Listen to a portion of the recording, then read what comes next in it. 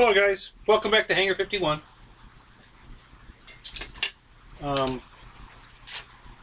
This was a last minute Hail Mary here. So I'll have to wait and see how this goes. Let's see who's going to join us in the room tonight. Sorry about eating, but I got a call at the last minute to do a stream and dinner was already in the oven. So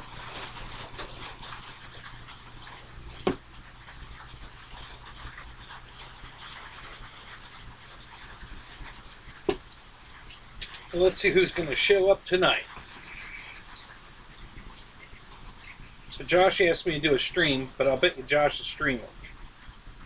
And everybody's in his show. Hello, Tim. How you doing? What's for dinner? Some kind of stuffed chicken. I'm not sure what this is.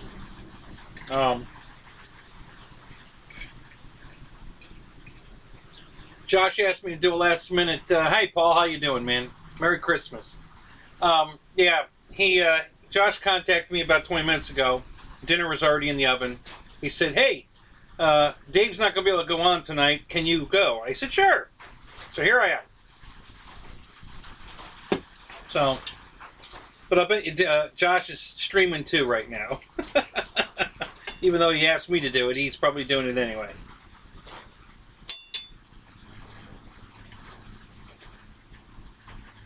Skyblazer, what's up? I had shrimp. All right, Tim, cool. Yeah, these are actually pretty good. These are those pre-packaged things from... how you doing, Jeff? Good to see you. Merry Christmas. From Publix. You know, they have these... You know, ready-to-cook dinners in metal pans already seasoned and everything. You just throw them in the oven for 30 minutes or whatever and dinner. And that's what I did tonight. It's pouring rain here. And fly tomorrow. I got to work tomorrow morning. The weather's so crappy here in Florida right now. I don't think we're going to be doing any flying. It's been raining for 2 days straight. 2.5 days straight. It actually started Saturday afternoon. All day Sunday. Been crappy all day today. And now it's pouring right now. So. Wild Bill, welcome to the show, man. Good to see you. Merry Christmas. Kenny got a haircut. Yeah, I cut my own hair. Been cutting my own hair for 40 years. 45 years. Yeah. This is what I call my Disney cut. When I drove a bus for Disney, I had to cut it above the ears. You know, a shortcut. So that's what I did.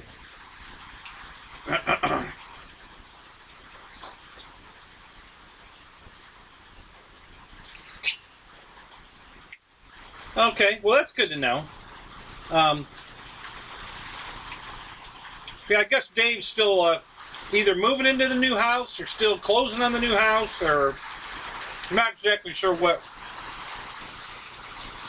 what's going on with Dave, but I got a call about 20 minutes ago from Josh that said, hey, can you go live tonight? And I said, sure. So here I am. Unfortunately, I got to eat my dinner though because it just came out of the oven. So sorry guys, I'd love to have made enough for everybody. If you guys ever come down here, we'll have a nice cookout. Fireman. See, Fireman, tonight I'm eating.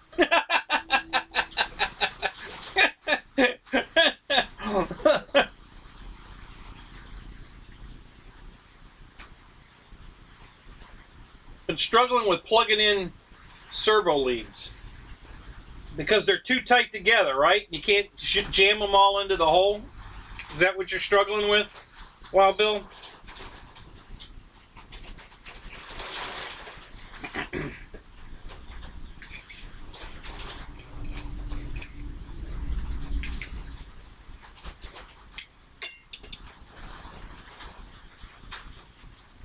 Ethan RC.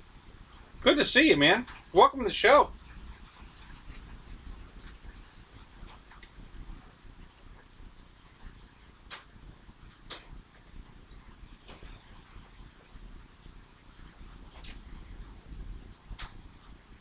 So here's a little trick, Wild Bill. Try this.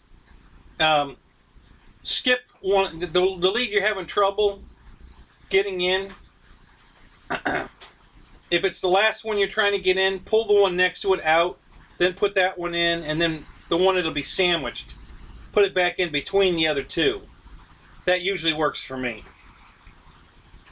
And if it's not the last one, then just, skip it, put another one in, and skip that hole so you have plugs on both sides of it. So when you sandwich it in there, both sides are going to fight each other to center it, and it should go right in. Yes, it will be tight. I've had this problem.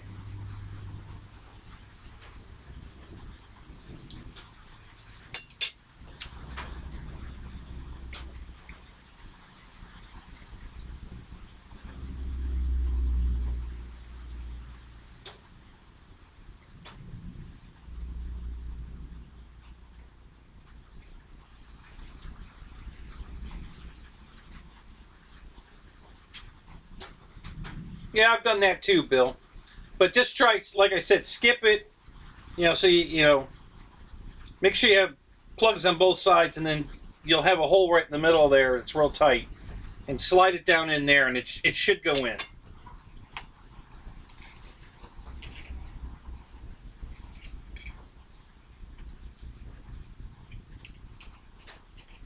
GB in the house. Welcome. Jackson, what's up, buddy? Hey, Owen, how you doing, man? Got plowing snow tonight? Yeah, late dinner. I wasn't planning on doing this show. I just got a call from Josh that said Dave wasn't going to be able to do it, and could I do it? And I said, sure. Unfortunately, dinner was already in the oven, so I have to eat it in front of you because I'm not going to waste it. So, yep. But I'm here. Didn't have anything really planned tonight, but we can always talk about stuff.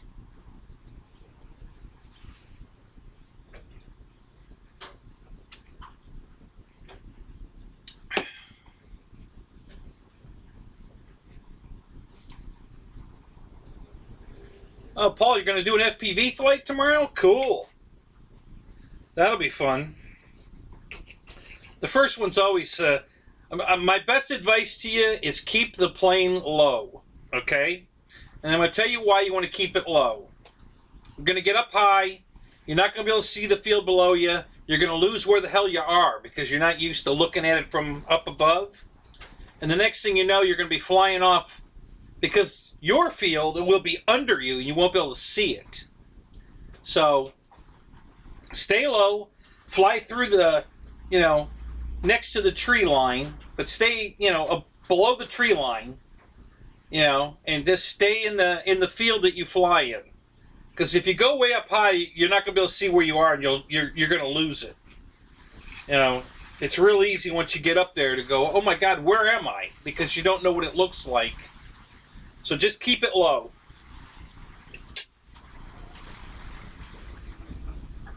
If your field's got trees bordering it, just fly alongside the trees, and stay right inside the perimeter of the field, and you'll be okay.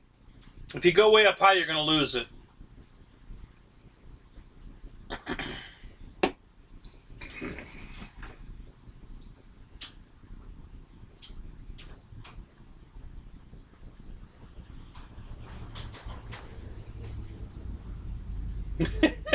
GB, you're a shaggy dog. Oh my God. I think your hair's as long as mine is now after I got it. Oh my God. What hair are you cutting? Like number 12? Oh my God, that's funny.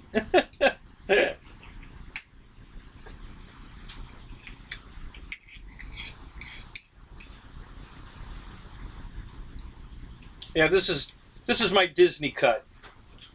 When I worked for Disney, I cut my hair this short. It had to be above the ear.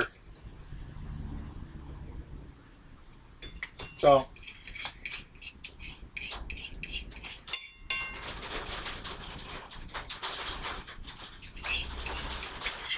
can you hear the rain?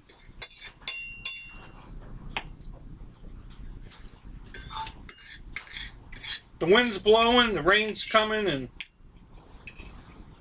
if it starts raining hard, you'll hear it. Alright. That's the end of dinner. We're done.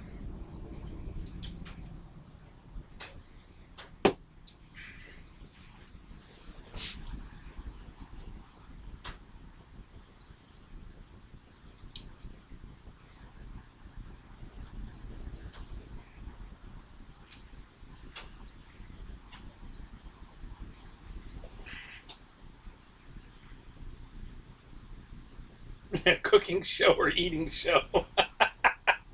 Hey, Josh, you're the reason I'm here. Dinner was ready. I had to eat dinner first. That's all. We're done. I had to hurry up and get out here and get everything going, and and dinner just went ding, and so I was done. Okay, so.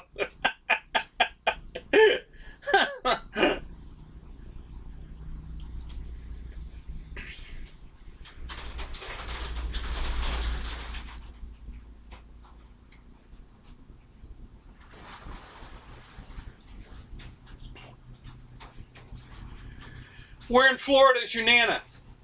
Is that the one you're coming to visit? She's south of me?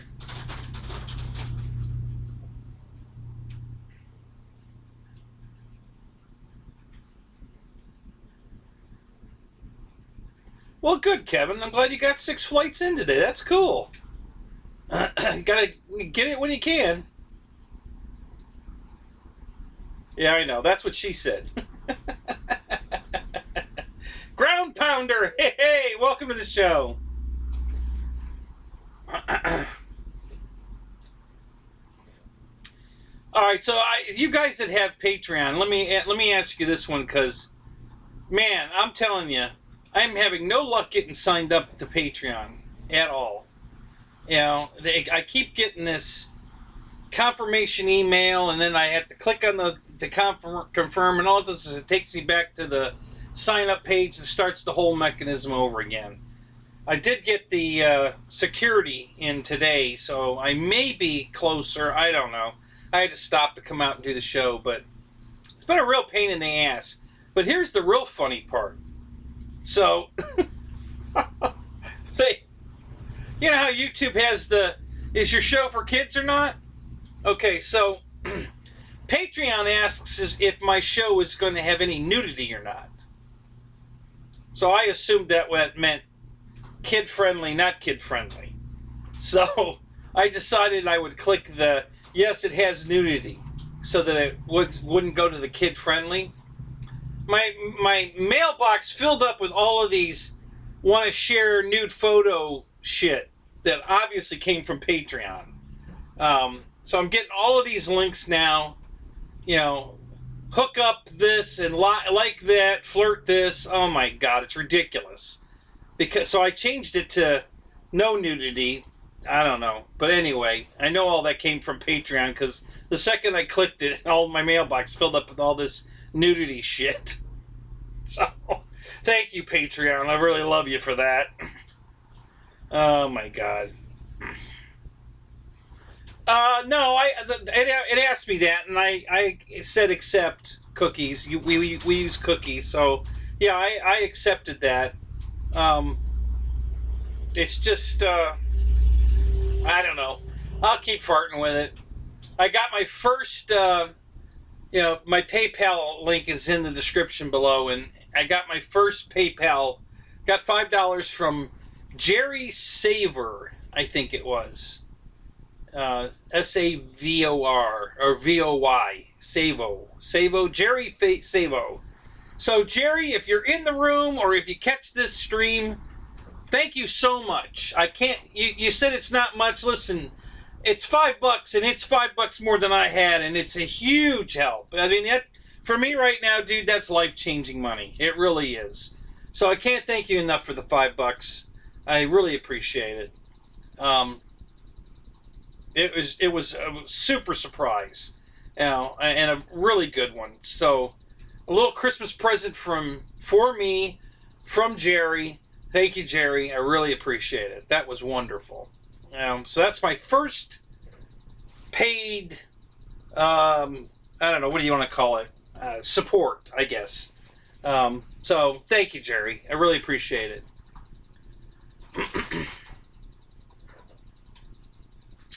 I like... What is that? I like titties? I'm a leg man myself. Anyway.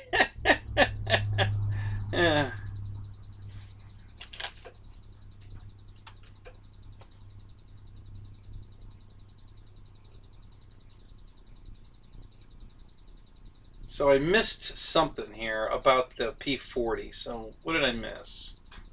Somebody asked a question about the P40. It streamed by so fast I didn't see the whole thing. Uh-oh. Where'd you... Oh, there you go. Disappeared for a second.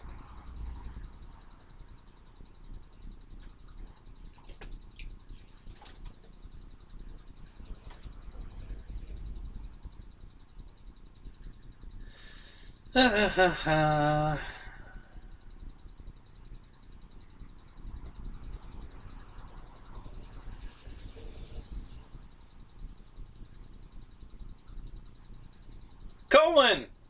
Merry Christmas! Welcome to the show.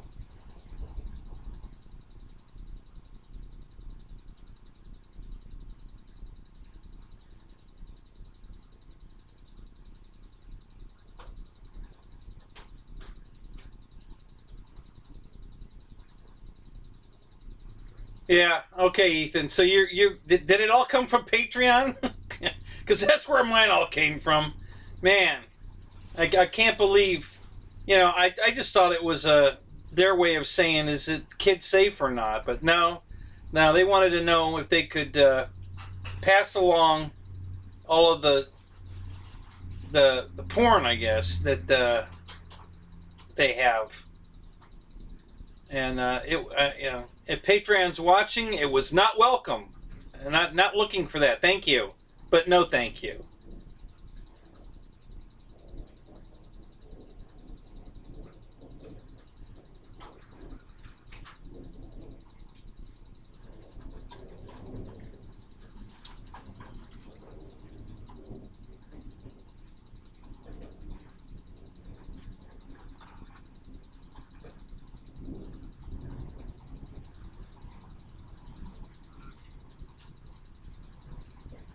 So GB, you're saying you're just a horn dog, is what you're saying.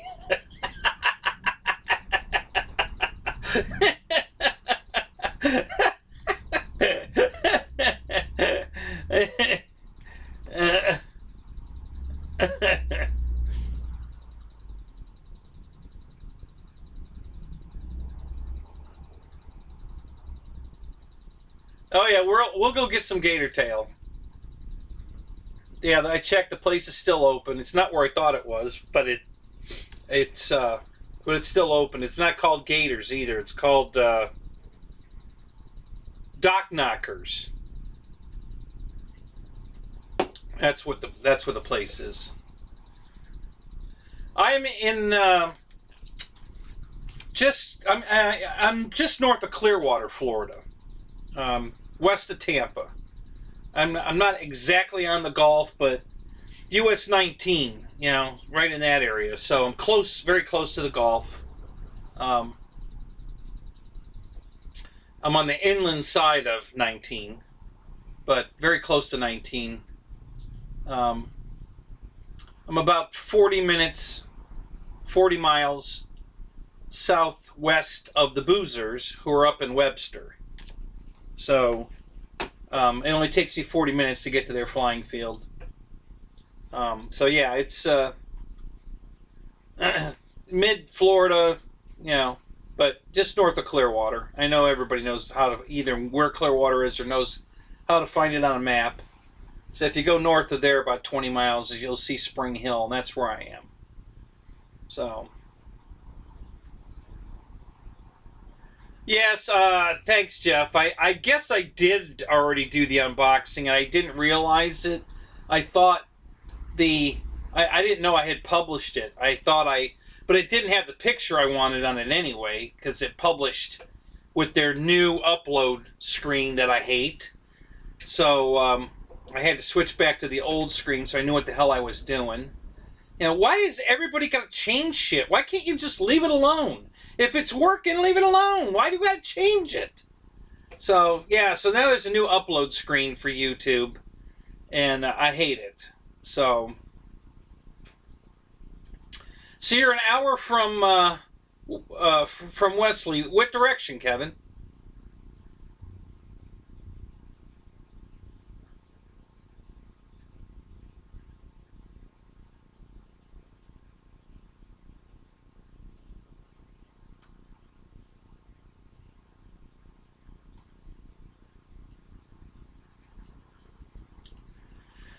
Paul, it could be that your throttle is in the wrong. You might have to reverse the throttle channel and then rebind it. It might be that the throttle's backwards. You know, give that a shot and see what happens.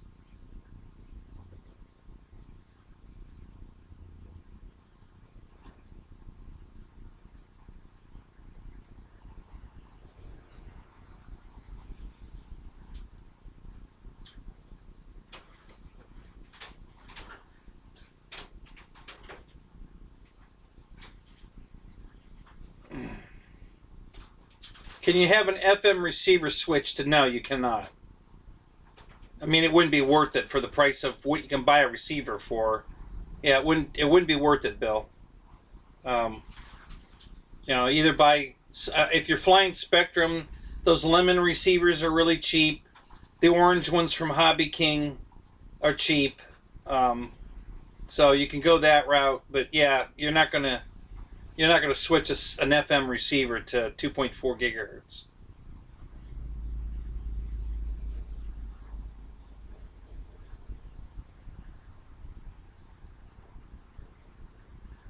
Glue or magnets? For what? What are we talking about, Kevin? What do you want to put on with glue or magnets?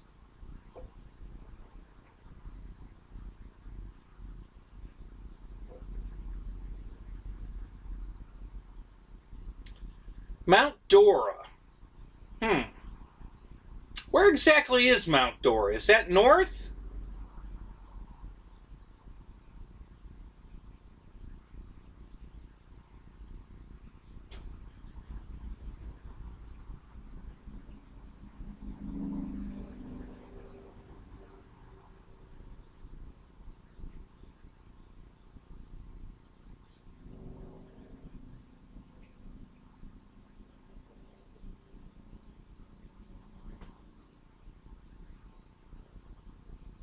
Yeah, hot glue's not a good choice, especially in Florida, buddy. And not if you want it to stay together. What are you gluing? Did I miss it? What exactly are you trying to glue, Kevin? Let me back up here.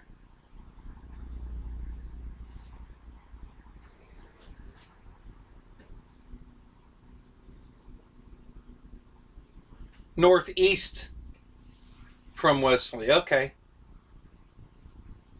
So you're closer to the Gulf, and you're way north of me, and so you're roughly hour and a half away, I guess, at Mount Dora. I'm not exactly sure where that is. How close to Crystal River is that?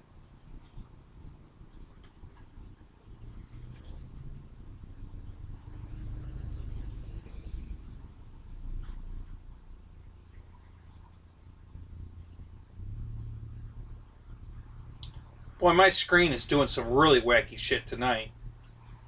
Every time I try to scroll the chat window, the screen blacks out and comes back. Blacks out, comes back. Every time I try to move it. I don't know what it's doing. It's never done that before.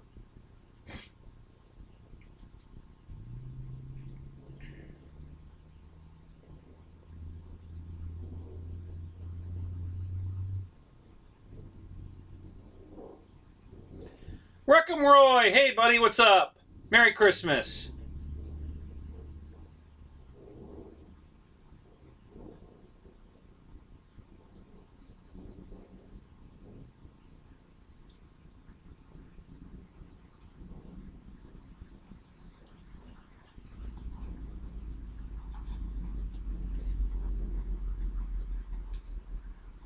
Nose cone of the F-16. Well, that's probably something you don't want to glue on permanently. So, magnets would be a good choice for that, or just the contact cement that comes in the little tubes when you buy an airplane. You usually get a tube of that, or, you know,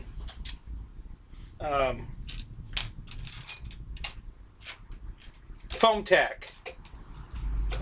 Go get a bottle of foam tack. And I'd put it on with that.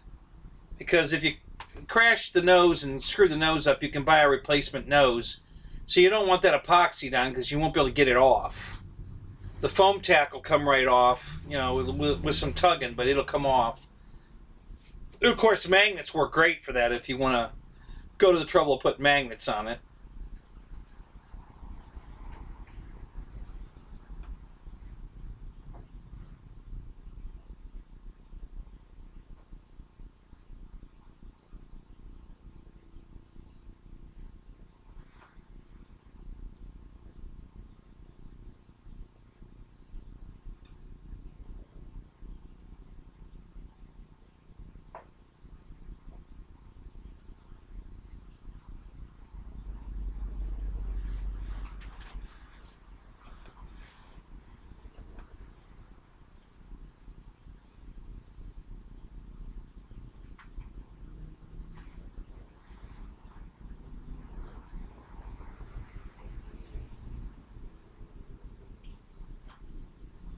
Uh-oh, I missed something. Hang on a minute.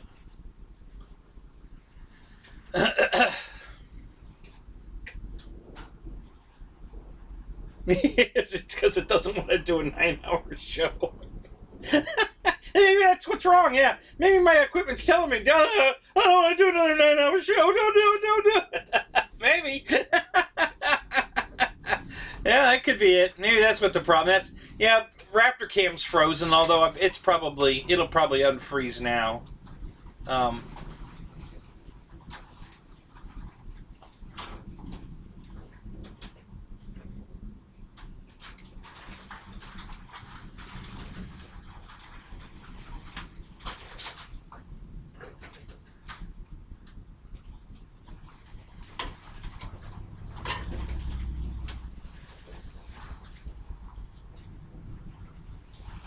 All right, good for you, Ethan.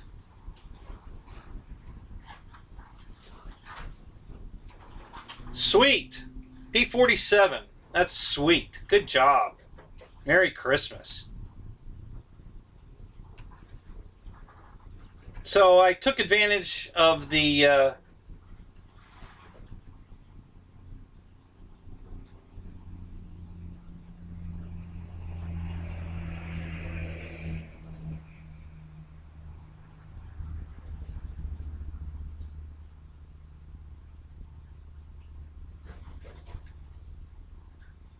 Okay. I don't know what I'm doing wrong. It sure didn't like... Did you hook it to your Google account, to your Facebook account? What did you hook it to?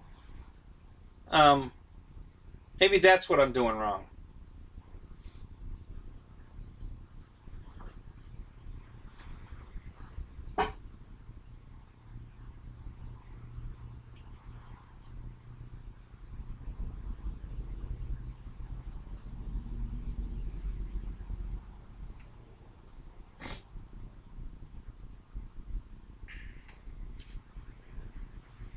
Yeah, I think what was going on is I was skipping the part where they had this double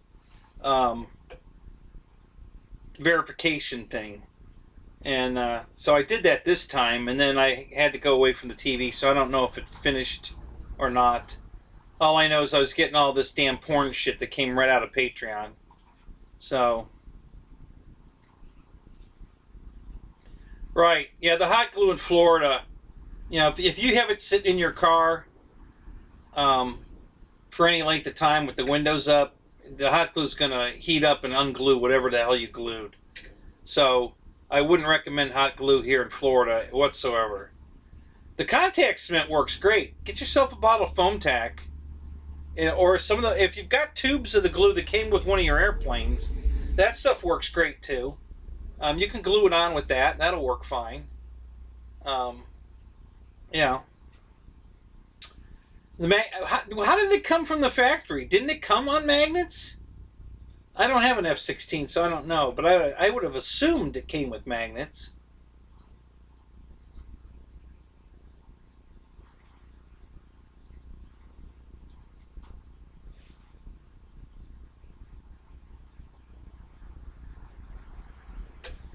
You get your magnets out of the boneyard.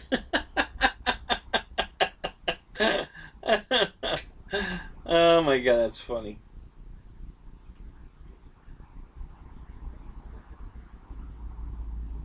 So I don't know if you guys saw the deals, the free battery deal that Horizon's doing right now.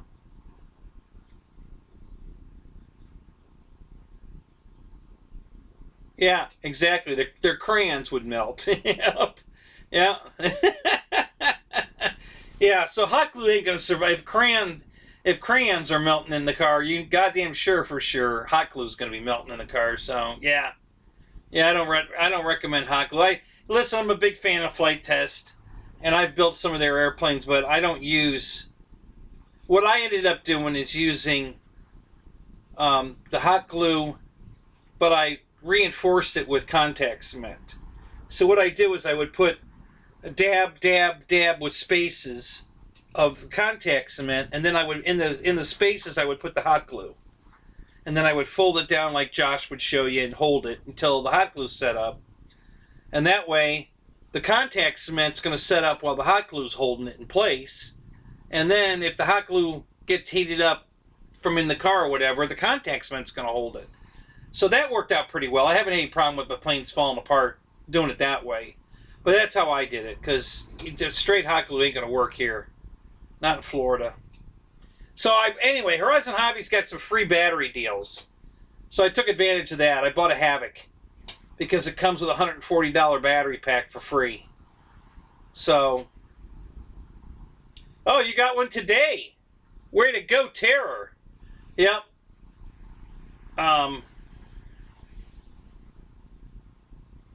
Yeah, I ordered it. Mine's coming. It's on the way. Wife asked me, ex-wife. I'm just going to call her the wife. She lives with me. What the hell? The wife asked me what I wanted for Christmas, and I told her that airplane because it was on sale, and she said, order it. Yay! So I ordered it. So it's on the way. That was a hard deal to pass up. It was a $140 battery pack. I just hope these batteries are better than the E-Flight batteries, because those batteries suck. So I sure hope these smart batteries. It comes with one of those new smart batteries, and I know why they're giving the batteries away, because they're trying to get all of us hooked on the smart batteries, so we'll buy the smart chargers and all that nonsense. And that's not going to happen. But a free battery is a free battery, and it's a 5050C, so it's a good battery. So I pulled the trigger on that one. I thought that was a pretty good deal. I can fly that in all my other planes. Let's see. Update on the P-40. Okay, so... Oh, my God. So I'm going through the book, and I'm looking at it, and it appears that the landing gear in this thing is glued in. That's in here. Apparently the way it's mounted is it's just glued in, so I'm probably going to have to rip that out and then put some wood in there and then screw it in, because I don't think the glued in gear is going to work. So and then some of the other things is, so I'm looking at how they gave me control horns for the bottom of the wing there where the flaps are, because they're split flaps. But the bottom of the plane's gray, and they gave me the green horns. Okay, I'm okay with that. That's not a big deal. But they didn't give me any screws to use. I mean, the shortest screw I have is like an inch long. And that ain't going to work. Oh my God, that flap is only an eighth of an inch thick. So, and this doesn't have threads that go all the way up. So, this isn't going to work at all. I don't know what the hell they're thinking here, you know. And these are just, to be honest, these are common problems when I buy models from LX. Just most of the time you got to engineer your own things because they just don't do a very good job of it. I love the plane. The detail work in the foam is fantastic. The foam, like I said, is that real hard foam, but it's good dense foam. I mean, the plane's going to fly amazing. I have no doubt of that. But it's all this crap you got to do to put it together that's just irritating. Tim, you taking off? Wow, that was quick. All right, well, have a good night. Merry Christmas.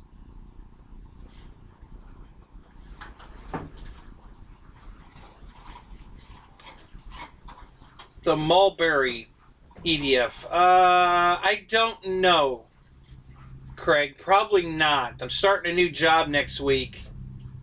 So I'm only going to be on the job 2 months when that event comes up. I don't know if they'll let me off. Obviously not with pay. But I don't even know if they'd give me the time off that soon. So I'll have to look into it. Do you know what the dates are? Yeah, let me know.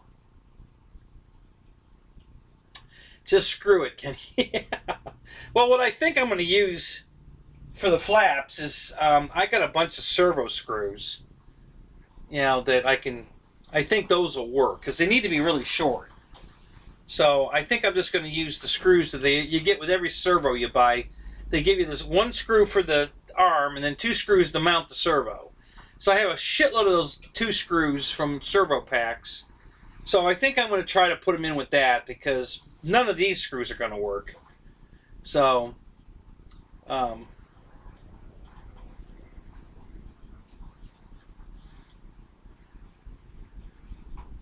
okay, Owen, go take care of the dog. We'll see you in a little bit.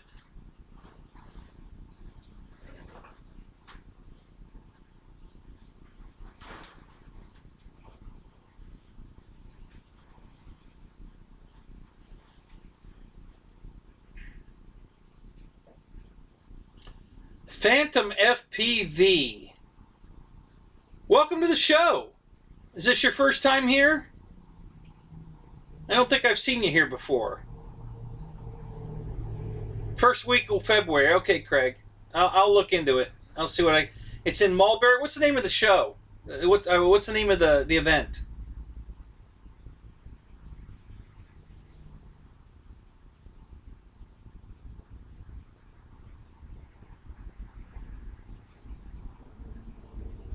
Oh, yeah, if you're going to hot glue something in your house, shit, yeah, that works fine. You know, just not something you're going to have to carry around in your car. or anything in your car, for that matter. Yeah, hot glue's not going to work. You got a Hobby King plane. Okay, what'd you get?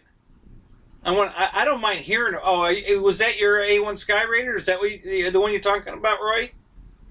I can go bring that out here, by the way. I can do a show and tell on that. I got the little one. I can go grab that. We'll maybe do that in a minute.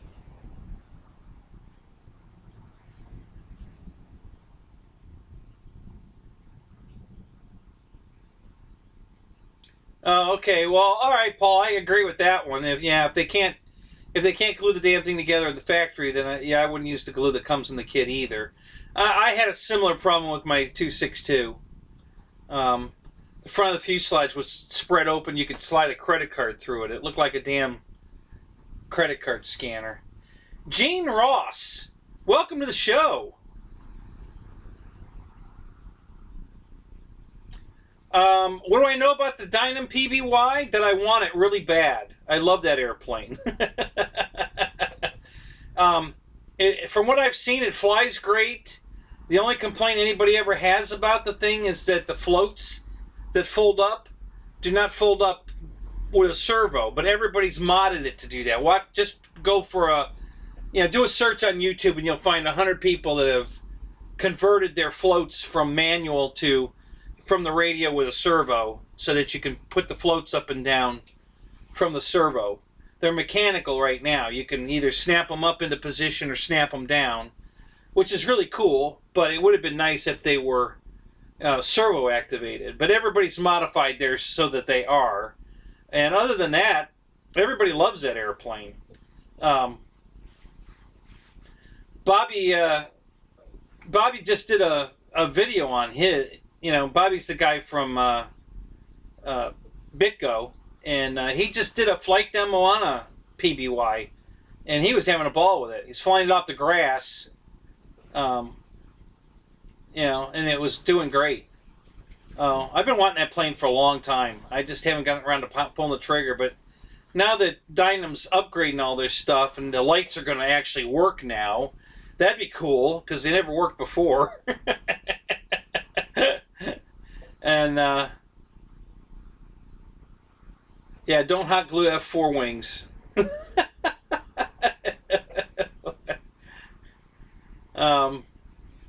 Yeah, hot glue's just not, not a good choice for pretty much anything in Florida, unless you're just gluing something in your house, where the temperature stays relatively I don't think they didn't change the look of the PBY, did they, Josh? I didn't notice it looking any different. I just know they upgraded some stuff. I know they put better lights in it now, and I think possibly that bottom skid plate now I think is plastic, where I don't think it was before, or at least not the whole step. Maybe not. I'm not sure. I know there's a real funny video that Pilot Ryan and Captain Mike did back in the day when they were doing them. Mike did a really funny show on a build for the PBY. So if you get the chance to go look that one up, watch his build video on the PBY. It's hilarious. Mike's funny as shit, I'm telling you.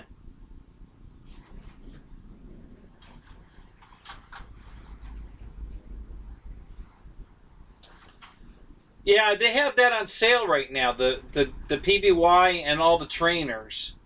So is that the sale price at $155?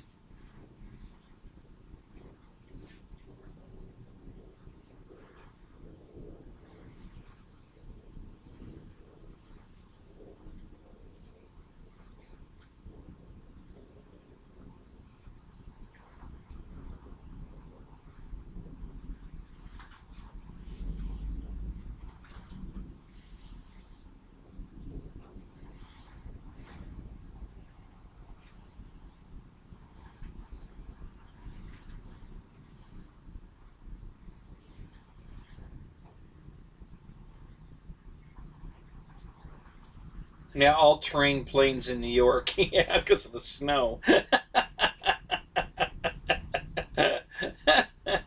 What did Ruffin say? What did I miss? My foam board. Oh, yeah. Yeah, well, when you're reinforcing stuff with packing tape, sure, that works. Can never have too much. I mean, hinges and tape are great. It's not coming apart then.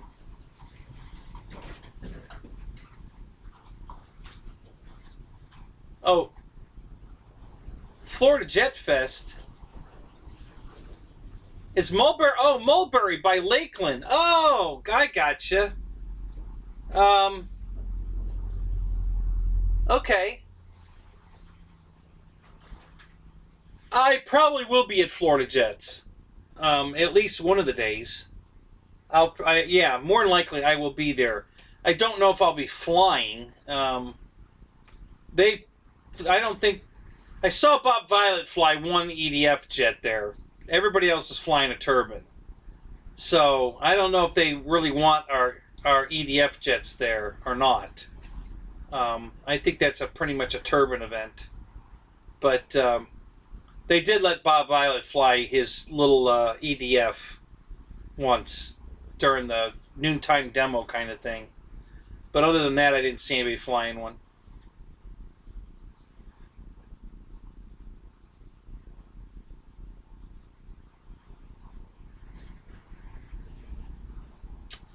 Is Victor here? Hey, Victor. I watched your video today.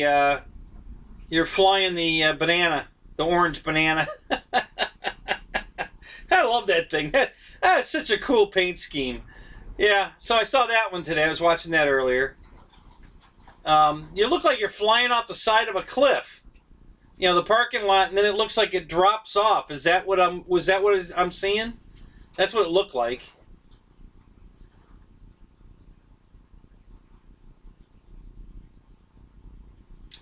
Brian Chambers, what do you say, Brian? Good to see you. Merry Christmas.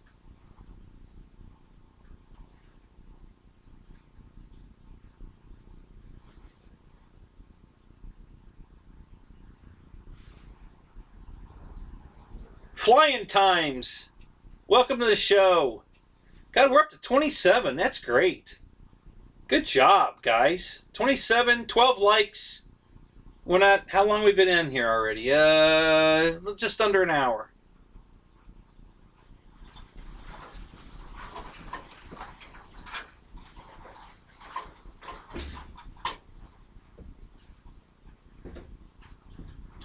Oh, they are flying EDFs there? Okay.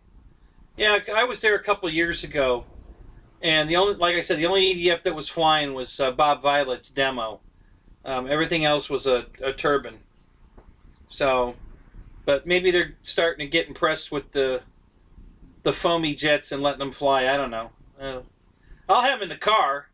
You know, if they let me fly them, I'll at least fly the Yak, because I can put on a show with that.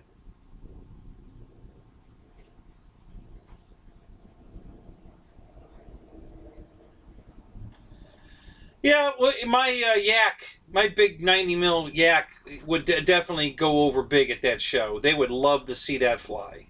So yeah. At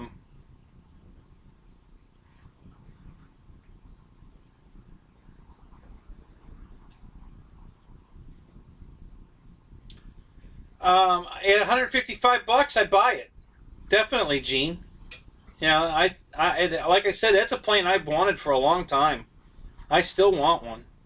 I haven't pulled the trigger because, you know, honestly, there's just too many different things going on right now, money-wise, and there's been other deals that come up, and you know, I got to pick and choose my best deals, and you know, I mean, it's a 15% off. It's a good deal, but you know, $140 battery was a better deal. So, you know, since I had to pick something, I picked that. I picked the Havoc.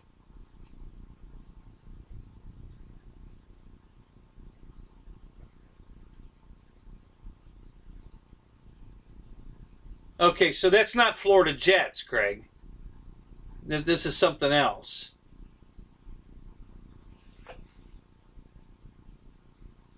Can you put up a link to the website?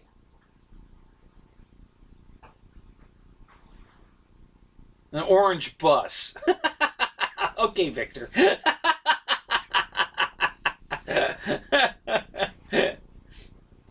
You know, somebody put a video up, but I don't know who did it. I wish I could remember, but they had the camera mounted, pointed out at the wing in the engine, and oh my God, that looked like a real airplane flying. That was such a cool camera angle on that thing. Man, I loved that. That was super cool. That looked really good. It looked real. I mean, goddamn, that looked real. You know, the only thing was missing was the window frame, you know, around the camera. But I mean, that just looked real as shit. That was a very cool camera angle that they did that.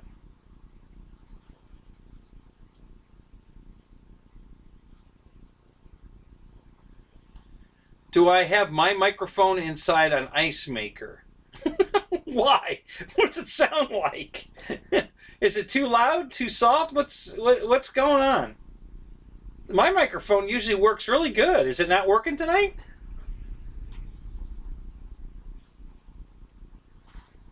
Oh, you're probably hearing the rain. If you're hearing the tink tink tink tink tink, if that's what you're talking about, yeah, it's raining on my metal roof. So it comes and goes. Right now it's just intermittent. But yeah, that's what you're hearing is the rain.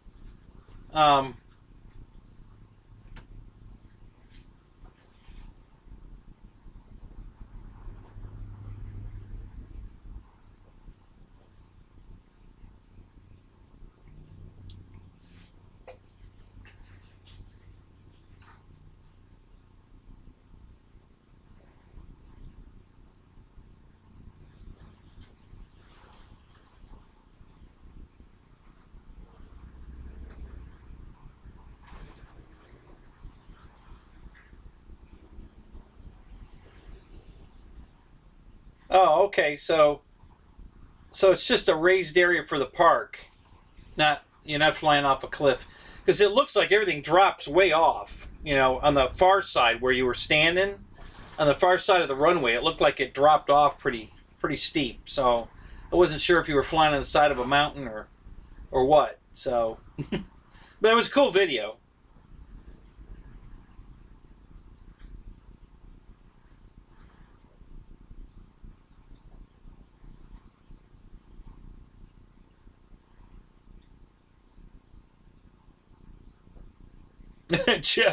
Jeff in Lower Alabama is grounded. Now, what kind of grounded are we talking about? I mean, you're in the doghouse grounded, or the weather is not letting you fly planes right now grounded? What are we talking about, Jeff?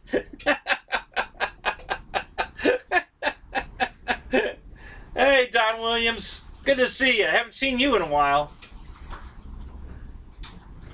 Welcome to the show. Merry Christmas. I see your little Christmas tree up. Right back at you, buddy.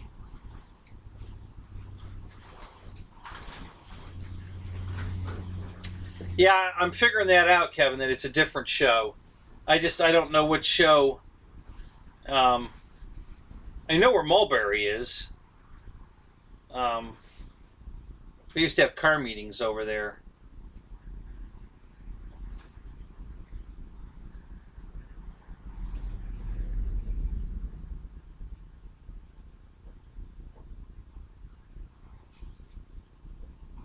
Yeah, that's what I was thinking of, was the Florida Jet meet. Alright, so Josh has got a link here. Let's open the link. By the way, guys, if you right-click on the link, you can open it in a new window or a new tab. You don't have to click it directly with the left mouse and leave my show. Just right-click on it and then open it in a new window. New window or a new tab, whatever your preference is. That way you keep the show going, and you can open the link and toggle. If you put it in a window, you can toggle, which is what I like. I like to be able to alt-tab and toggle back and forth, as opposed to getting my mouse up there and clicking on the two different tabs. So, still loading.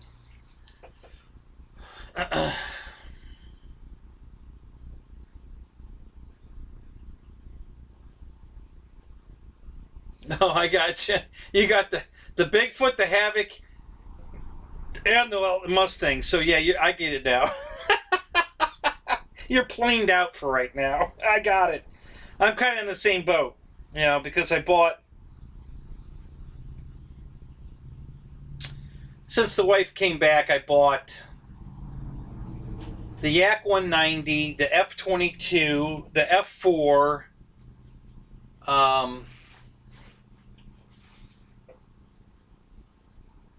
And now the Havoc. And then she bought me some really cool Husky toolboxes. They had a super cool deal at Home Depot.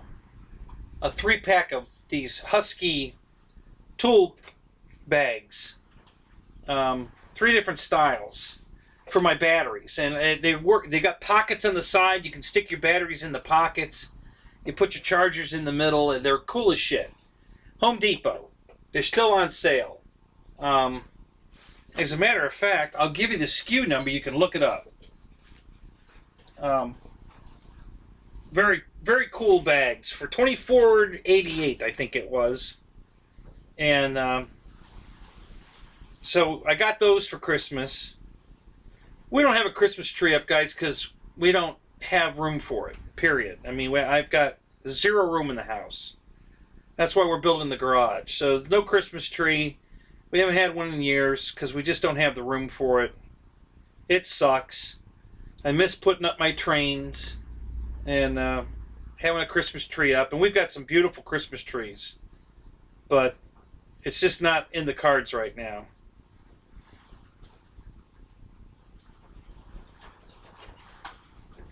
Okay, so go to Home Depot and type in this SKU number. 100014704. And I'll type it down here too. Maybe. If it's going to let me. There it goes. So 10000. Come on.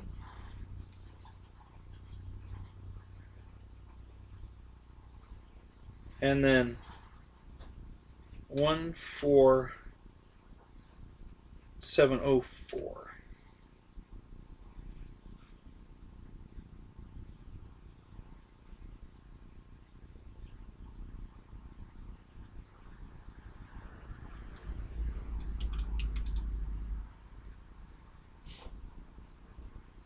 Wow.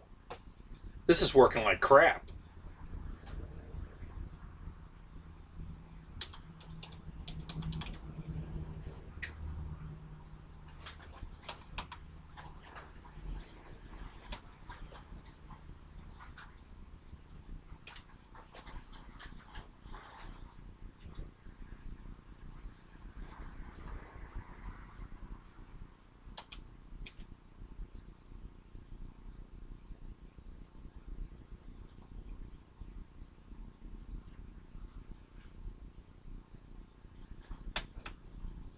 Okay, what am I missing here? Bunch of stuff scrolled by. A couple of links.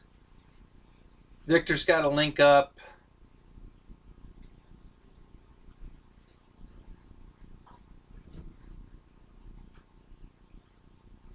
Josh has got another link up. Alright, let me try to open these other links.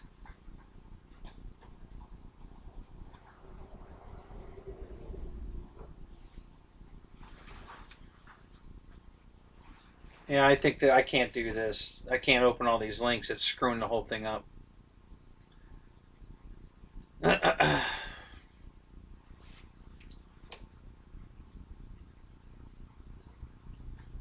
hope I'm still streaming, guys, because my page is blocked. The new link went up, and it won't let me get away from it now. There we go. So I'll let that run for a minute.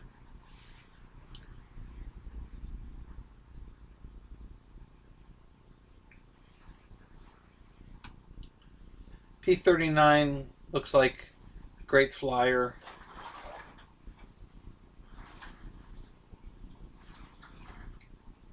Roy says the P40. What are we talking about, Roy? My P40?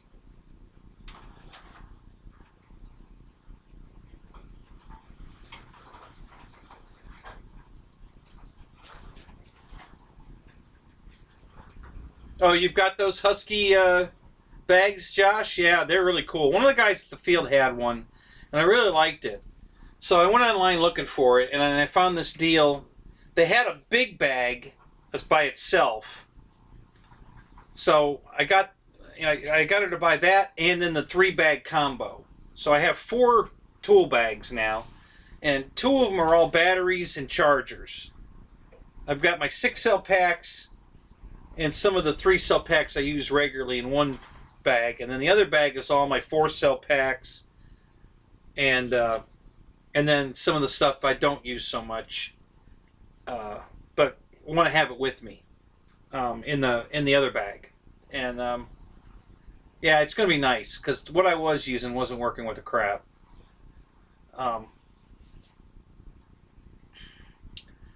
Sound is perfect. Okay, thank you, Paul.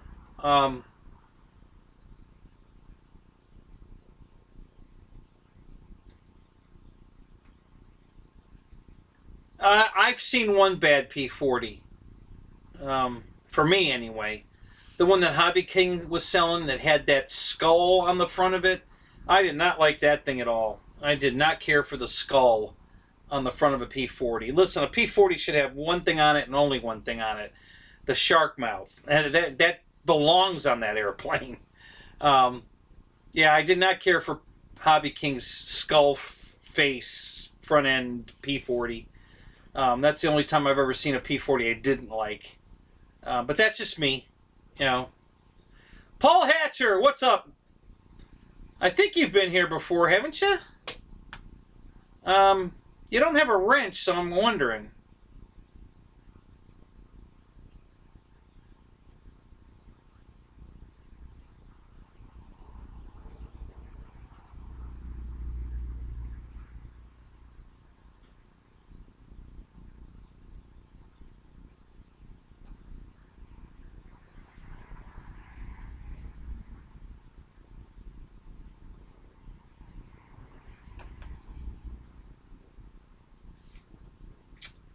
Trying to get caught back up in the chat, and I'm getting web pages loading, blah blah blah blah blah.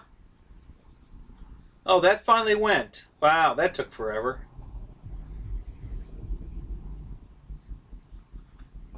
Oh wow. Okay. Now what happened? Oh my god. The page just blanked out again. Oh my god, what's going on here?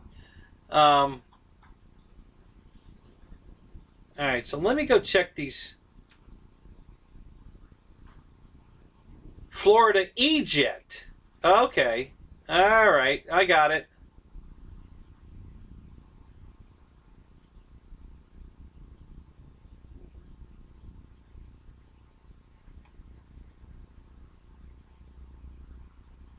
Alright, I might have to go check that one out. Florida E-Jet Fest International.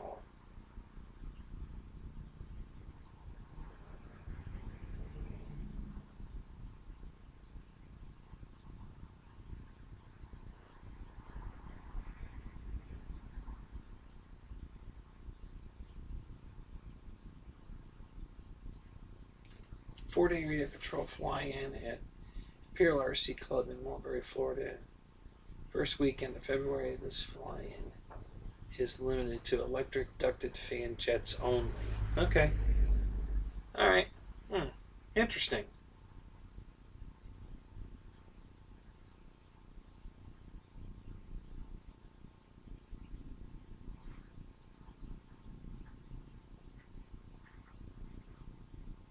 So there's a join the group button. Is there a way to pre-sign up for the event? Is there a link here that I'm missing? I don't see a link to go to a page to sign up for the event. Oh, the wind's blowing. I don't know if you can hear that, but there's a palm tree beating the hell out of the side of my garage. So yeah, I don't know about that, but that, you know, that does look cool. I'll have to check that out.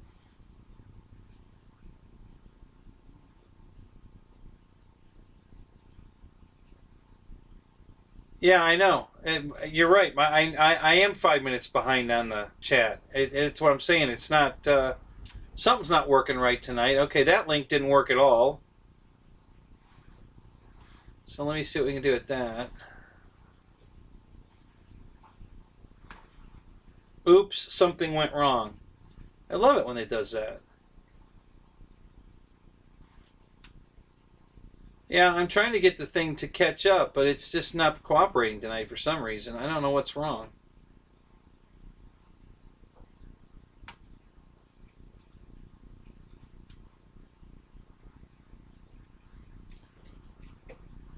I closed all the other windows. We'll see if that doesn't speed things up here. Mike SS! There he is. Okay, so I got to see if I can unfreeze Raptor Cam. Hold on. Let's see if we can get that unfrozen. Got to do a rafter cam.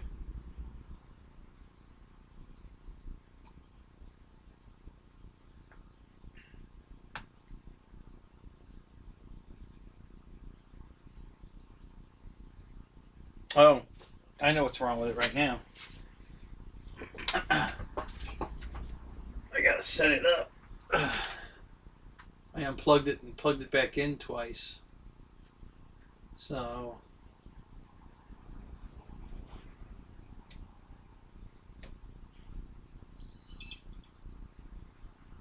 Alright, so we do that. That. Okay.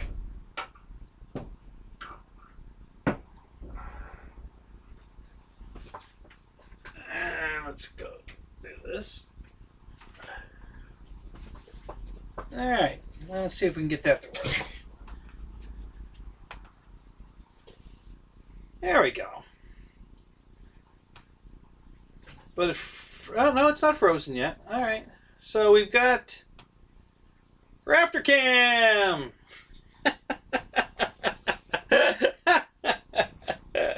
I love that. That's funny. Okay. So that's working a little better. Maybe, I don't know, maybe things are speeding up now. Let's see what we got here. Yeah, it could be the rain. Although I'm on a hard wire to the cable box, so it's not Wi-Fi. So I don't know. Who knows? It's been working. Last week worked like crap too, so I don't know what's going on. Hey, did Dave get here? Did he sneak by? I don't know if I want to try to go back up on the damn... No, see, it blanked out again. Man, it is just not working right tonight for some reason. I don't know what's going on. Oh, I know what's going on. I'm in Firefox instead of... That's what's wrong. I opened the show in Firefox instead of Chrome. That's what the problem is. Shit. Yeah, Roy, I just didn't like that. That skull on that P40 was crap. I didn't like that at all. And yeah, I'm backed up, so yeah, I know you said that a while ago. Because I backed up. You guys are saying hi to Marshall, so I'm thinking I missed him coming in the room. So I backed up to see what I missed while I was farting with Rafter Cam. So...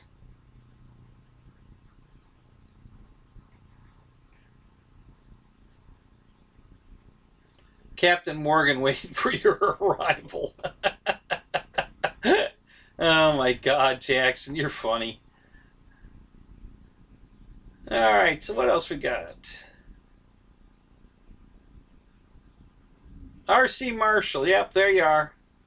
Hey Dave, if you want to go live, I'll close it. If you want to do it, you know, I'm just filling in. You know, I know you were busy. Josh asked me to take over for you, so I did. But I'll gladly close the show if you want to go live. Just let me know. We'll all head over to your show.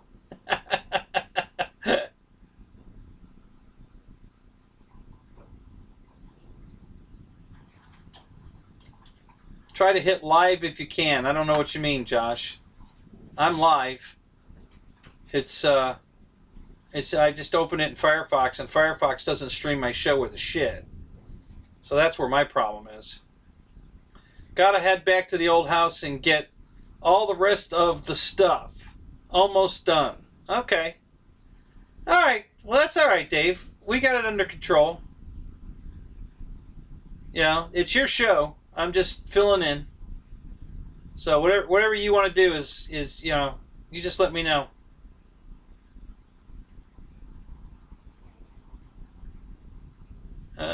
See, that just went out again. Oh, there it's back. And it's gone again. And that's back. Oh my God, this is terrible. That was my bad. I don't know why I opened it in Firefox. I already know that doesn't work with shit. So, Paul Hatcher, you gotta go, do you? All right. Well, you have a Merry Christmas.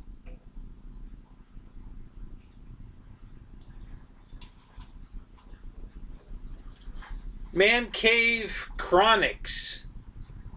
Welcome to the show. Yep, 31. I just had 32 for a second there, and it went back to 31. But yeah, thank you. Thanks for being here. Merry Christmas. Good to see you here.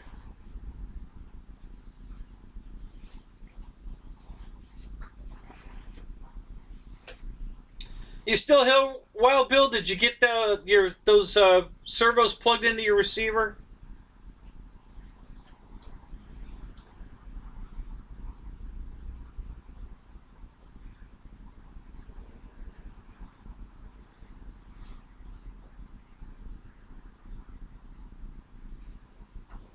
Yes, thank you. And thank you, Josh. Man, you are in my corner. I got to tell you, man, I love you. Holy crap. You're the greatest. If there's a guy that's got my back, it's Josh, for sure. He's always promoting my show, and thanking you guys for helping me out with hours.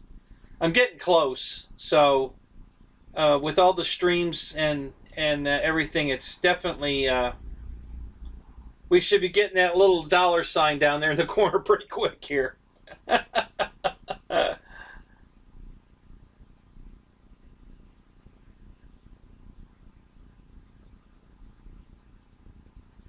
No problem, Dave. Anytime. Be glad to help you out. Good luck with the house. Merry Christmas. Don't kill yourself trying to get moved in one night. But we've got your back.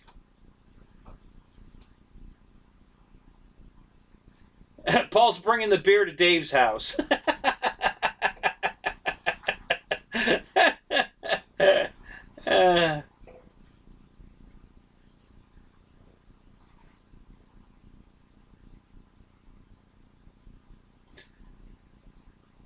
Let's crash Dave's.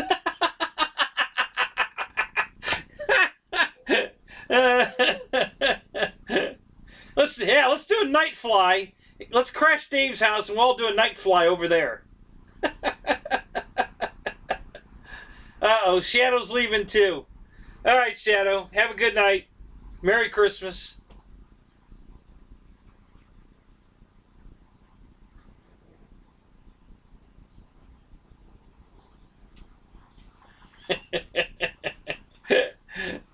You heard it here. Dave's saying, come on down for a kegger.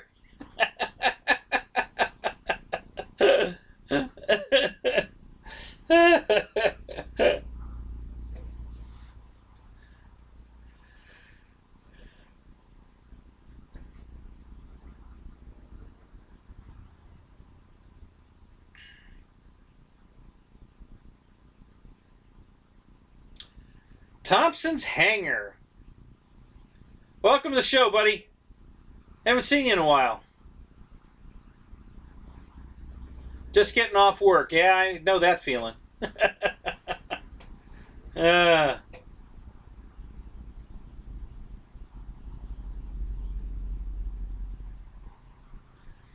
sorry that this is lagging so much tonight, guys. My bad.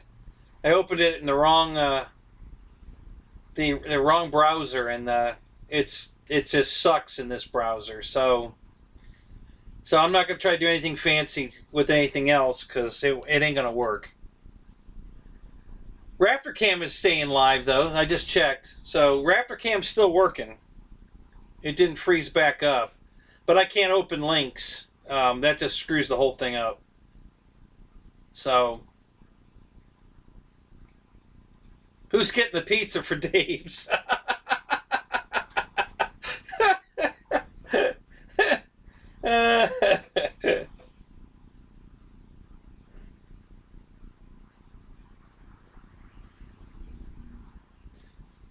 Yeah, Fireman Josh rocks. Absolutely. And he's got a beautiful wife to boot. I hate that guy.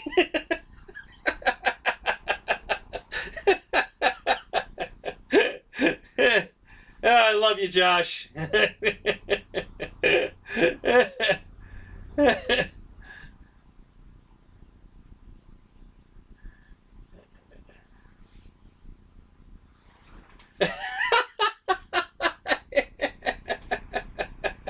So for $29.95, I get you and one of your kids, Josh? That's a deal.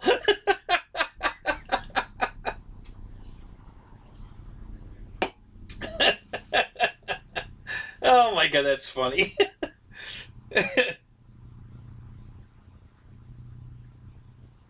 Yeah, I'm starting to believe that, Roy, that Dave's a party animal for sure. The beast from the east.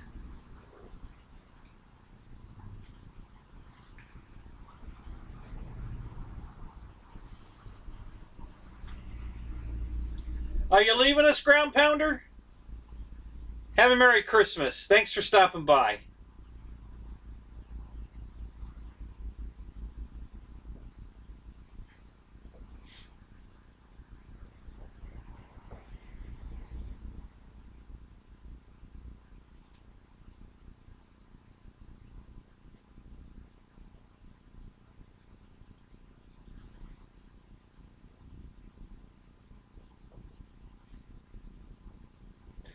Yeah, that's what Josh's show. With showing all your videos is definitely got putting all of you in the spotlight, which is very cool. It's a unique show. I was just telling them that. Um,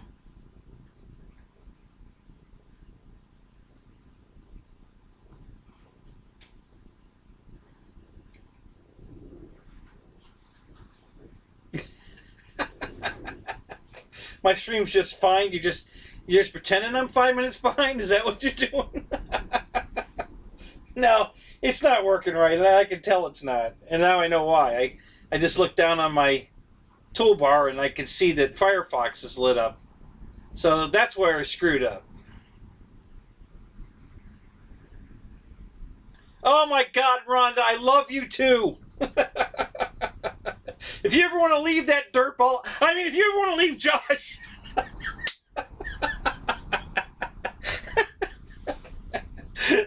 That's funny. Oh, you guys kill me. You really do. You're the luckiest man on earth, Josh. Do you know that? You and Wes. Man, you guys have got unbelievable wives that put up with your crap and support it. It's unbelievable. I'm almost that lucky. She puts up with it. She doesn't support it. She's not going to come out here and sit with me for sure. I can pretty much guarantee that ain't going to happen. But, she does, buy me planes and lets me fly, and I don't get any grief about it. So, she's a pretty good woman. So, but, yeah, having her sitting here, chatting with us, nah. I don't think that'd ever happen.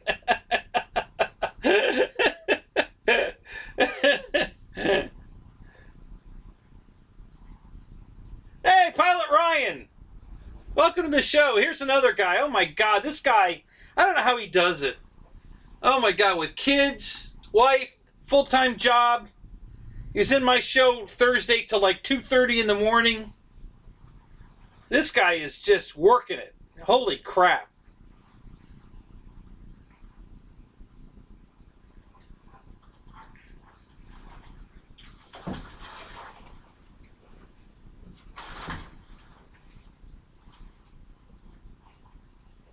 Yeah, damn the autocorrect. Yeah, I know, Jeff. That gets irritating, but it's okay. We can all read text, internet text. We're all tech savvy, so we can figure it out. Don't sweat small stuff. When people misspell stuff, I can figure it out. Usually.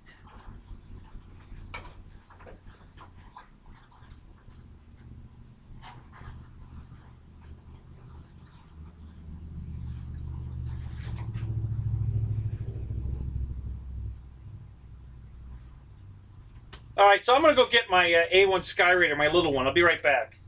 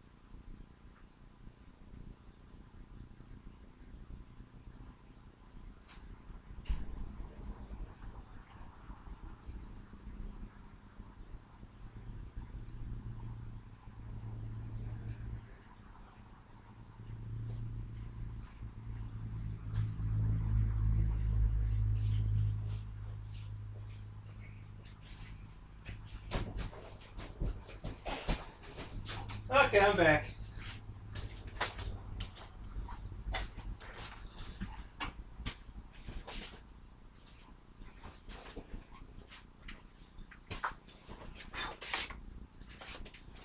So I'm guessing this is the one you got, Roy, right? This looks just like my big one.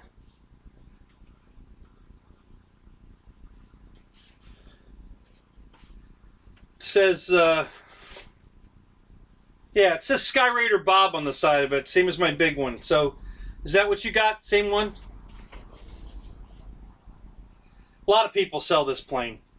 It's not a Hobby King exclusive. I bought this from where did I get this? I think I bought this one from Banana Hobbies. It's a good little plane. Yeah, it flies real good. And if you're careful, you can take the landing gear off, Roy, and throw it. But on the landing, because it's a floor-bladed prop, you got to be careful. So what you want to do is you want to bring it in and then stall it right above the, get it right down with under a foot, and then stall it and let it just plop on the grass. You don't want to skid it in because you're going to break one of the props. So just let it plop in. Stall it right at a foot off the ground and just let it fall on the ground, and you'll probably be okay. You probably won't break the prop.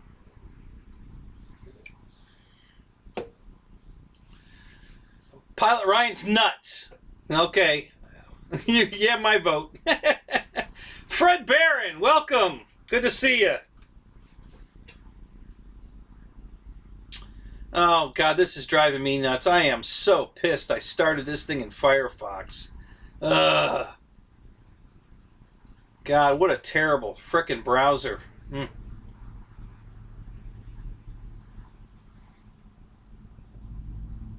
Feeling more like the bitch from the ditch.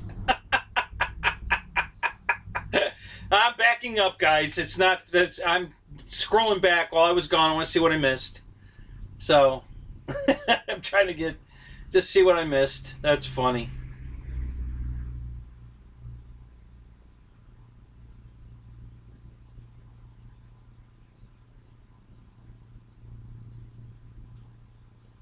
Yeah, Ryan, the formation flight of the SU-30s was awesome. That looked great. That really looked good. I know you guys were having a ball with that. I have a guy out the field I fly Avantis with. We do the same thing. We fly our Avantis in formation, and that's a lot of fun. I really like doing that. So, yeah, that looked cool as shit.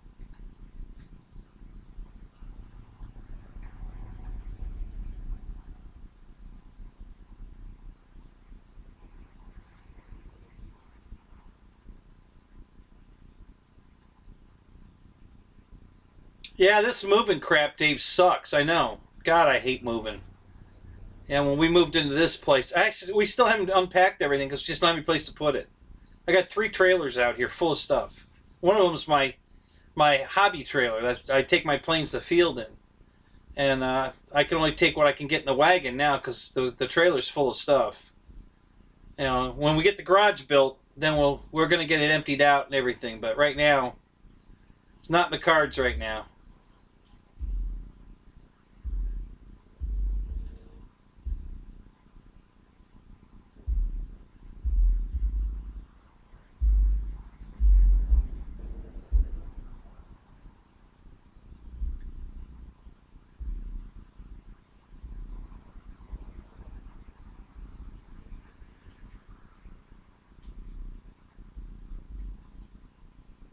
You have Google Fiber.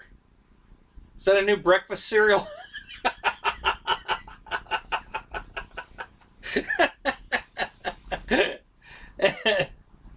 Oh, that's funny.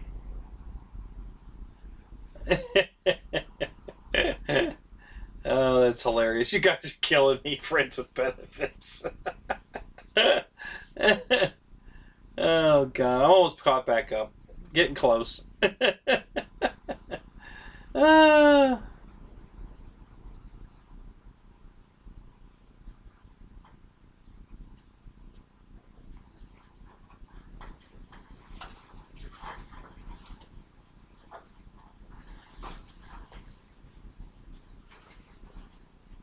Almost there. It's gonna make a big jump here any second now, any minute.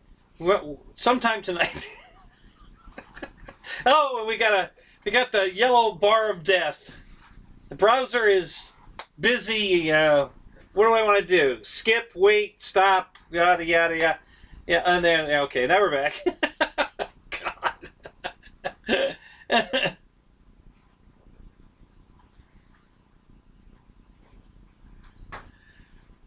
Yeah, I can do that, Josh, but Firefox is hosting the stream. So I need to, the problem is I think the problem is just Firefox is too slow at hosting it, and it won't do me any good to open another browser. Well,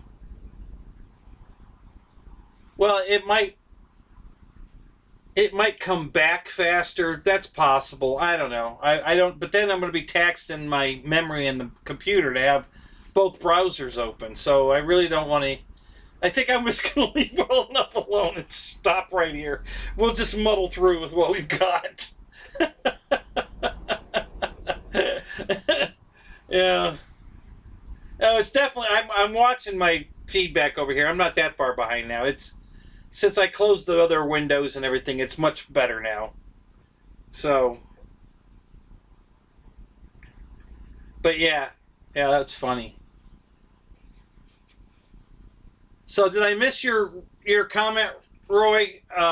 Is this the one you got? I was looking for it, but I didn't see it. So I don't know if I missed it. I must have missed it. I'm guessing, but this is probably the one you got, isn't it? It's a good little airplane. It flies. It looks great. It flies great. It looks exactly like my big one. I mean, I had them. I took a picture of them both on the table, right next to each other, and it looks just like its little brother. It's pretty cool.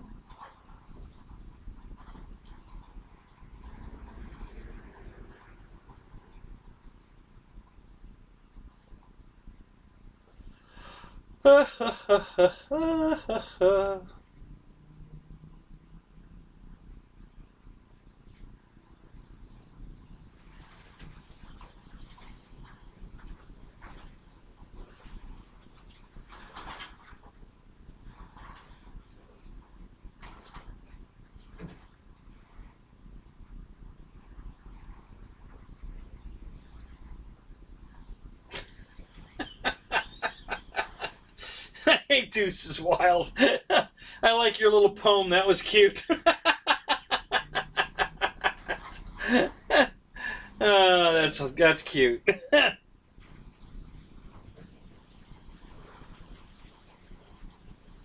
Yeah, they had a pig fly. They've made a chair fly.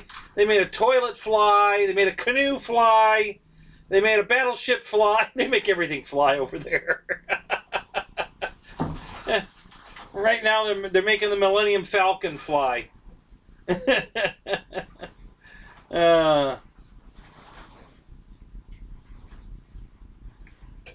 Roy's got to run to town, be back. All right, Roy. We'll see you in a little bit.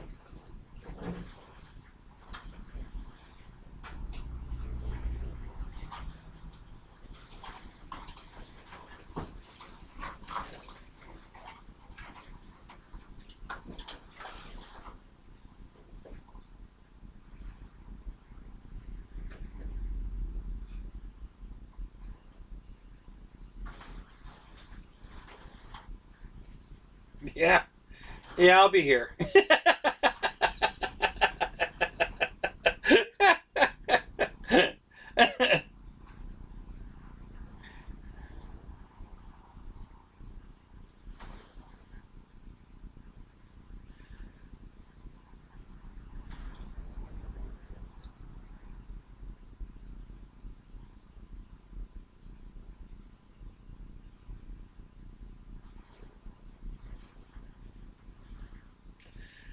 Ethan, some of them are kind of ugly, but you know what? A little paint goes a long way. If you paint those things up, you can make them look really good. Back when this was Chad Capper's show, He used to do some pretty nice paint jobs on some of the planes, and Bill, I'll tell you, that made all the difference.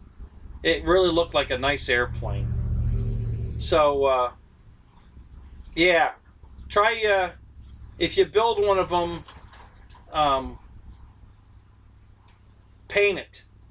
Put a, if it's a warbird, maybe put a camo scheme on it or something. It'll make a huge difference. And some of their stuff's getting better now that they're pulling the paper off one side and rolling it and making round fuselages now instead of square boxes. Their stuff's looking even better. So, like you said, their kits are cheap, or you can just download the plans and go buy foam board yourself. Although they have a better quality foam board. They have their own brand that they're having made specially for them, and I know it's better than what I can buy at the foam at the dollar store. Oh my God! Now it's Limerick night now.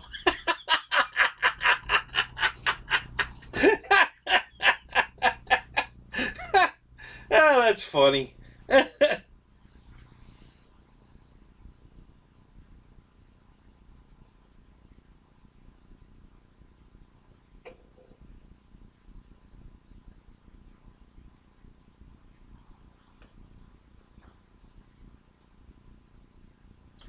So Ryan, when I went to Hobby Zone and bought my plane from there, it said, "Thanks for flying, Pilot Ryan," or something like that. There was a banner on the page. But when I went to Horizon Hobby through your link, I got no confirmation that I was going through your link. So did you get confirmation? I know you said you were still setting things up with Horizon. So my Havoc purchase, did you get a confirmation that I bought it through you?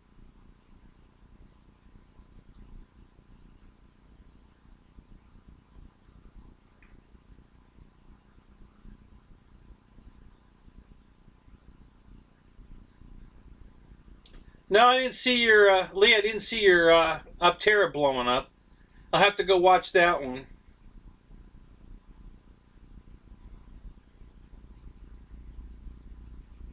Yeah, their stuff's waterproof or water resistant. Yeah, it definitely holds up to water. Yeah,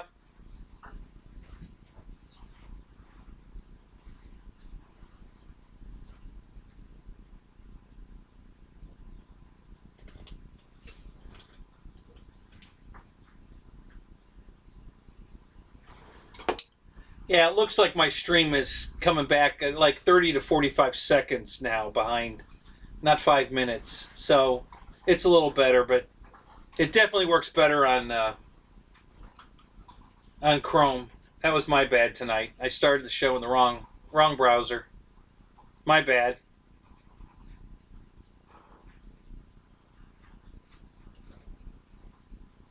Yeah, the Adams board's what I buy, Ruffins, but Flight Test had their own custom stuff made from Adams, and it's not the same stuff you can buy at Dollar Tree.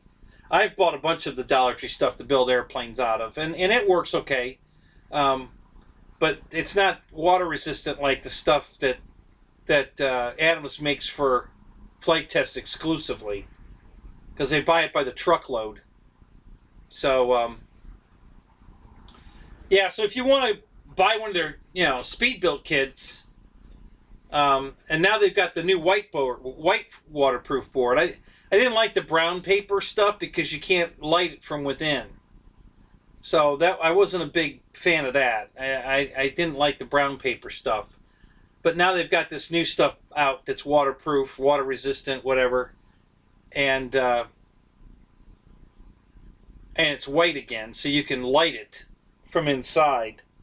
Um, yeah, I think I'm gonna order a couple kits from Flight Test. I want that one, the vegan, the jet they have. That one really comes out good. Dave designed that one when he was working there. Um,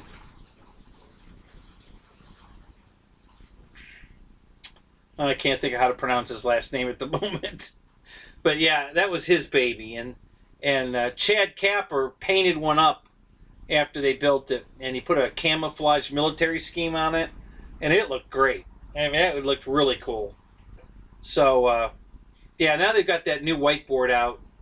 I think I'm going to order the vegan, and there was one other one I wanted to order. I can't think what it is at the moment.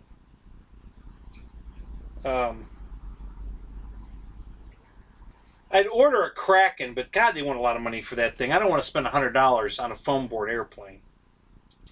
You know, I know it's a lot of foam board, but you know that just is way too much. It ain't that much foam board. It's not $100 worth of foam board. I can download the plans for free and go buy 10 sheets of foam board for $10. So I'll probably build the Kraken that way.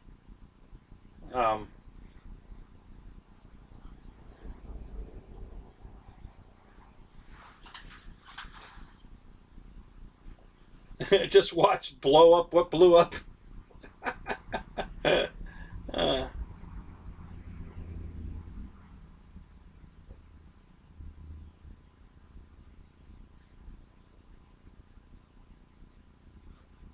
Prop, Josh?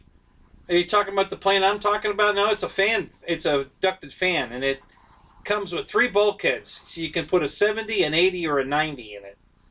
You know, whatever size fan you want to put in it. They give you the 2 bulkheads that go in the plane that the fan sits in, and they're pre-cut to a 70 millimeter, an 80 millimeter, or a 90 millimeter. So, yeah, you can build it any way you want. I have a 70 millimeter fan, a 12 blade fan sitting right there that doesn't have a home yet, because that's what I bought it for. I bought 3 fans at the same time. 2 of them were for my 262, and then the third one was for the vegan, if I ever ordered it from Flight Test. And I think I'm going to order it now. Because if they're going to make it out of that new white waterproof board, I'm definitely gonna build that airplane.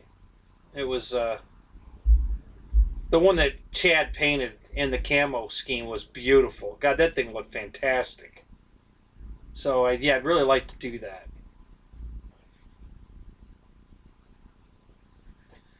Uh-oh, Jackson's leaving? All right, Jackson, have a good night. Merry Christmas.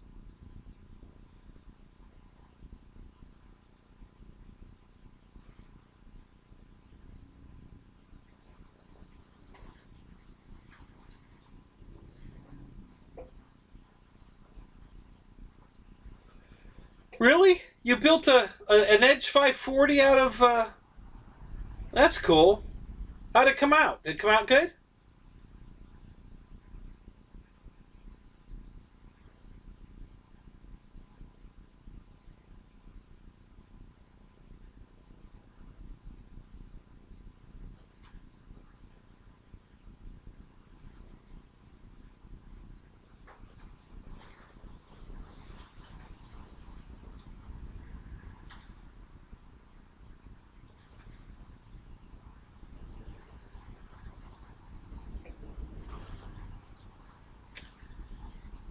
They didn't get me back into RC Flight Test, didn't Paul? But they definitely got me more excited about it again, for sure. Yeah, I was still in it, but yeah, I was already buying foam planes and stuff, and then I found their show, and I did a week-long marathon to watch all of the shows, because the stuff they were doing was so cool. So I watched all of their shows and got caught up, and yeah, it was really cool. Back, especially when Dave was on the show, I really enjoyed it when Dave was on the show.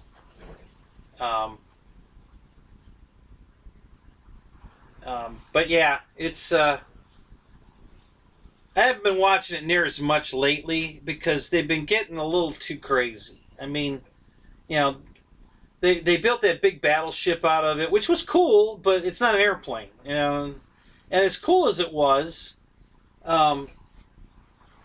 it's you know, I don't know. I mean, there's so many videos to watch now, with especially all the ones you guys are doing. You know, Lee and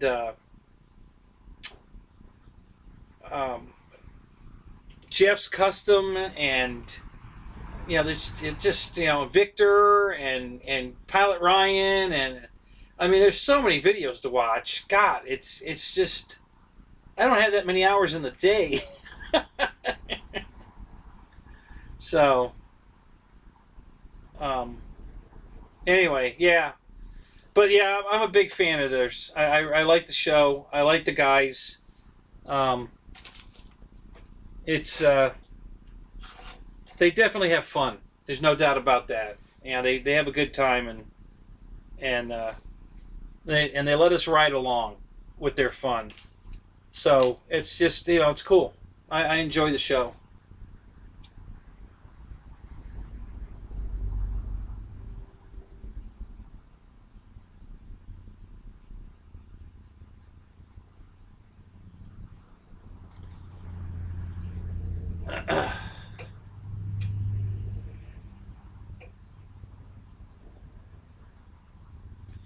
Yeah, Dave made some of the coolest stuff, Josh. You know, when he was on the show, you know, the Spitfire he made was really good. It flew really good. You know, the vegan. He did that. He bought that foam. That mid-engine jet. It's a. God, what do they call that damn thing? And he put the afterburner in it, and it caught on fire. Oh, that was hilarious. Oh my God! I think he fixed it. You know, he foam cut. You know, he did a wire cut. You know, hot wire foam cut. You know, and rebuilt the back of it to fix it. And that came out great. That was cool.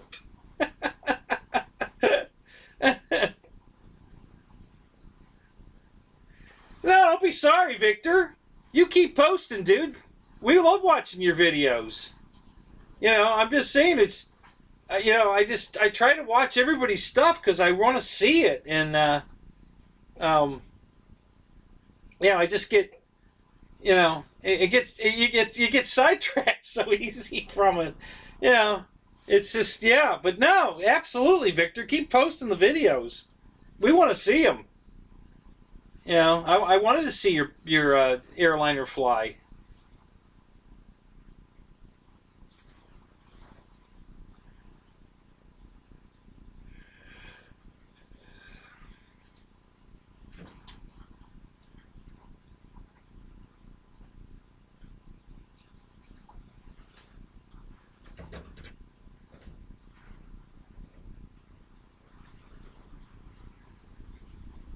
So I take it your Aptera, the motor mount broke loose to the back of the airplane, because mine did that too. So I put 4 barbecue skewers in it when I re-glued it on. It ain't coming off again. I put one in each corner, all the way from the back of the motor plate all the way through the fuselage, and it believe me, it ain't coming off.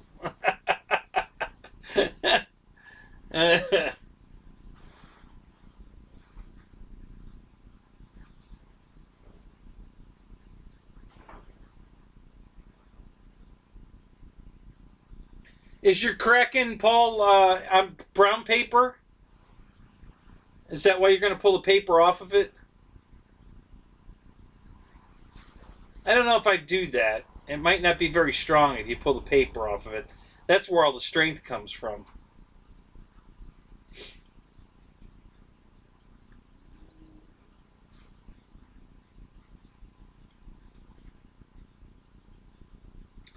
I made the blunt nose Versa wing from Flight Test. Went up to Dollar Tree, bought the foam, and made that. I'm still flying that thing. I've had that for 5 years now, and I still fly it. And I built it with lights inside of it, so the whole thing lights up green. It's a big green lantern, you know, and it just lights up beautifully. It's so easy to see it in the dark. So, and I was flying that FPV for a while. I had the camera in the nose of it and flew it around. I took a 5,000 3-cell to get the CG right, so I could fly it all day.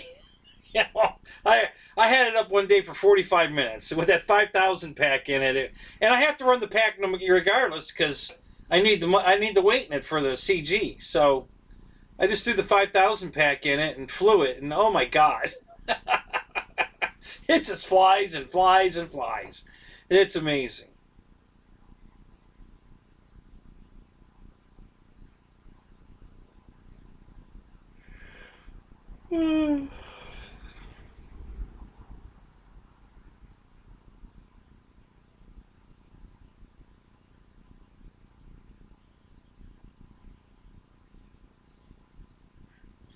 Yeah, you can get those lights that you're buying from Hobby King much cheaper on eBay. I've got them right here. Hang on a minute. I'll show you. I got a whole... Oh, I think they're down here. So I buy these... They're like $5 on eBay. There's... it's like 16 feet. I think there's 500 lights in a roll. This is what it looks like. The roll comes like this, and the lights are on it like this. And I think it's 16 feet, if I'm not mistaken, for $5 on eBay. And these are the waterproof ones. So, you know, if they get wet, they're fine. Yeah, I buy them I buy a shitload of them. I got a bunch of them here.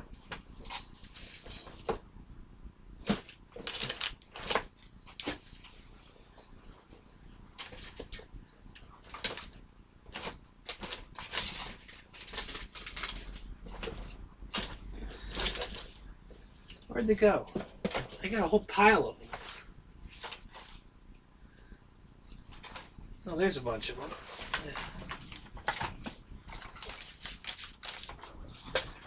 And here's a roll of white. What color are these? Blue, red, a whole roll of red, white, most of a roll of white. And then I have 6 bags of green down here. Somewhere. Oh, here they are. Yeah. Green, green, green, yellow. What else I got? Blue. Another roll of blue.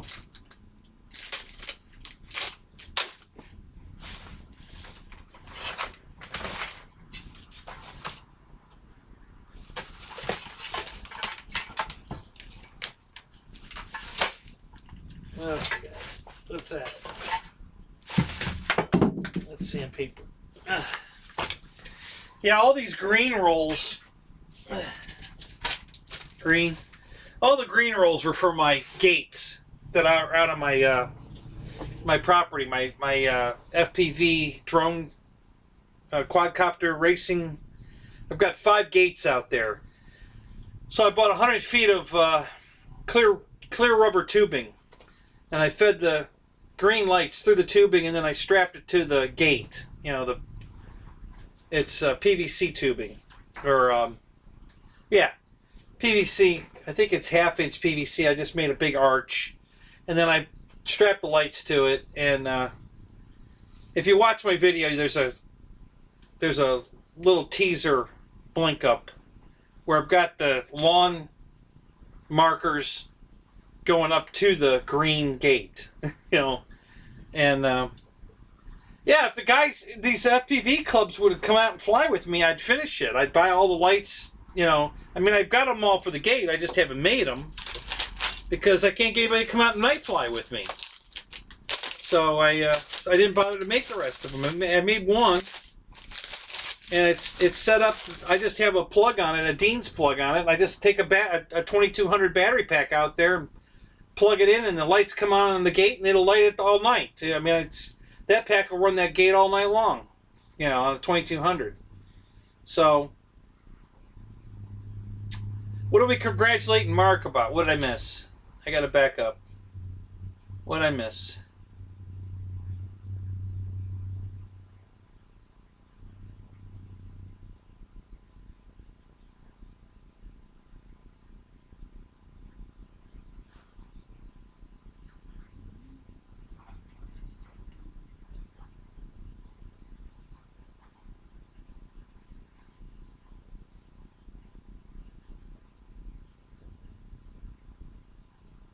All right, Mark. Well, good for you.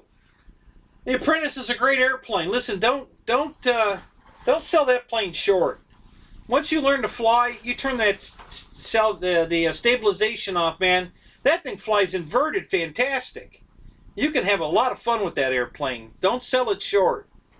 You know, just take your time, learn to fly it. But once you get good at it, don't put that plane away and go buy something else, man, because you can stunt the hell out of that thing. It flies really good. I was showing the guy out at the field I'm teaching. You know, he was asking me, you know, if you turn it off, will it do aerobatics? And I said, will it do aerobatics? And I turned it off and I started doing, you know, loops and rolls, and I started flying around the field inverted. And he was just flying.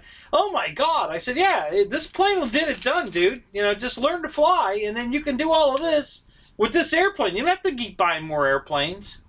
But he's just like the rest of us, you know. You see these pretty airplanes. He had to have that P-47, the E-Flight P-47, the Tornado, whatever they call that thing. So he bought that. Of course, he can't fly it, but he bought that. He bought a Valiant. He tried to fly that, and he broke the nose off of it. Yeah, he broke the Apprentice, doing stupid stuff. And so then he thought he'd just go take the Valiant out, you know, and fly it like he thinks he can fly. And it was in the air about 5 seconds, and he just lawn darted it, and it broke the nose off, just like the one I fixed. Broke in the same spot. So, and then he tried to glue it back together, and he put a different prop on it, and the prop was vibrating so bad it just shook the nose right back off of it. So,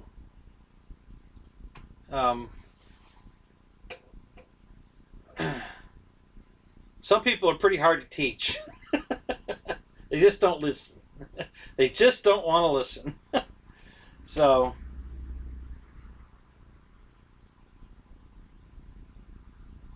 but yeah, Mark, just take your time. You know, there's no rush. You know, once you get comfortable with the stabilization on, turn it off. And the second you even get a wing of nervousness, turn it back on. There's no harm in turning it back on. Just turn it off, turn it on, turn it off, turn it on. You know, eventually you'll leave it off longer and longer until finally you won't need it anymore. And then just get comfortable flying it around without the stabilization, and then start doing some things like flying inverted. You know, you'll get it. I think people, when they're trying to turn it off, they almost think it's like, you know, if they turn it back on, they're a failure. Don't ever think that way. Save the airplane. That's what it's about. You know, don't take the airplane home broken. Turn the damn stabilization back on. Save the airplane. Get your, you know, your orientation and everything, you know, right, and get your head back right, and calm down, and then turn it off again. You know, but at all costs, save the airplane, no matter what. Don't ever take a chance. I think I can save it. No. Because if you can't save it, then your flying's done for the day. Just turn the stabilization back on, save the airplane, you know, try it again, you know, and that way, you know, because once you break the airplane, you're done for the day. It's just like what happened to my guy, you know, he broke the plane, and, you know, so then he decided he was going to try to fly his Valiant, and he was nowhere near ready to fly the Valiant, even on, you know, safe select, and he stuffed that right in the ground. And then, so now he's got 2 broken airplanes. and went home dejected because he broke 2 airplanes, didn't get to fly very much, because he thinks he's got this all figured out. He started bragging about what a great pilot he was, and I'm like, have you turned the safe off yet? No. I says, yeah, okay. Yeah. Because I tried to, he was bragging about it one day, months ago, and I said, really? You think you got it? He goes, oh, yeah, I've got this. I said, okay, take it up higher. Why? Just take it up higher. So he took it up higher. Why? Now what? And I turned it off. I said, okay, now fly it. He's, oh, no, turn it back on, turn it back on, turn it back on. So I turned it back on. And I said, okay, so now you realize that you're not the pilot you think you are, but you're getting there. Just keep learning, But yeah, he was getting a big chip on his shoulder. He thought he was, some kind of stunt pilot, 3D guy, and just laughing. It's like, you haven't even turned the stabilization off yet, dude. You're not even close.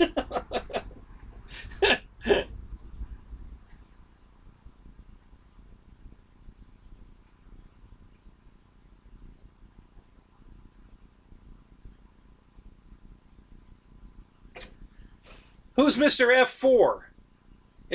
Fred, am I Mr. F4? That's not my favorite jet by a long shot, but I like it. My Yak 130 is my 90 millimeter Yak 130 is my plane. God, I love that thing. So, but I got Havoc coming, so I'm going to be Mr. Havoc next, I guess.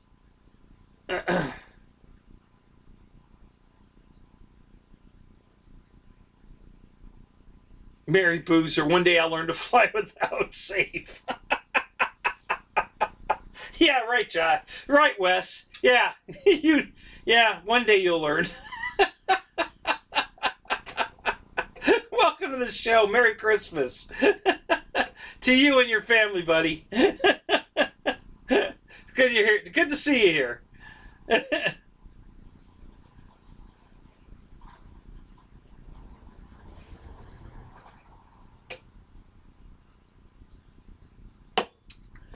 I forgot to wear my ugly sweater tonight. I was going to wear it Thursday night. I should have wore it tonight.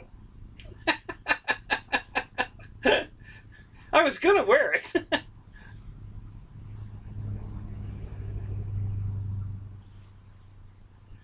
Oh, do you really, Wes? So you don't just kind of crash and you go all the way. If you're gonna lawn dart one, you're gonna do it all the way.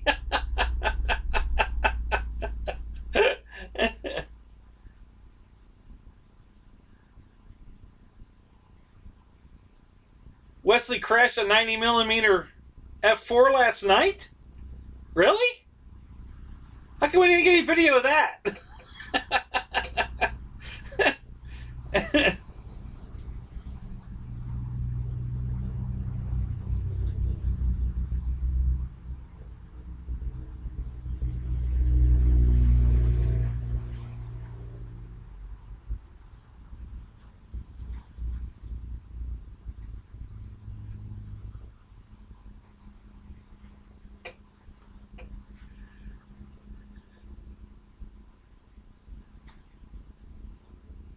What do you mean GPS video?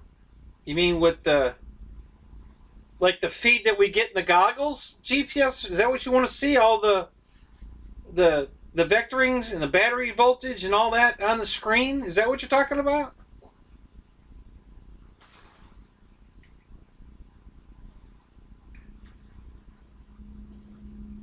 Absolutely, Wes. If you're going to do it, you might as well do it right.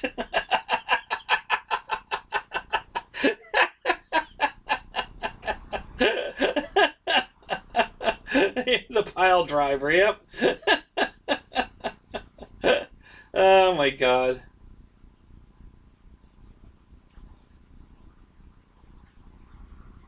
Yeah, his best planes for 2019. Yeah, that was last night. Yeah, I watched it. That was funny.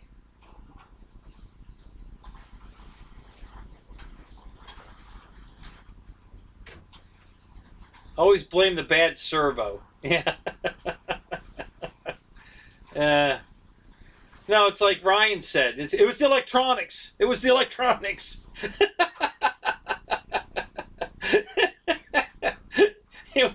when he put his havoc in the ground, it was the electronics. uh,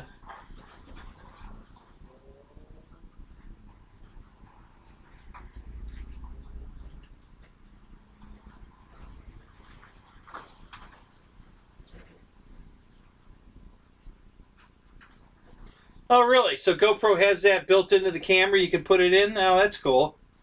Yeah, I don't have money for a GoPro, so I don't know what GoPro does. I just have some... You know, I have most of my videos shot with a Mobius. I have that little GoPro copy that Hobby King sold. The 2K, I think it's called. I don't know. Bought it about 5 years ago. Never put it on a plane yet. My rafter cam. It's so big. I mean, I know it's only this big. You know, it's a GoPro. But it seems big. You know, compared to other cameras. Like the Mobius is so slender. You know, it's easy to pop it on an airplane and not really affect it too much.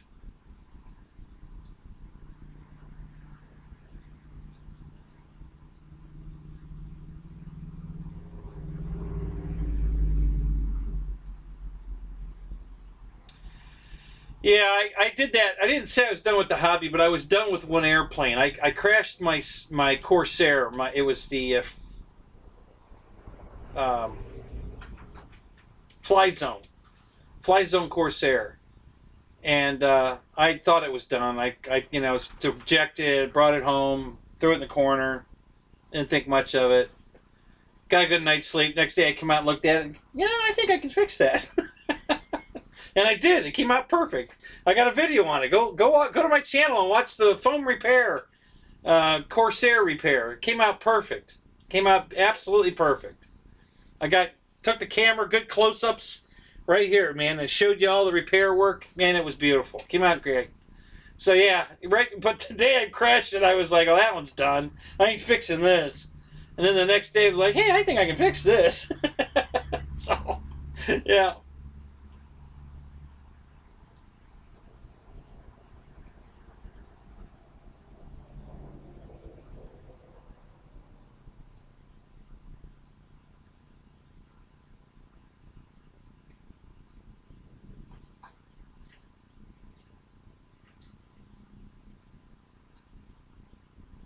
It was the F-18 Blue board that made the F4 crash.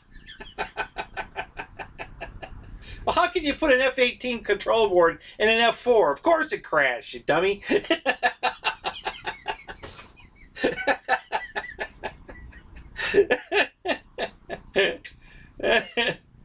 Oh, that's funny.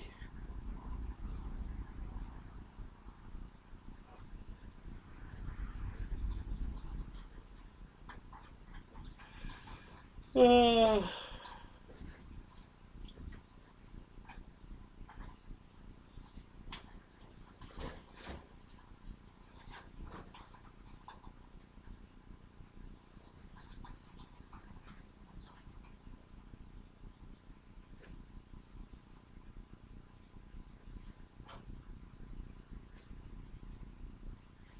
What were you flying, Fred? You said you crash landed your last two EDFs. What were you flying?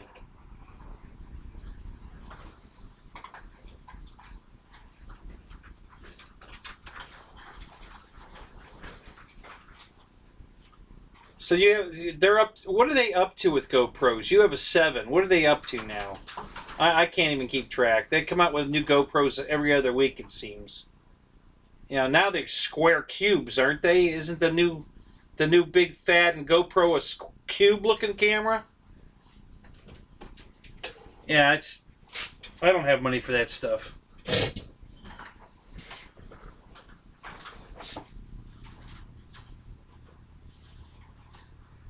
Yeah, gobs of glue and 6 ounces later.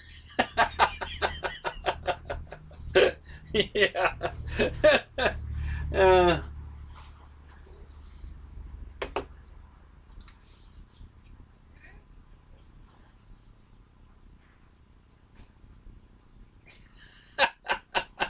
a battery straightener. No, just fly it all bent. That's what I do. I got when it's all mush. The guys at the field can't believe I'm still flying it. I'm like, well, why not? You know, if you put a battery tester on it, all the cells are good. It charges and discharges perfectly. I've tested it 2 or 3 times on the bench before I put it back in the plane, and it's perfect. I don't care if it's mashed. Yeah, it flies fine. Still using it.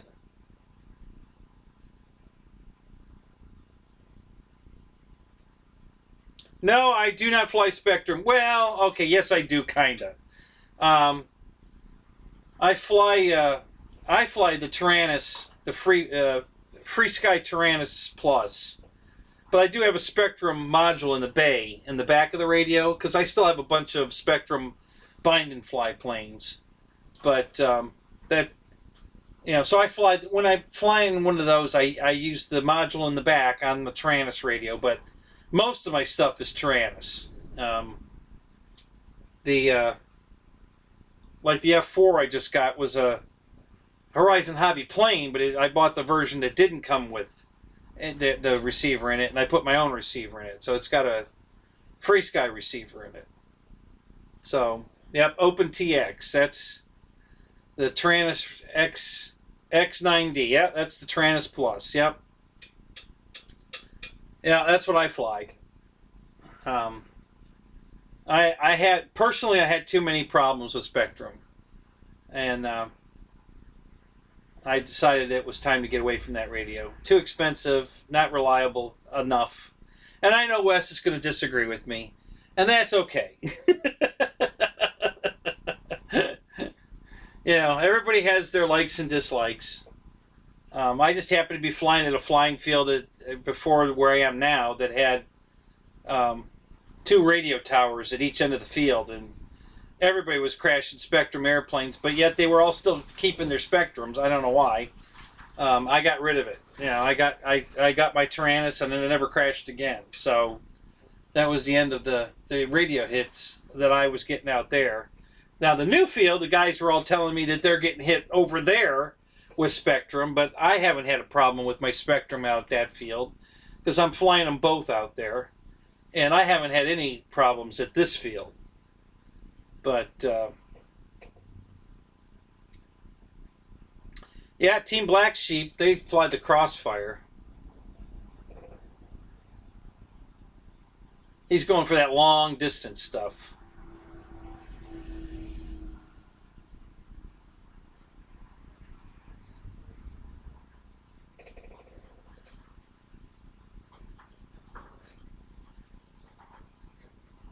Oh, Josh, you got an F-35? Cool. I didn't know that.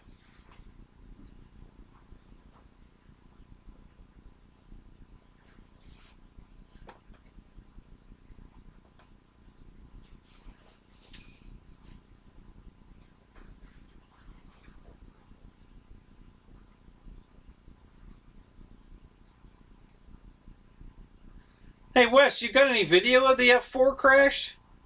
Did I miss that? Is there some video of this that we can watch?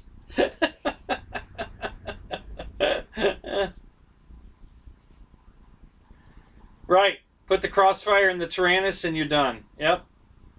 Absolutely. But I can't order a pizza off my radio, sorry.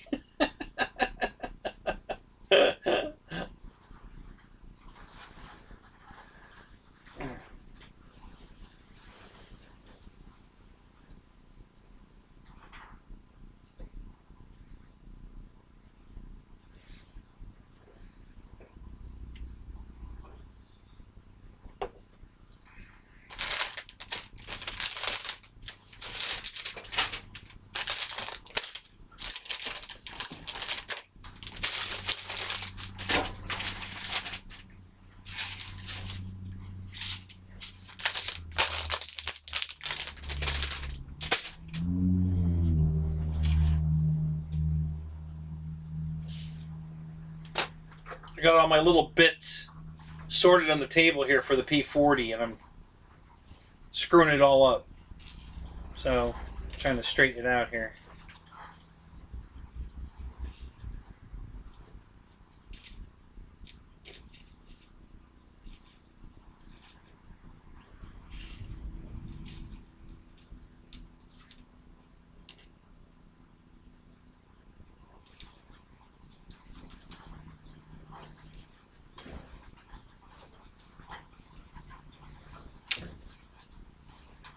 Can you hear all the noise going on?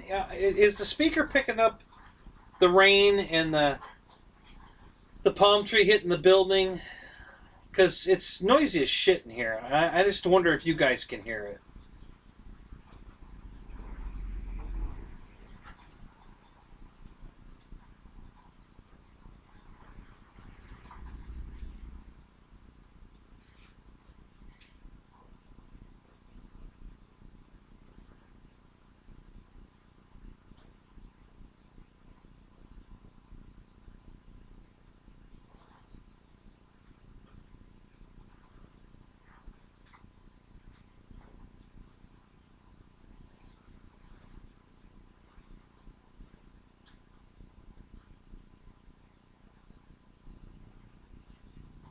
What are you talking about, Josh?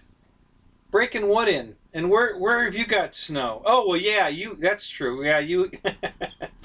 What was I thinking? Thinking, for some reason I was thinking you were down here with Wes, but now you're up in Syracuse or whatever, so, yeah. Yeah, you got snow up there. Yeah.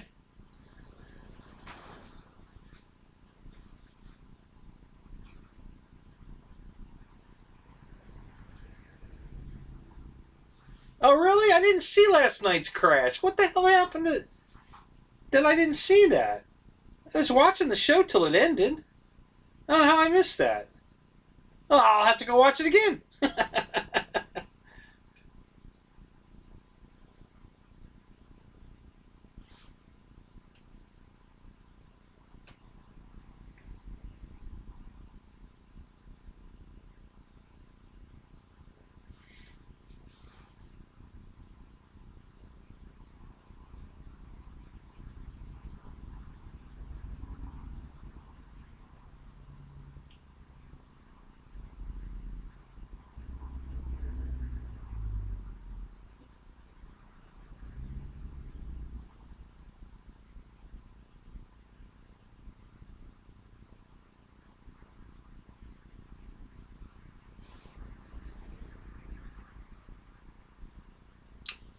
Okay, Jeff in Lower Alabama, you have a good night. Merry Christmas.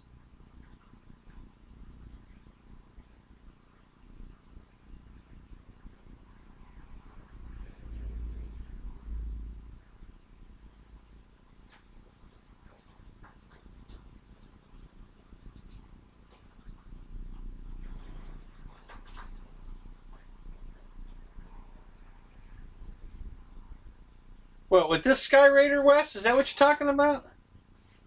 Yeah, Wreckham Roy said he bought one, and it was the 800 millimeter. I said, yeah, I have that plane too. So I went and got it because they wanted to see it. I have a 6S version of it too. You missed that show. I had it on the table here. It's big. It's identical to this. Same color scheme, same number, 500. Sky Raider Bob on the side of it. It's the exact same airplane, just bigger, a lot bigger.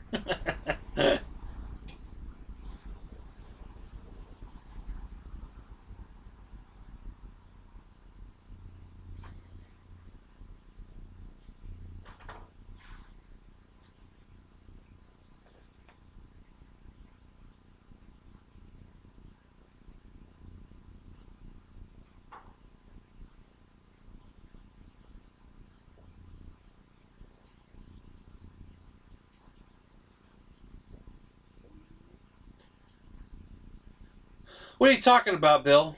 What's not what we're into?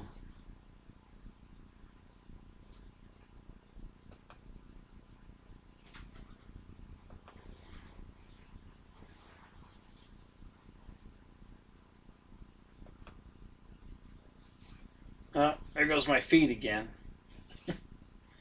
Man, I really screwed this up tonight. Jesus.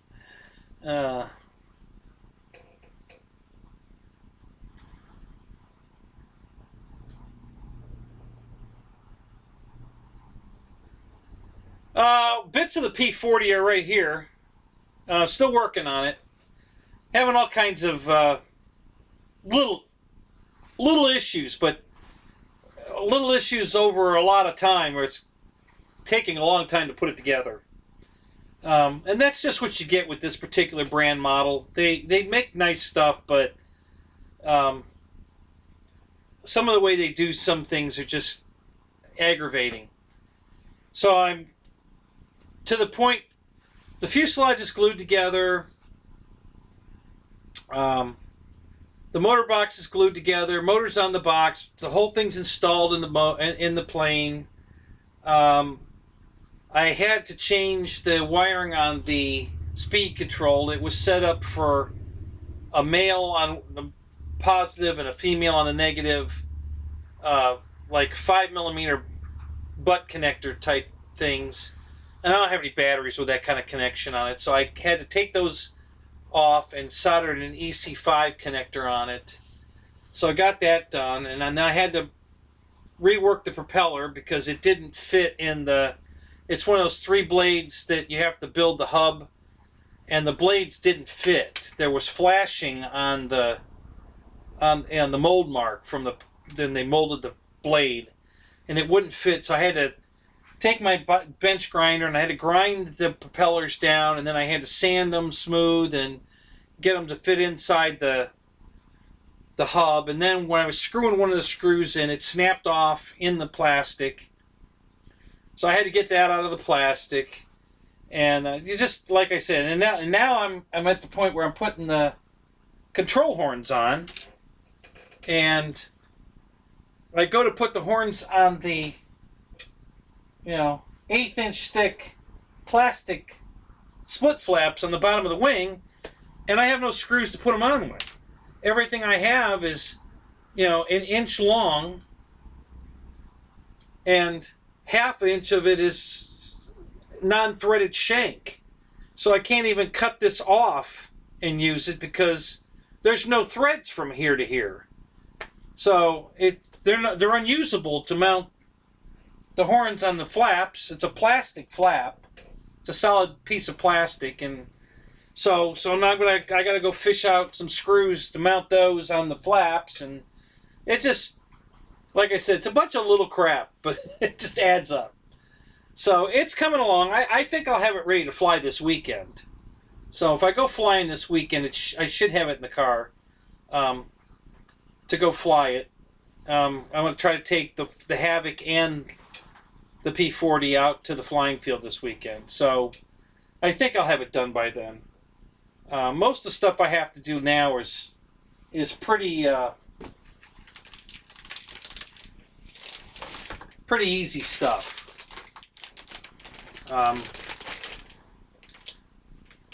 This has to be glued on, so I gotta run the wires through the fuselage,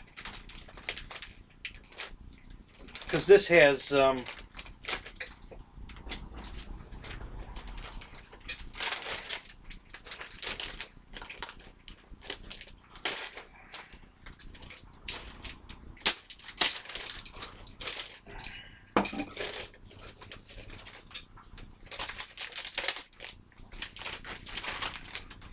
okay, so this has dual servos in it, and I don't know what the hell they did here, but looks like they've got the servo wire jammed in here.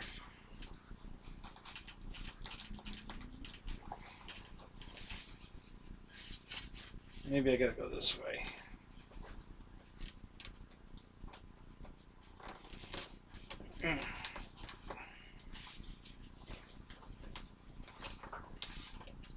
Yeah, this was genius. I don't know what they were thinking with this.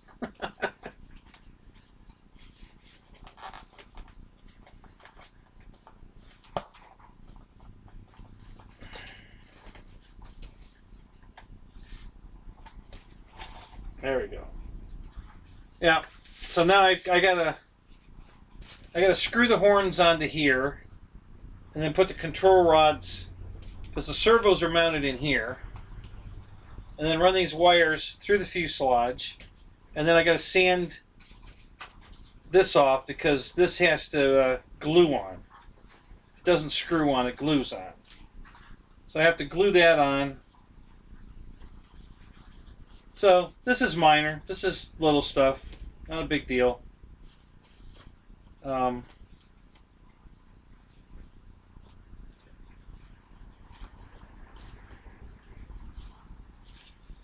So yeah, it's coming along. Just having some issues with some stuff. Minor stuff, but a lot of minors turns into a major. You know, basically. You know, and you add all the little minor stuff I'm having go wrong up. You know, it adds up, and then you're stuck with a major pain in the ass from all the minor stuff.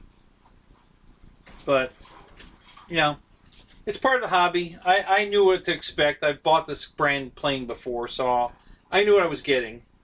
You know, they make beautiful stuff. They really do. I love the stuff they make. They make unique airplanes that you can't get anywhere else. And, you know, and once you get past all the bullshit, you can turn it into a really nice airplane. But there's a lot of crap that goes with it to make that happen. So that's what I'm doing. You know, and I'm just taking my time. You know, I have to work in the morning tomorrow, but I'll have all tomorrow afternoon off. So I'll probably get well, I'll probably have all these control horns on if I can find all my servo screws, because that's what it's going to take to screw them to the flaps. You know, when you buy an aftermarket servo, you get the one screw for to put the control horn on the shaft, and then you get two screws for mounting it. And those two screws are what I'm going to need to mount these control horns on that flap, because it's a solid plastic flap, and it's, you know, it's only 1/8 of an inch thick. So if I have a screw longer than 1/8 of an inch, it's going to screw right through the top side of the wing. And so anyway, yeah, but it's coming along. You know, it's getting there. I'm pretty happy. Like I said, just dealing with all this crap that you just, with that particular brand airplane, that's what you got to do. You know.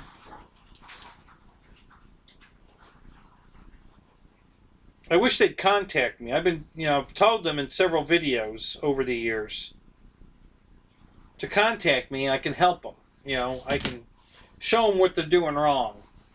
And I guarantee I could double their sales. I guarantee I could double their sales. It's just, you know, they just aren't doing it right. Their cheap plastic landing gear with the tiny little wheels on it are just ridiculous. And that's one of their biggest problems. I had that A10, here it is right here. This is their A10 nose gear. It's all plastic. You know, it's a 1500 millimeter plane, and it's got a nose wheel it looks like a 1-inch nose wheel. Seriously? I mean, that's not even scale. I mean, and that's what they do. And it's all glued in. This is all just glue. You know, no screws. It's not screwed to anything, any hardwood that's glued in the airplane. They just glued this plastic piece to the foam. And they thought that was going to stay in the airplane. I don't know what they're thinking. You know. And this isn't a standard, you know, mechanism for a retract. It's got this jack screw here on the side to, you know, put the gear up and down, which is ridiculous. Yeah, I mean, stuff like this they're just really blowing it. And if they would stop doing this stupid stuff, they'd really have a nice product. You know, it you know, because the problem with it is you end up spending a lot of money. You know, when I bought the A10, I had to take all the landing gear out of it and spend $180 more. I already spent almost $400 for the kit, And I had to spend another $180 to buy the FMS retract system. All the two mains and the nose gear. Glue all kinds of hardwood into this model, and then mount the FMS gear in it. And it's perfect now. But that was a lot of work and a lot of extra money. And if you're gonna buy, just buy the FMS plane. I mean, I think this one flies better than the FMS plane, but only because it's a lot lighter. But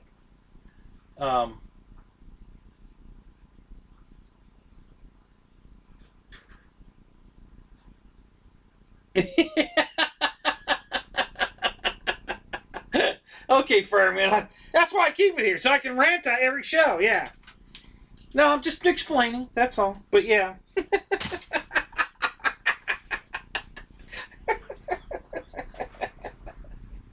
Duly noted.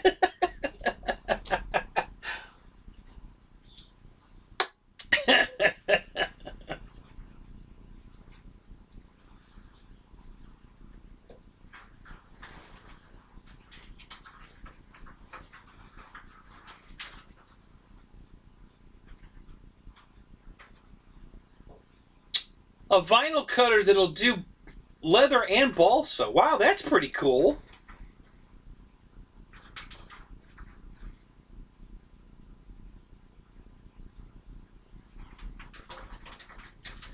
You heading out, Josh? All right, man. Have a good night.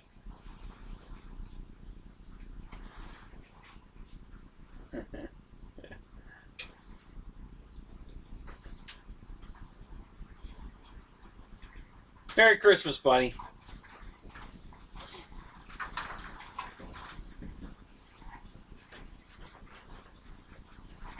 Hey, is Bledsoe here? Hey, there he is. I really like your train videos, buddy. God, those are cool as shit. Man, you're making me want to put my train shit back up, and I got no room for it. When I get the new building up, I think I'm going to have to put some train stuff back up. But, yeah, those new buildings you bought are cool as hell. I love that Taco Bell. That's hilarious. I mean, that is really cool. The dollar store, too. The Dollar Tree. That's very cool. And you didn't know there was a real Piggly Wiggly. Yeah, that's for real. They really call it that.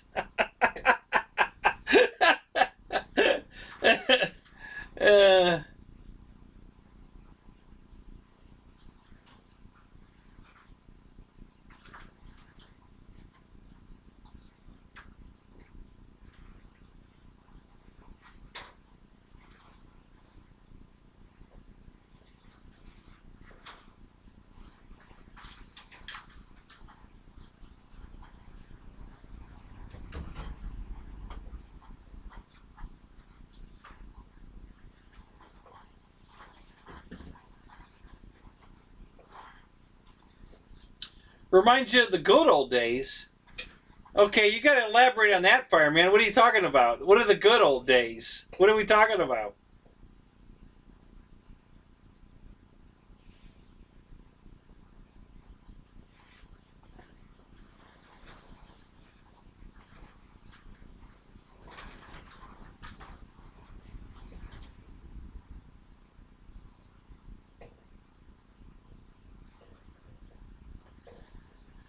Michael Raja! Merry Christmas, buddy.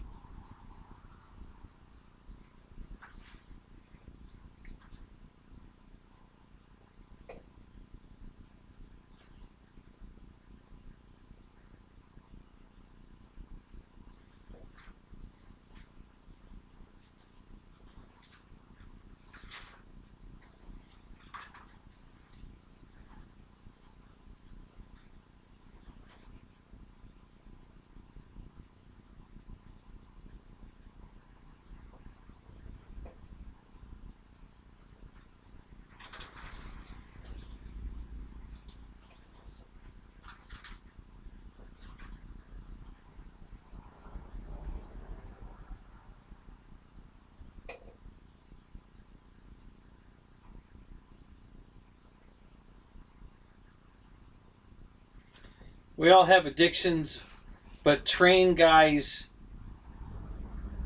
mainline. Okay. I have a lot of trains. I just don't have a chance to set them up, but I have a lot of trains.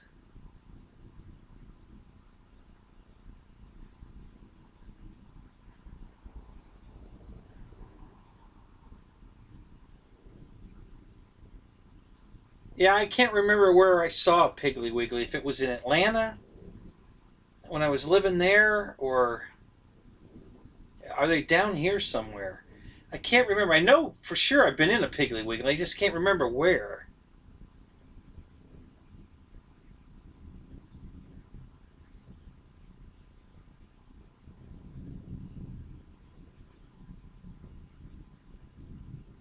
Yes, Paul.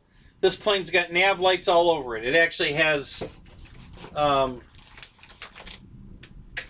and it's a scale P40. So the nav lights, like in the rudder, for instance, are in the middle of the rudder, not up on the tip.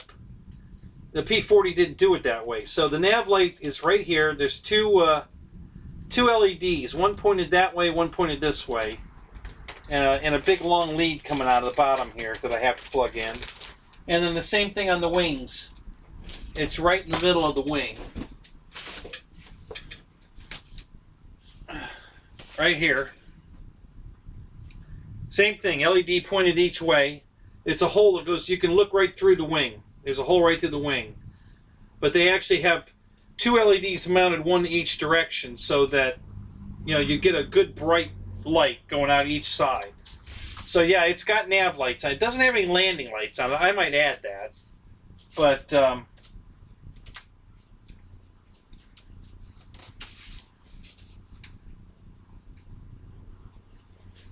wow. Yeah, this is what I was talking about. The this flap, or I'm sorry, this aileron has already been, probably from in the shipping box, it got pushed hard enough that it crushed the foam. So now this is all wobbly because the screws, the foam's been compressed and the screws are loose. So now I got to tighten the screws up again to get back in, stiffen up the, back into the stiff foam. And then, again, that's just another one of the things with this the kind of, I don't know how they make this foam. I don't know what they're doing to it. That it doesn't have any of that rubberness to it, like the FMS foam and the other ones. It's got that sponginess to them. This doesn't have any spongy. This is rock hard. I mean, rock hard. And it's supposed to be EPO, but it's rock hard. And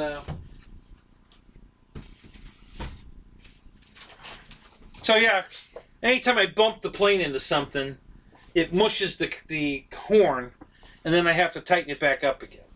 So eventually, yeah, it's crushed all the way through the foam to the point where I'm going to have to cut the foam out on one of my planes. I'm going to have to cut the foam out right there, put a wooden block in it, glue a wooden block in it, and then mount the horn to the wooden block, because there's almost no foam left to hold on to. I forget which plane it is, but one of the planes I have.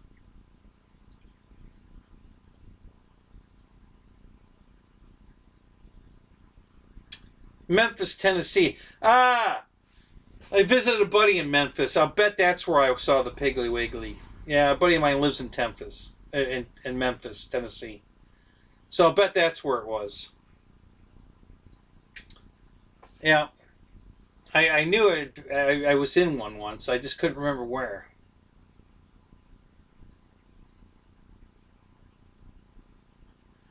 You saw a Piggly Wiggly in Cleveland? Really? Yeah, I haven't been back to Cleveland in 20 years, so I haven't seen one up there for sure. I went back to Cleveland for my high school reunion, but that was 20 years ago. So,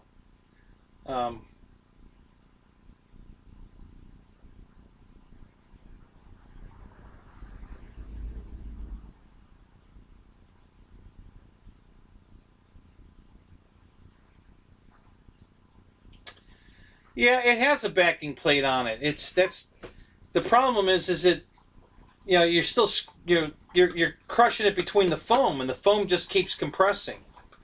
You know, every time you smack it into something, the foam compresses, and then you tighten it up again. I mean, you can tighten it up a lot of times before you run out of foam, but it's just one of those things where I mash my... Usually what happens is when I'm putting it in the car or coming down the steps, there's a post at the bottom of my steps, and I got the plane in my hand this way. And usually I smack the rudder into the post. Like every time. And, you know, it moves out of the way, and, you know, and on my FMS plane, I just, you know, straighten it back up, and I'm fine.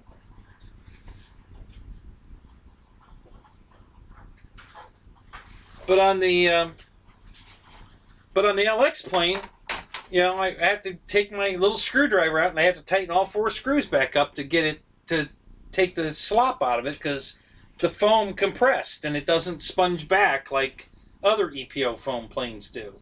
The other planes have some sponge to them, and the control surface stays, you know, firm in it, because the, you know, when you smack it, it sponges back, but this doesn't. When this hard foam gets compressed, it stays compressed, and now the horn's loose, so you gotta just tighten the horn back up. Not a huge deal. It's just another, you know, it's just the way LX Models does things, you know.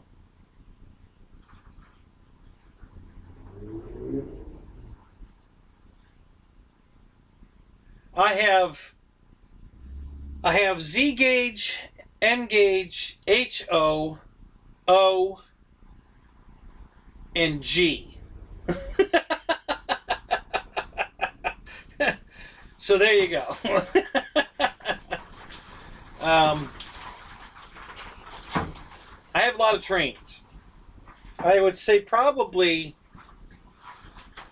HO and N are what I have the most of. I was building a giant layout in N gauge because I could build it a lot more stuff in a smaller area, you know. So I had a board that was probably 7 by 8. It wasn't quite square, but it was big. And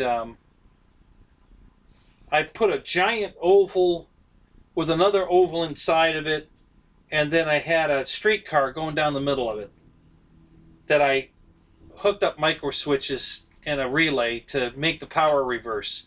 So it would go down to the end, and it would hit the little switch, and then it would reverse the power, and then it'd go the other way. So I had the little trolley car going down the middle, back and forth, all by itself. And then I had the 2 ovals switchable, so I could put either train on the inside or outside track. And then I was building town, you know, a big town around it. The water tower is actually sitting on top of my lathe over there. I still don't know why it's laying over there, but so yeah, I had a whole layout, and it wasn't finished. It was a work in progress, but you know, I love trains. I mean, I've been screwing with trains forever, and before I started flying RC, we had trains. My dad had I've got this old Lionel set that's all metal. The cars are all metal. They light up.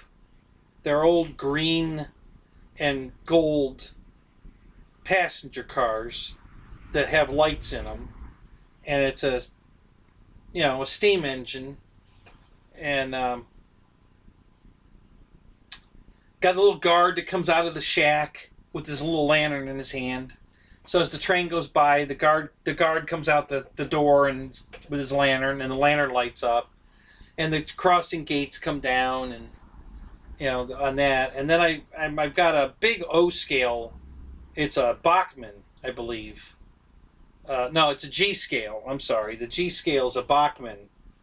And it looks like, I think it's called the Blue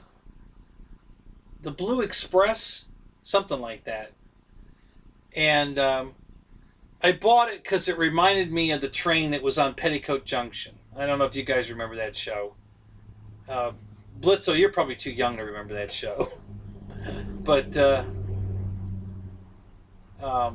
it reminded me of the train on that show.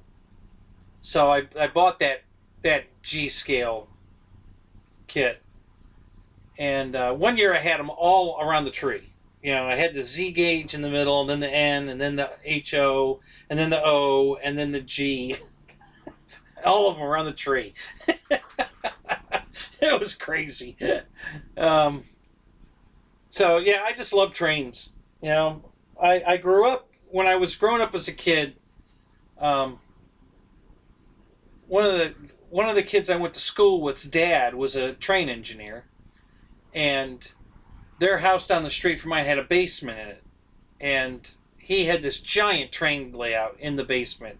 He made the big paper mache mountains and all that stuff, and he had all the ones he bought were kits. You know, he didn't buy anything that you just take out of the box. He built every car, painted every car. You know, it was, you know, and he had them all lined up on shelves, and he would just take one down and put it on the tracks and run it around the layout. And if it derailed in the mountain, you had to go underneath to go get it out of the mountain, and it was beautiful. And probably that's probably what started my love for trains, was that. If not, my dad just buying us an HO set to put around the tree. So growing up, my parents did a really cool thing. I don't know if any of your parents did this, but we didn't have a tree up at Christmas Eve. Okay? We had decorations up, we had stockings up, but no tree. There was no tree in the house. Christmas Eve, when my brother and I went to bed, my dad would have some neighbors over to play cards, and we could hear them downstairs playing cards. But by the time we fell asleep, they would go out and get the tree, bring it in the house, stand it up, put all the lights on it, put all the ornaments on it, put the train around the tree, okay, and get everything all set up, and then put all the presents under the tree. So the next morning, when we come downstairs, and was an empty living room, now it has this giant Christmas tree with the train running and all these presents under it, and everything's lit up, and oh my God, as a kid, that was like, you had to believe in Santa Claus, because how else could that have happened overnight? So yeah, that's what I used to grow up with. That was very cool. And we're talking about boobs. I've got this big warm story about my growing up with trains, and Roy's playing with boobs.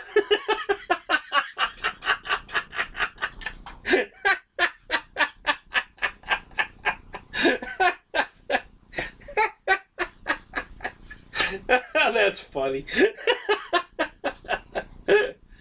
Oh God. So anyway, that's my story. That's where my train love came from. Between the Christmas thing and neighbor down the street with trains. Yeah.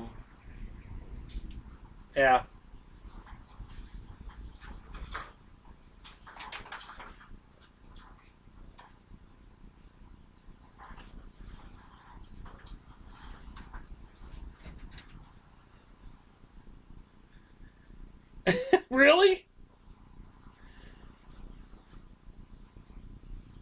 Godzilla did it, huh? Really?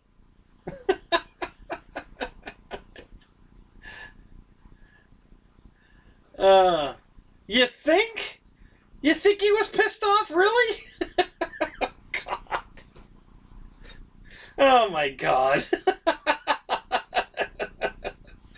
Oh, Jesus, that's funny.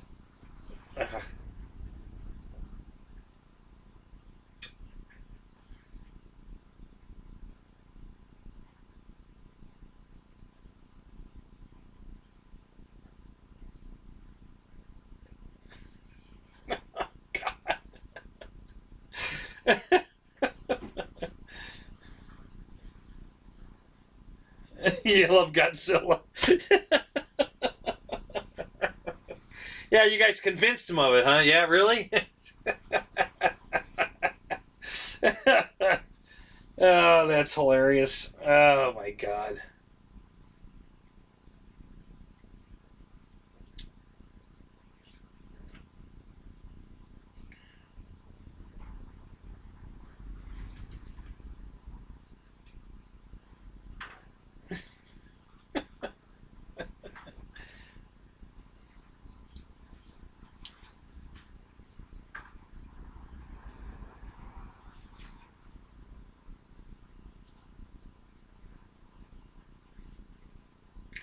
What happened to it, Bledsoe? It got destroyed how?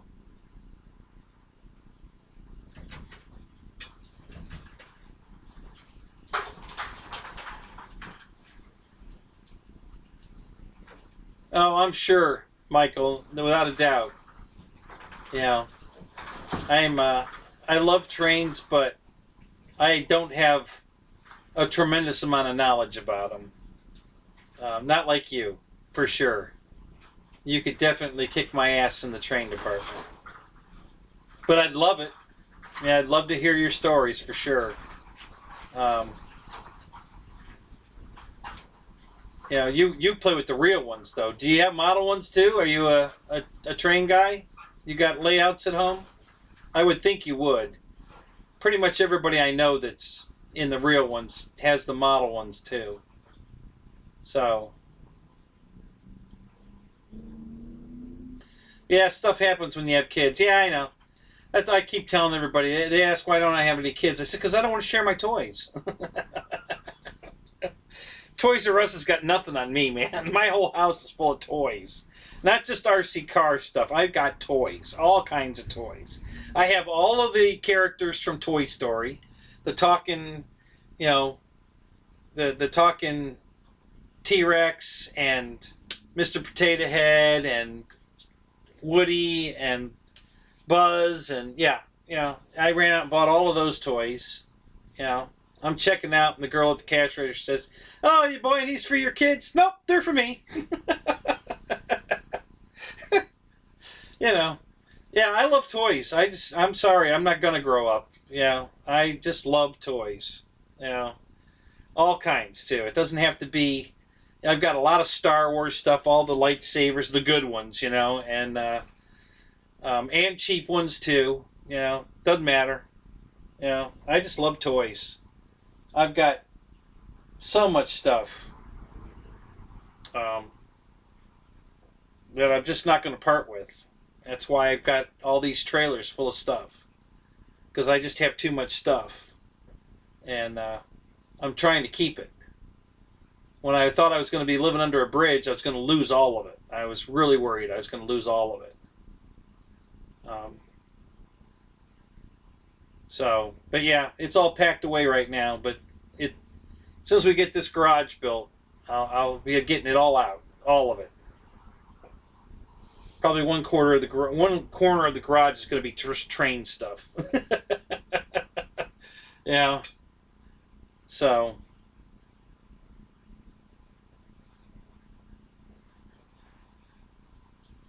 Oh no shit! Really? You had a tornado go through? Oh god, that had to suck.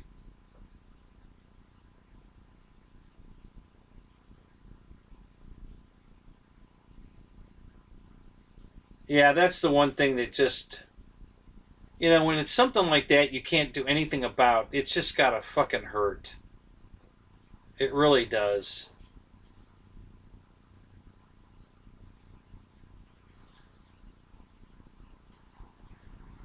Michael L.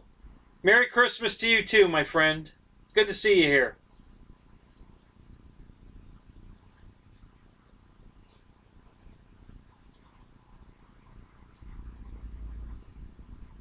Oh, 1,500 square foot layout in your basement. Oh my god.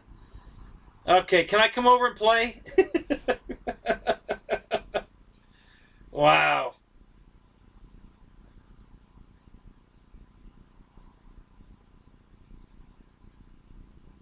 That's awesome.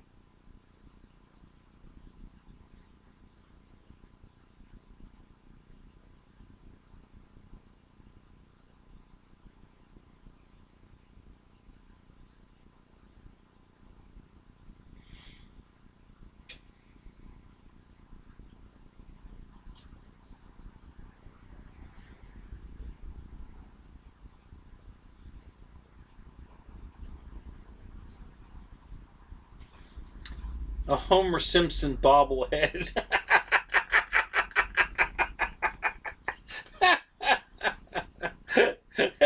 That's what's going to be flying your 300 extra is Homer? Oh, God. Hey, Dave, you're back.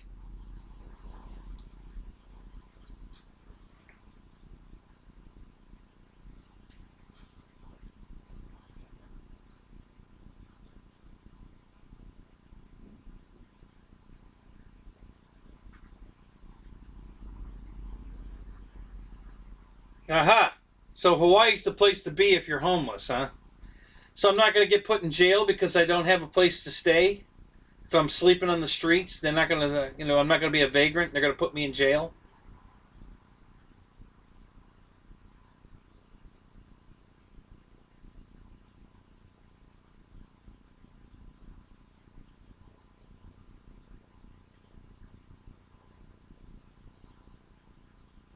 All the bums live in Southern California. Yeah, I know, but I don't want to be a bum. I'm hoping not to go there. Um,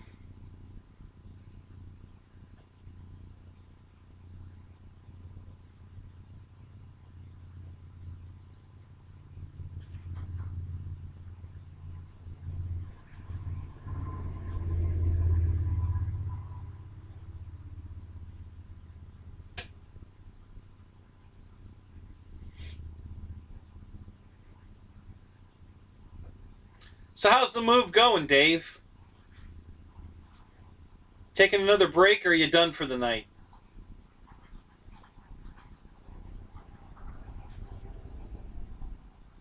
No, you got to head out again, huh? I know. Believe me, I fully understand what you're going through. If I lived in Atlanta, I'd be helping you right now.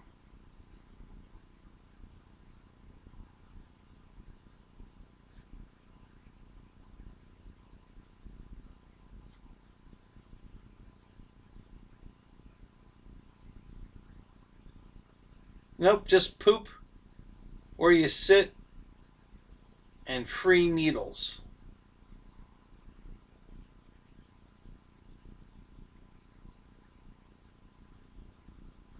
Hmm.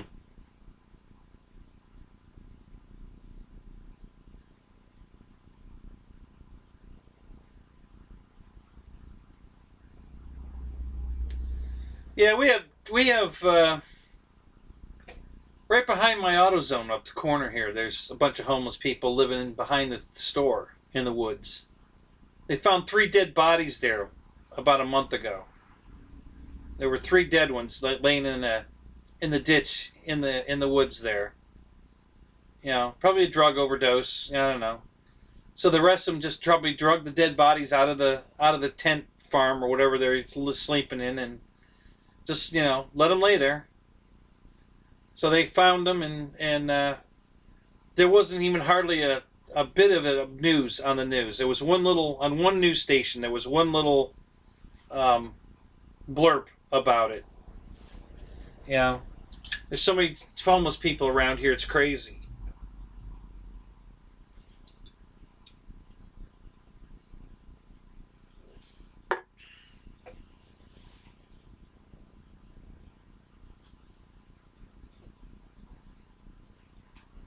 Don't badmouth the tea and try it.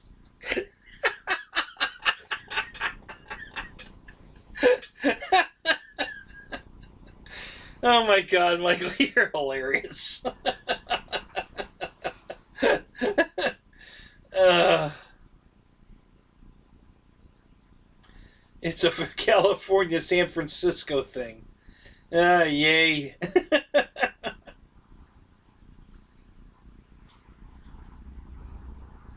Whatever happened to that bum fight show? I don't think I ever saw that one.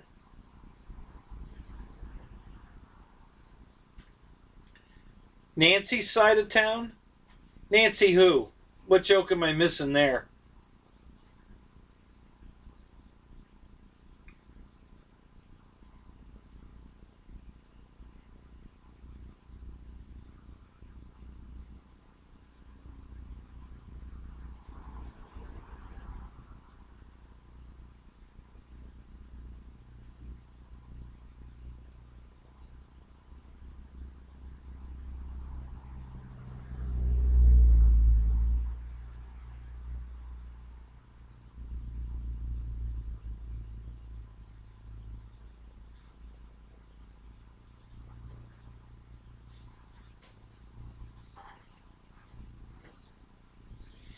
Yeah, Roy, I agree. It's a shame. Unfortunately, some of these homeless people, you couldn't help them if you wanted to. They don't want your help. I mean, not that they won't take it, but they're not going to do anything with it. You know, you give them a little bit of money to get on their feet, and they're going to just buy drugs with it, or it's some people just want that lifestyle for some reason. I don't know why. They don't get it.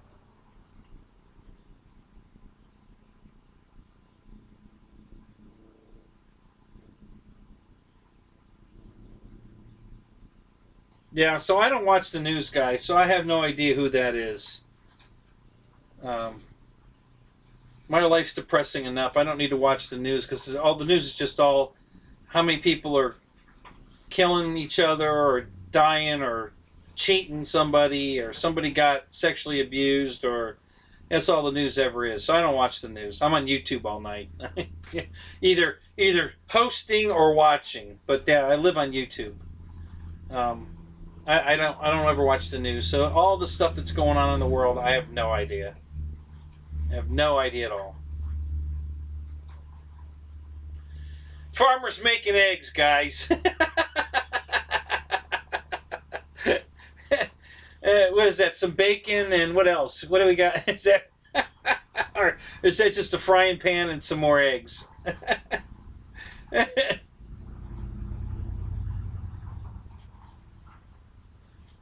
Yeah, give them apples and oranges. Don't give them money. Yeah, yeah. I wouldn't give them money. I was on a date one time, and the girl in the car. We came up to a stoplight, and there was a guy begging.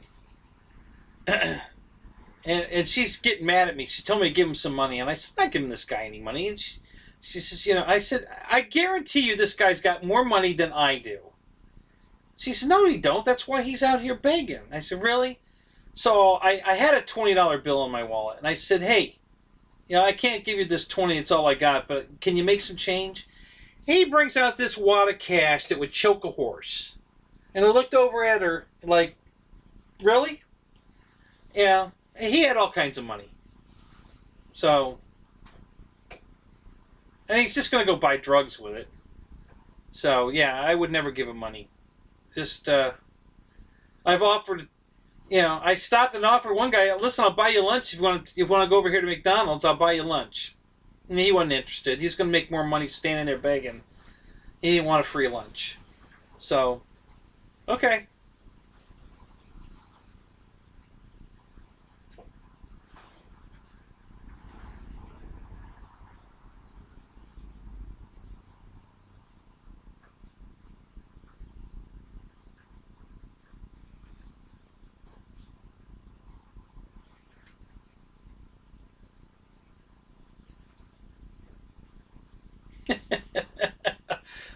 A Funkin' Shima tuna sushi, please.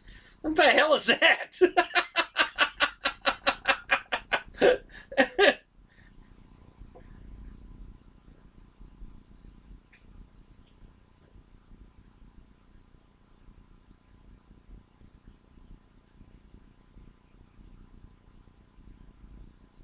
You're not supposed to give them 40s of Old English. What the hell? What are you talking about? Isn't Old English an aftershave? What are you? You lost me there, but so I don't know what the hell that meant.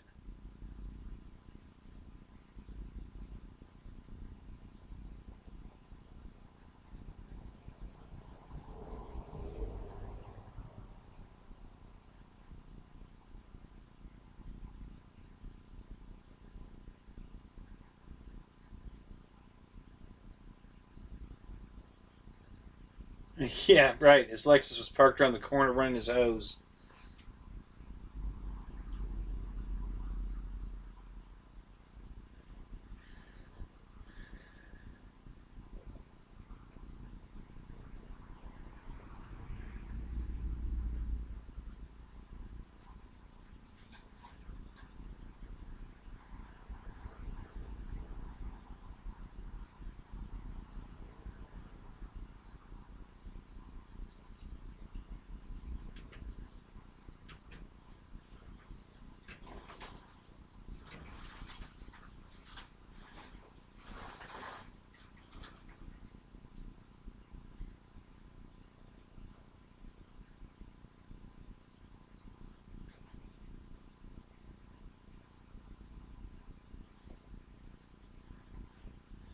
Christ, a 9-hour course?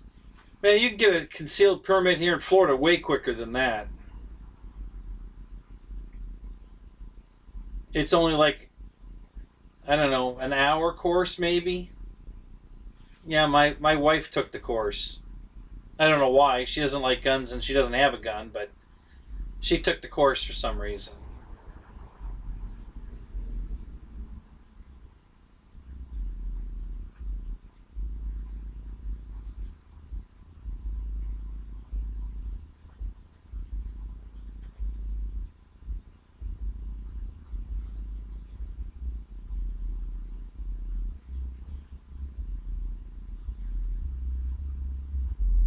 On Labor Day in Mississippi. Wow, that's interesting.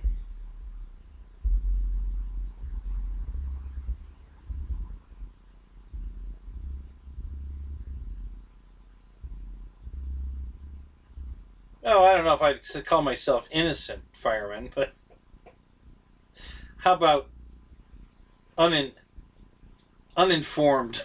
Let's go with that. uh, yeah, it's just too depressing. I have enough depression in my life. I don't need to watch the news and get all depressed again, especially about shit I can't do anything about. You know.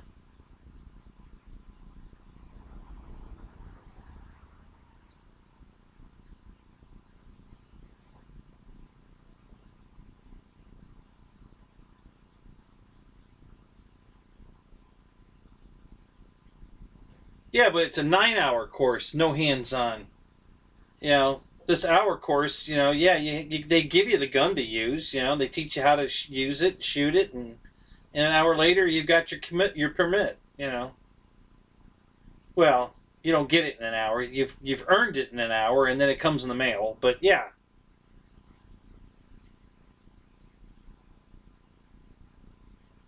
it's cheap too. I mean, it was I don't I want to say it was $25 or something. You know,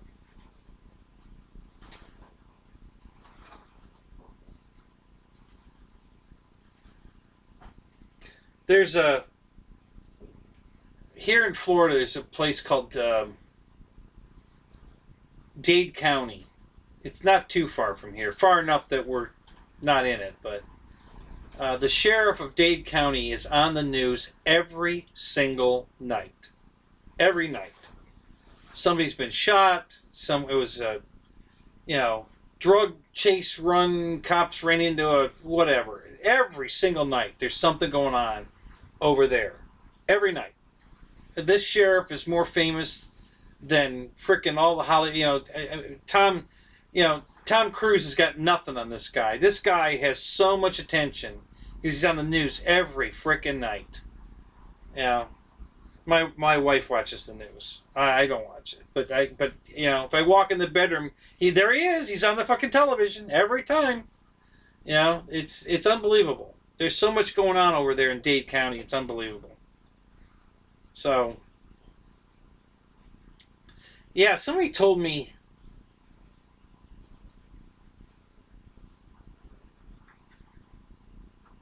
something about if you want to be a law enforcement officer over there, they'll pay you $1,000 sign up, $1,000 to move. I forget what else. It was a package to try to entice you to come over there and be a police officer or sheriff in Dade County. And it was unbelievable what they were going to do for you, to get you to come over there and be a sheriff. And I'm like, no way. I bet the life expectancy of a sheriff over there is worse than a helicopter pilot in Vietnam. Jesus. I mean, it's just unbelievable what goes on over there.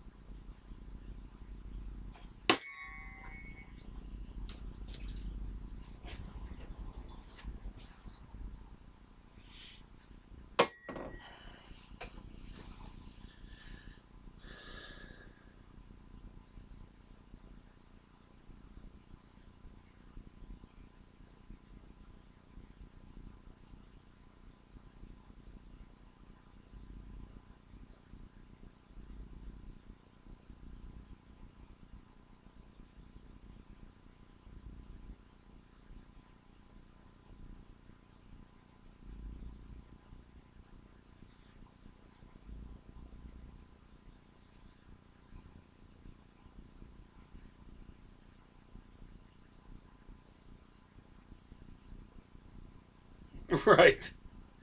Exactly. Even the preacher has a gun.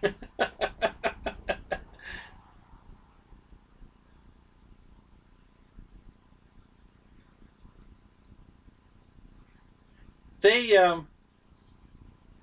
probably it was probably about 20 years ago, maybe longer. I don't remember exactly when. They changed the law here in Florida for less than 30 days to an open carry. And everybody was walking around with a gun on their hip. They had shotguns in the back window of their trucks. There were guns everywhere. I mean, freaking everywhere. It was making people so nervous they had to redo the law again and say, okay, we're not doing the open carry anymore. You know, put your guns away. Because everybody was walking around. It was like the Old West. Everybody was walking around with guns. Everybody. Just because they could. It was sickening. It was crazy.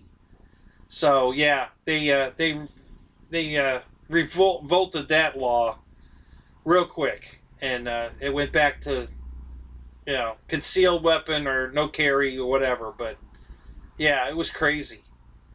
You know, everybody was carrying a gun.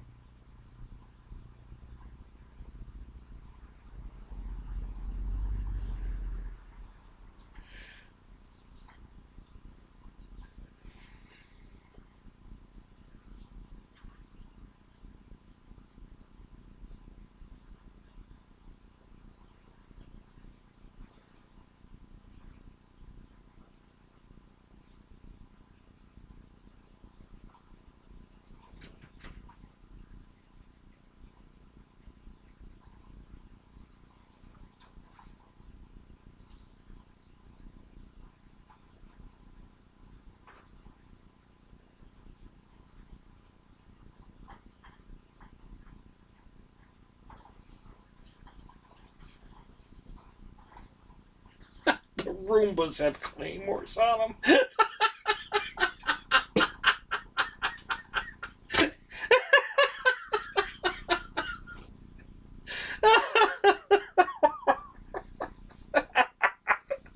Oh my god.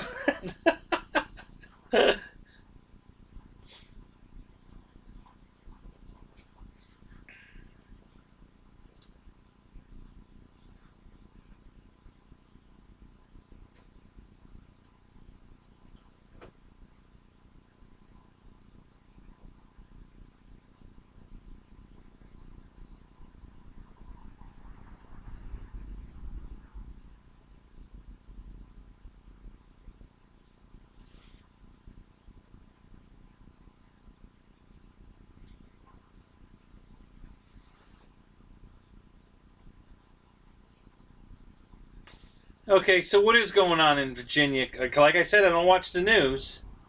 Some kind of scam going on there? What's going on?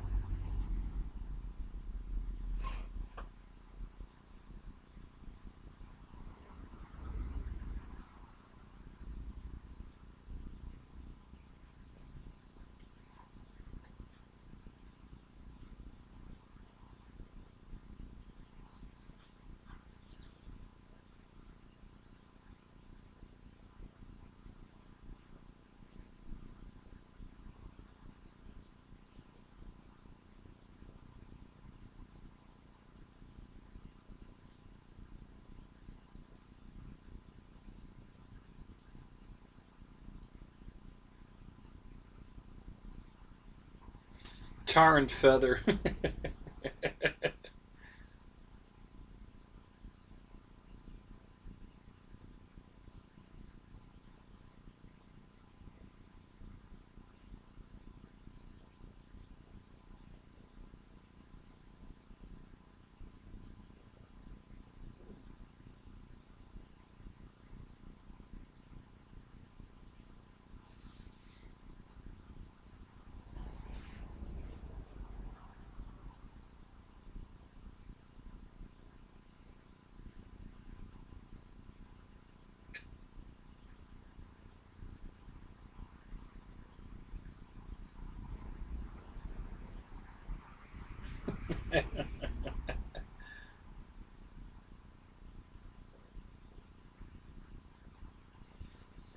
Oh well, everybody. The government's been trying to take everyone's guns forever, you know, and they're not going to give up. I don't know why, because it's not going to work, but they're trying.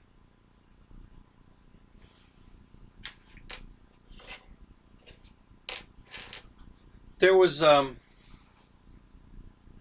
guess, the highest crime rate, home break-ins. This was many years ago, 25, 30 years ago, I guess it was in Kennesaw, Georgia. Um, I guess there were, dozens of break-ins every single night just in that one township, Kennesaw, Georgia. So they passed a law that every head of household had to have a gun, and you had 2 weeks, to get a gun. Everyone has to have a gun in the home. Everyone. And as soon the day that law went active, it stopped. The break-ins stopped. I don't mean declined. Stopped. Done. No more home break-ins. Because every home you break into's got a gun in it, right? And the criminals know it now because it's a law. So, and yet, and every time they bring up this "take your guns" crap, that thing from Kennesaw comes up every time. For the people that say, no, we need our guns. This is why we need our guns, and they always bring up that example. So, guns only, gun laws only take guns away from the law-abiding people. People that break the law they're breaking the law to steal shit. And they don't care if you make gun laws. They're not going to follow those either. They don't follow the law. So they're going to buy a gun in the black market, and they're going to do what they want anyway. So when you make a law against gun, all you're doing is taking guns out of the lawful people. It's stupid. And I don't understand how they don't see that. The logic is just, oh yeah, let's make it illegal to own a gun. Okay, so only the criminals own guns. That's how it works. It's just stupid.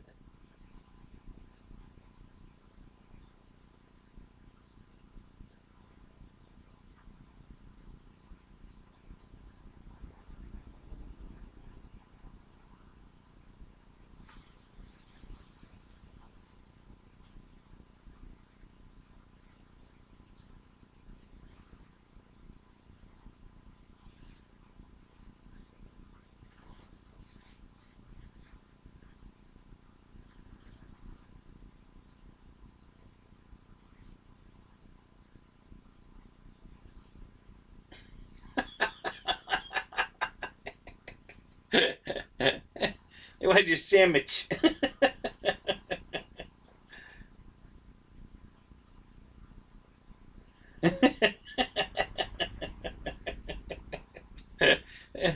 Yeah, lead sandwich.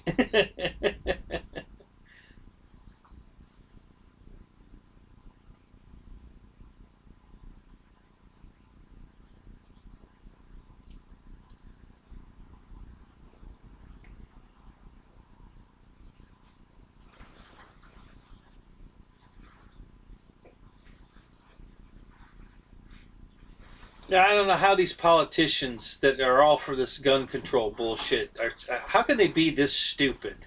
Seriously. It just doesn't make any sense. And they fight for it like, you know.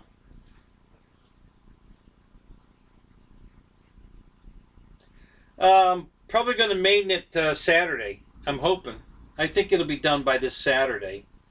So yeah, I'll probably maiden it Saturday. There probably won't be any video of it, but the build video will be up, and I'll probably I don't know. I don't know if I'll go on somebody's show and talk about it, or just wait till Thursday night and talk about it, or I don't know. We'll see. So I was saying it before, but when you're a one-man show, which is what I am, and you're taking a plane out to Maiden, and you're trying to make sure everything's right. You know, you got the batteries charged, and you got a charged battery in the plane, and you know your radio's charged, and you're getting all set up, and then you got to remember to turn the camera on, and you're nervous about the maiden. You want to make sure it goes right, and it's just too much. And usually when I do that, because I've tried, usually what happens is I either forget to turn the camera on, or I've zoomed it too far, and none of the footage comes out anyway. I don't get any of the plane on camera at all. Yeah, so it's always just too stressful and too much going on for me, because I have to do it all myself. I don't have someone to go.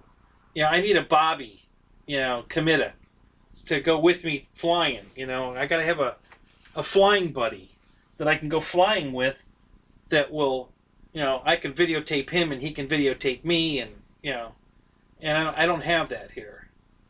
So,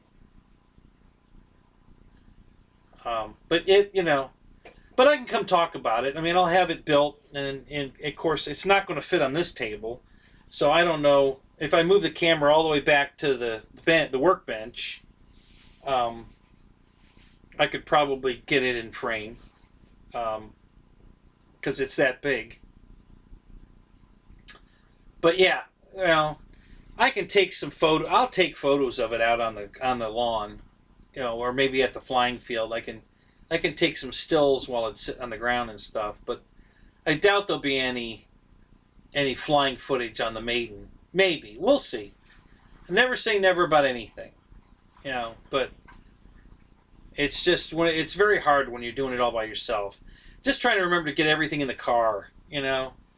Oh, I forgot the camera. Let me make sure I get the camera. Well, then I forget the hat to put the camera on, or I forget my transmitter because I put the camera in the car, forgot my transmitter. You know, it's just a lot going on when you're trying to get all of that and get ready to go. And yeah, so, but we'll see. You know, it just depends on how my day's going. If the week goes well and I have time to preload the car with almost everything, and yeah, it could happen. Like I say never, but like I said, when you're a one-man show, it's difficult. You know, it's just too much going on. So I wish I had somebody that lived here that was into the hobby like me, that we could go flying together. There is the guy I fly my Avanti with is that kind of guy, but he's got a wife and kids, and he just can't dedicate that much time to it. He gets away when he can, but it's not an everyday, you know, he's always available kind of thing. It's kind of like Ryan and Mike. You know, Mike's never available to go, you know, flying, because he's got a life of work and whatever else he's working on. And that's the same situation I have with, like, the guy I fly with, Terry.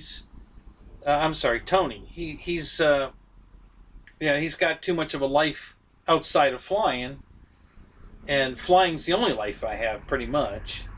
So, yeah, it's just difficult. But we'll see. But yeah, I think the plane will be ready by Friday. I don't see any reason why not. There's not that much more to do. All the really hard stuff's done. Now it's just screwing these little bits on, and if I don't get the guns on the wing done, that's fine. I'll just fly with or without those. So, because I want to do them different. These as gun barrels is ridiculous. I mean, that's not a gun. That's not a bullet size hole. That's a bowling ball size hole. So you know, it's just, you know, and they all do that for some reason. I don't know why, but it's not scaled. It doesn't look right. So I'm probably going to put different. I have some aluminum tubing over here. It's much smaller than those, so I'll probably just drill holes in the front where the barrels go, and just slide the aluminum tubing in, you know, glue them in, instead of gluing these on the outside of the gun barrel thing. Just stupid. Way too big. But that's got nothing to do with it flying, so I'll fly it if that's done or not. Doesn't matter.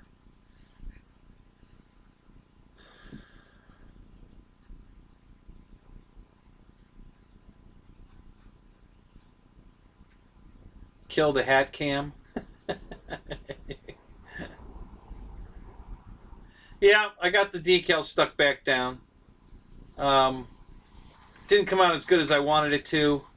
I'll have to do a little touch-up paint on it, but that's fine. It's easy to do. I was expecting to have to do that anyway. But it stuck down. I used a piece of wax paper to push it down, but I guess I had the wax paper the wrong way. I didn't have the wax side against it, so it stuck to the paper. So when I started to pull the paper off, it started to peel some of the decal off. So yeah, so there's mostly it went back down okay. There's just a couple of little spots where it pulled the white and part of the red of the tooth.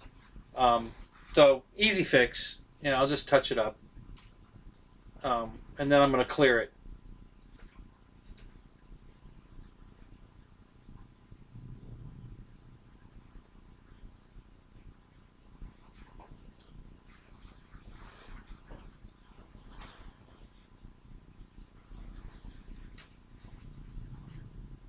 Just downloaded L19 Berg Dog plan, 72-inch. Really?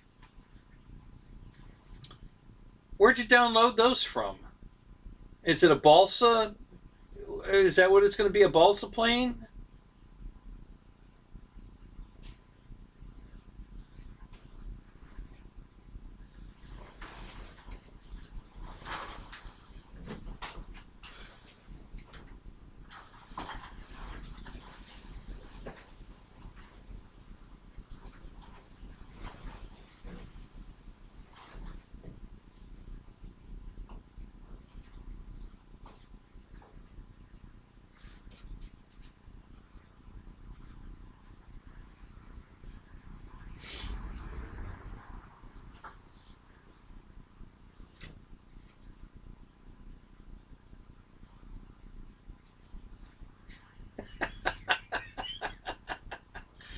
So, fireman, your wife doesn't want an arsenal in the house? Is that what you're trying to say?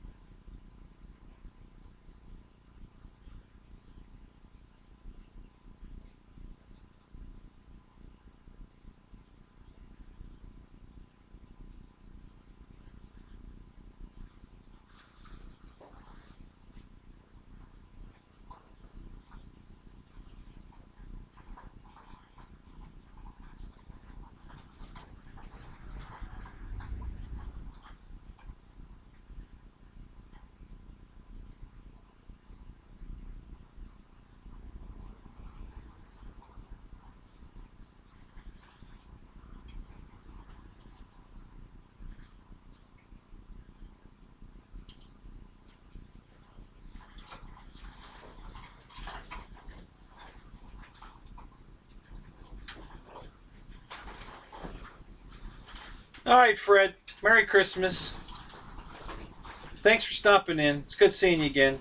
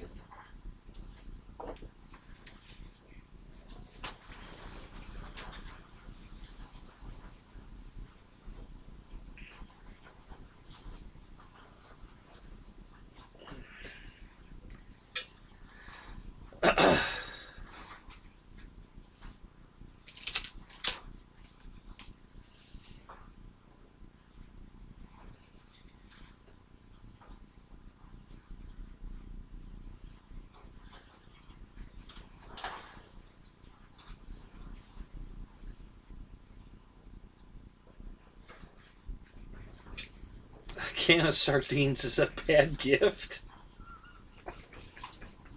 I don't know. Who are you giving it to? Yeah. If it's the neighbor's cat, then no, probably not. The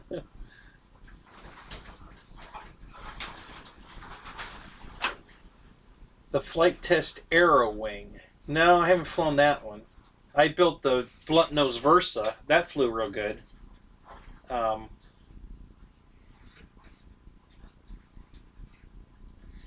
Merry Christmas, Fred. Good night.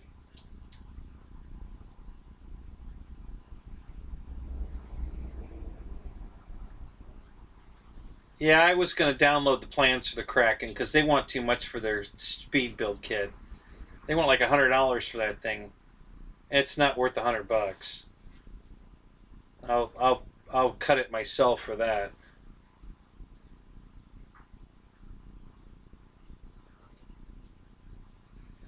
They're good with hot sauce and tequila. I'll take your word for that, Paul.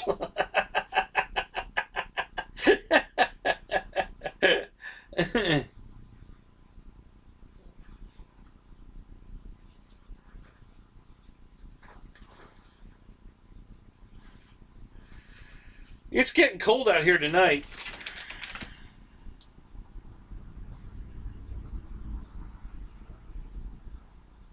It's 58.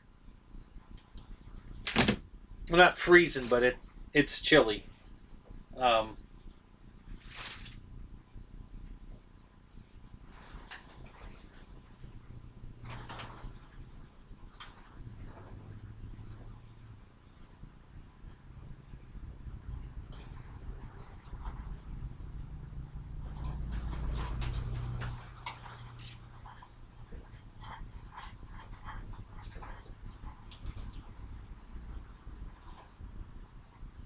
Oh.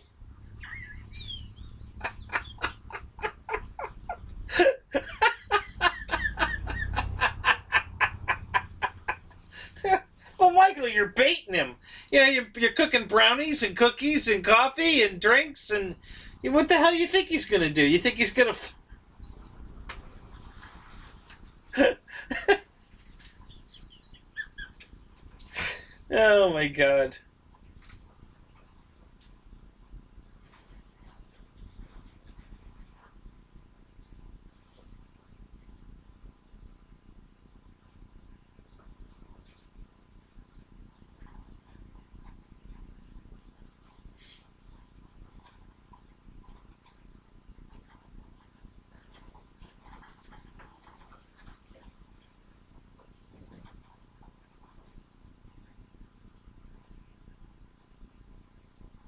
An Excalibur crossbow. That's cool. I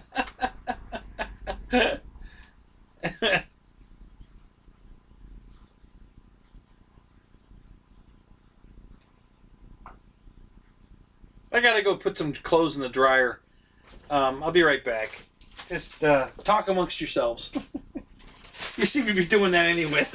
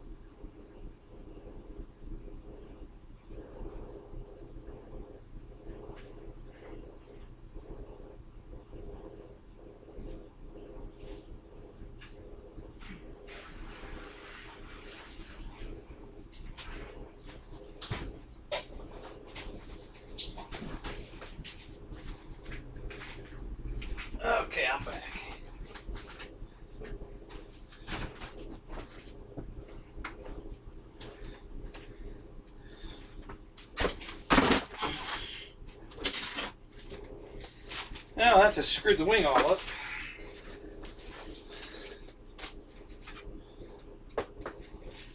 Oh, God.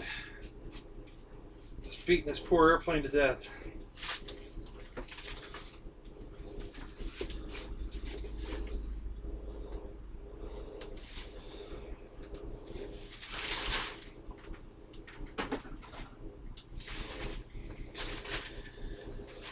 Alright, so I brought out one of my Christmas presents.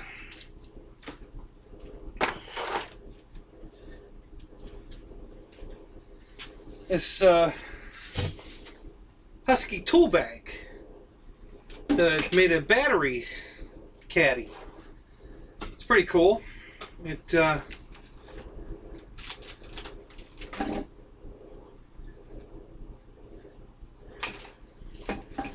so it's got pockets all over it. Put the battery packs in the pockets. These are 6-cell packs here. Battery chargers in here. More batteries in here.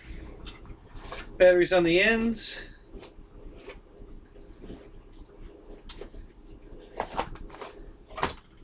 Batteries on the other side. This works out really good. I don't know if you guys have seen this, but it's really cool. I put the part number up earlier for... This is the bag that's a separate, but there's just a slightly smaller bag. It looks exactly like this, with a little bit smaller pockets. You can put 4-cell packs in it, not 6-cell. But it was a 3-package deal. You get 3 bags. You get this hard-handled one, and then you get 2 soft bags. And I forget how they were.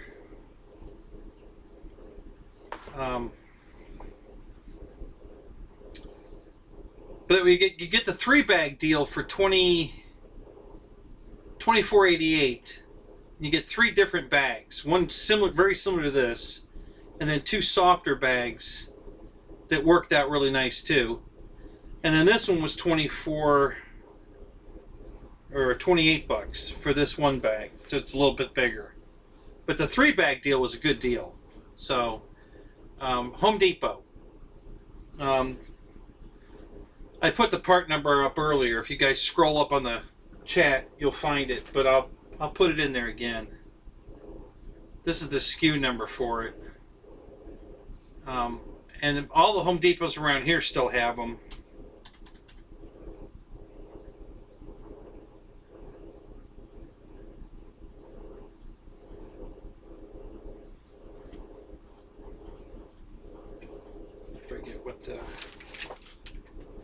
What was the number?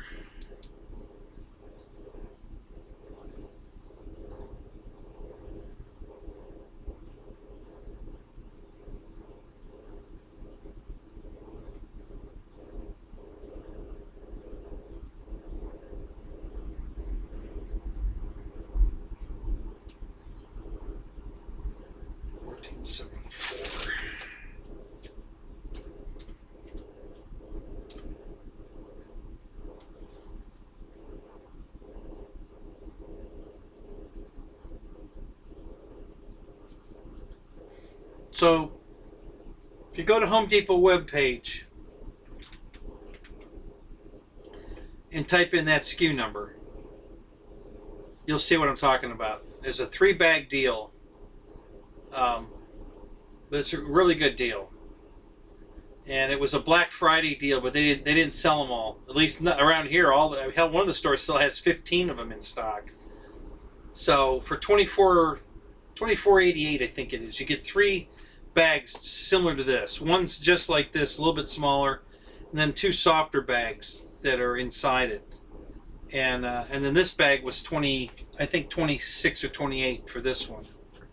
So I was carrying all my batteries and my chargers in, those soft, reusable Publix shopping bags you can buy.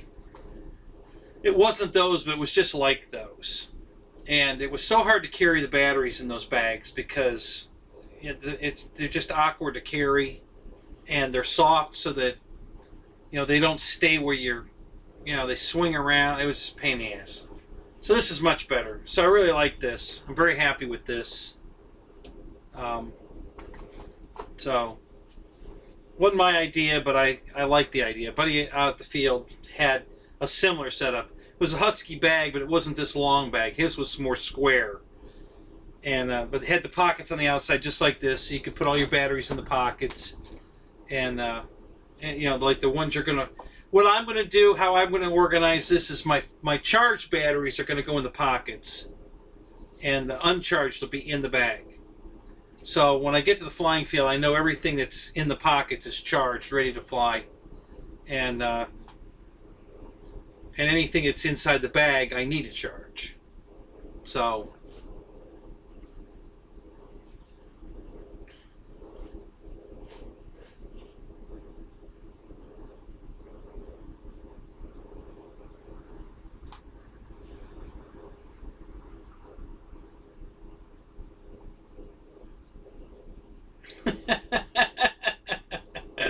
Wear a red belt. Yeah, there you go.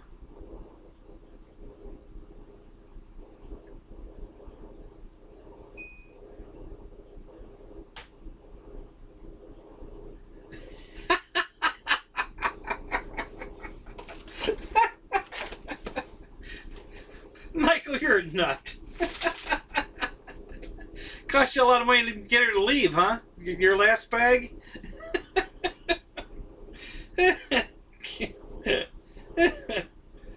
Oh my God.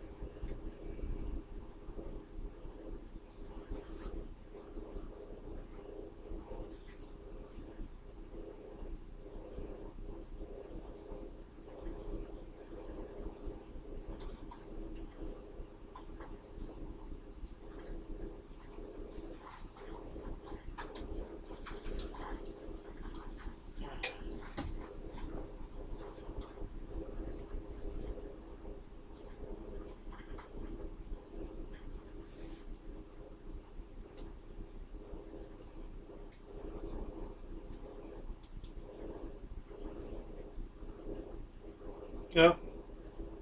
It's got a battery low warning. Yeah. My phone's dying. I'm not even using it. Oh my God.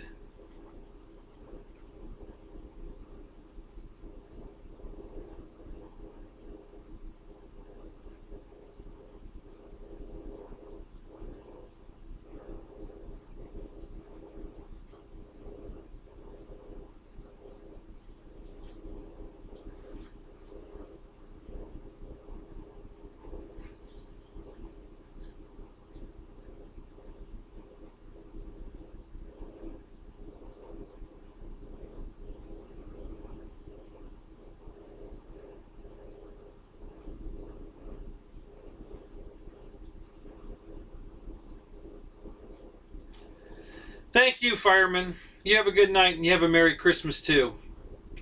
Yeah, I'm gonna have to call it pretty quick too, guys. I have to be at work at 7:30 tomorrow morning. So I'm not gonna go all night. That's why I had to go get the clothes I'm drying or for work tomorrow. So I had to go finish those up. I'm not gonna have anything to wear. No, I'm all right, Paul. It's not too cold. 58's not. I'm not gonna get frostbite tonight, but at the same time, it's. I just can't believe the weather we're having right now. This is just not December weather for Florida. It's been really crappy, and we usually don't have that kind of weather. So it's been miserable. This is usually late January, February weather. These cold nights, rainy. December is usually much warmer than this.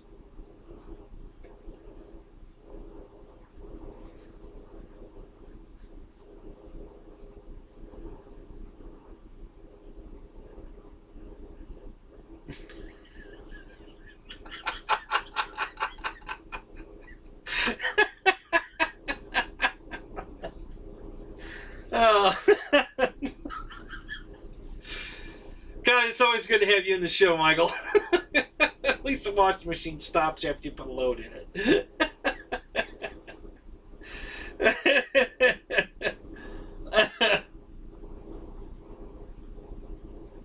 I will, Roy. Thank you. I'll get some sleep. I don't sleep much anyway, so probably go work on. I'm working on my the build video. I'm editing it as I make it, so I got some more editing to do. So if I don't fall asleep, I'll probably fall asleep while I'm editing, probably. But yeah, I'll get some sleep, and then I have to work tomorrow for 5.5 hours, and then Friday for 4 hours, and then I'm done with AutoZone. And I start at O'Reilly's the week after that. So start next week, starting Sunday, I guess. Next week, I start my new job. So I'm looking forward to that.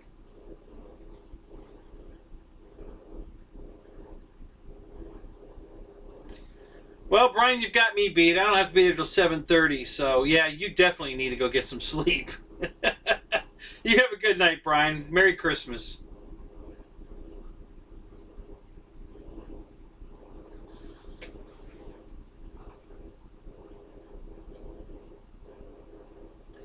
Thank you. I'm looking forward to the maiden. I'm pretty excited. So thank you for that. You have a good night, Randy.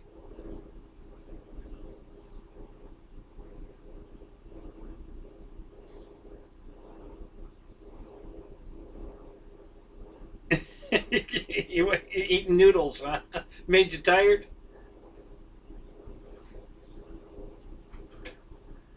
Yeah, I know, Roy. Well, that's why I moved to Florida, because it's not shitty here. You know, if I wanted shitty weather, I'd have stayed in Cleveland.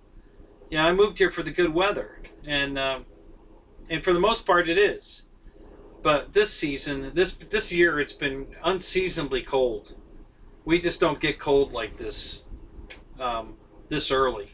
You know, it's usually February before we get the real cold weather, and it's already been cold. So I don't know if this is a sign of what's to come for the rest of the year, which is going to really suck. But we'll see. I start at O'Reilly Auto Parts next week. So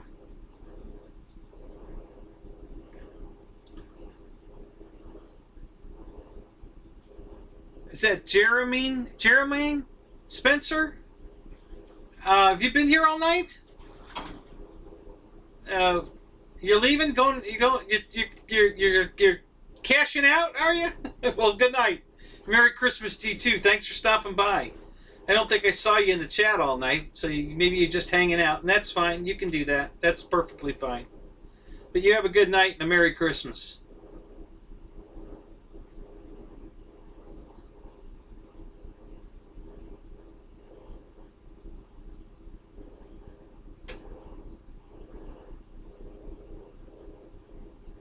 What do you got in mind, Paul? I did buy a new plane. What else you got?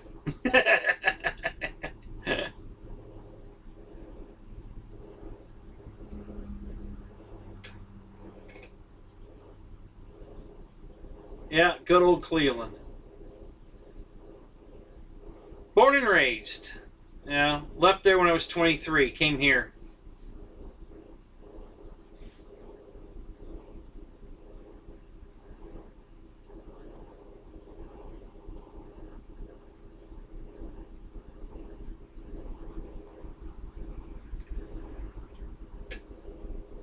Thank you, Man Cave. I'm not expecting any problems. I think it's going to be a good move for me.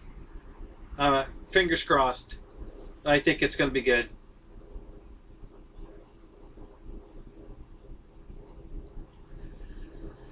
What's the difference? Not much. I mean, they're basically both same kind of auto parts. The big difference for me is O'Reilly's paying me a lot more money. they're going to give me more hours, which, you know, I only get 9 hours now, so it's going to be hard for them to not give me more hours, honestly. My new boss told me if he could only use me 9 hours a week, he wouldn't hire me. He doesn't have any use for a guy that can only work 9 hours a week. So I'm hoping for the 25 hours, you know, that I was supposed to be getting. I don't know. We'll just see. AutoZone didn't treat me well. You know, they hired me with a lot of promises they didn't keep, and you know, I got a review that I was not happy with. It was a just below average review, and I'm not a below average guy. I did way more for the guy that I didn't get any credit for. And when I asked him that during my exit interview, he couldn't answer me. I asked him, I said, you know, if I was only worth this, doing all this extra work for you, I filled it, you know, every time somebody called out, I filled that slot. My car knowledge, you know, I got over 40 years of car knowledge that nobody in the store knows. So every time they had a question they couldn't answer, they'd ask me. Just all kinds of stuff, and worked my ass off there, especially like on truck night. You know, I can put inventory away, and you know, I said if I didn't do all that, well, how would my review been any different? And he couldn't answer me. He just stood there and looked at me, because it wouldn't have been any different. So I did all this extra work for nothing. I didn't get any credit for it, nothing. So it pissed me off. I just, you know, I don't need to work this hard for a company that's not appreciating it. So I'll go work somewhere else. And I told him that. I said, if all I'm worth to you is this, then I need to go work somewhere else. Because this, you know, I know I'm worth way more than this. Yeah, I like AutoZone too. I liked them when I went there. I still like them. But I don't know if it's the company or just my boss that I can't work for them anymore. It might just be my boss. But I talked to the district manager too, and he didn't seem to want to do anything either. So maybe it is the company. I don't know. They don't treat their employees well. I can tell you that. They treat their customers great. I love their customer policies for sure, but they don't give a damn about their employees. They think we're all easily replaceable. And before I came there, the manager had every time somebody called out, which is every week, he had to fill those shifts. You know, because he couldn't get anybody else to fill them. He'd call all the guys, and nobody wanted to take on more work. So, got a bunch of young kids there. Don't want to work. Don't need to work. You know, live at home with mommy. You know, want to play games and, you know, go out partying, and they don't want to work. They don't have to work. So they call out all the time. You know, they go out partying, can't come to work the next day. Whatever. Or they want to go partying and they're scheduled to work. So they call out to go partying. You know, it's one way or the other. And so who does he call? He calls me. And I literally live 30 seconds away from the store, so I can be there, like, instantly. And, you know, and for all that, I got nothing. I got a below average review. And an 18-cent raise. 18 cents. That was insulting. So I told him then that I guess I need to go work somewhere else. So it was no surprise when I told him I'm going to work for O'Reilly's. You know, I told him I quit. I'm going to work for O'Reilly's.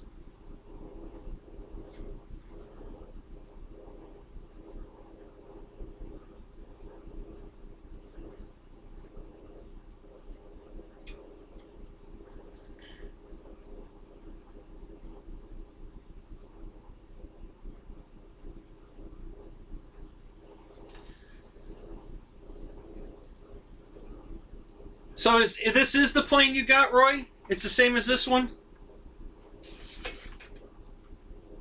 If you answered me before, I missed it. So I'm guessing it's the same plane. Because there's a lot, like I said before, a lot of people sell this plane. So I'm guessing that that's the plane you got from, I think you said you got it at Hobby King.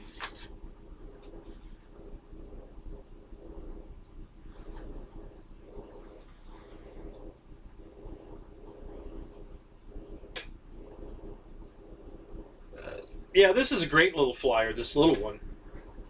You know, the big one's awesome. I mean, I love my big one, but this one's cute and it flies good. Um, Very stable, easy to fly. You know, it's a little fast. It's a lot faster with the gear off. If you take the gear off, it's a lot faster. Um, but yeah.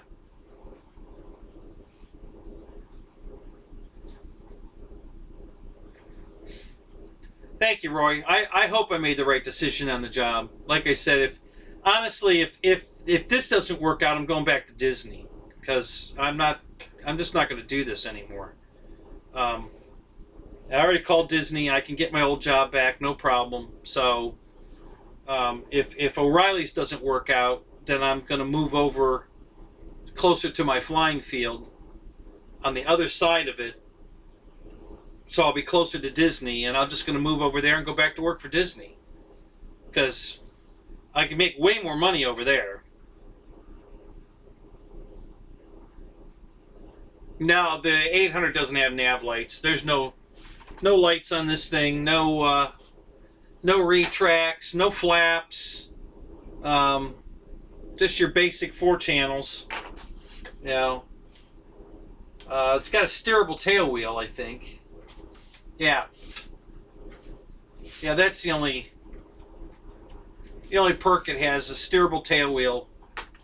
The gear's removable, so if you want to fly it like the gear's up, you can just take these off. They just pop off. No tools required. It just they just snap into these holders. So you just pop them out, and it flies fine. It lands even with the 4-bladed prop. It lands good without the wheels as long as you stall it. You can't bring it in and try to scrape across the ground because it's going to break a blade. I just bring it in real slow, and then at the last second I just pull it up and let it stall, and it just plops on the grass. And I've been doing that for a while, and I haven't broke a prop, so that's been working. Yours came with a gyro in it. No kidding. What brand gyro's in it? I don't think this has a gyro in it. I don't think I put. It didn't come with one, but I don't think I put one in it. No, I didn't.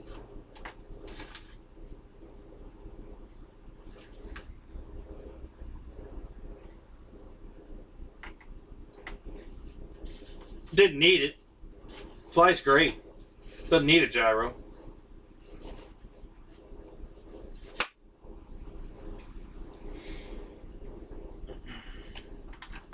I think I was flying 1600s to 2300. No, 2200s. Yeah, 16 to 2200 3-cell. Fit in there. Flies fine. Nice long flight times.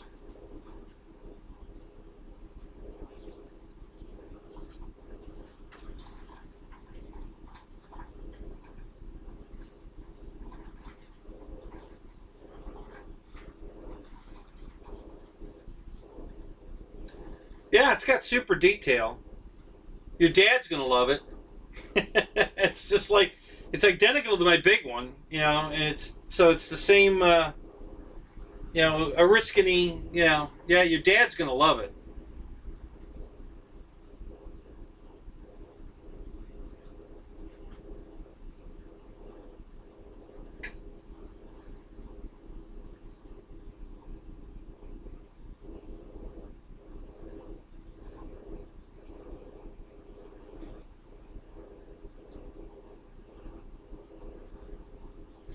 Don't you guys use coolers in the winter for your battery trays?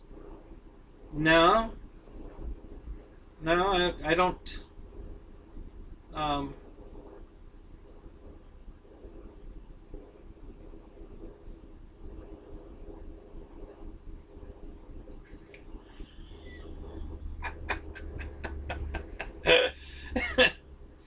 oh, Michael.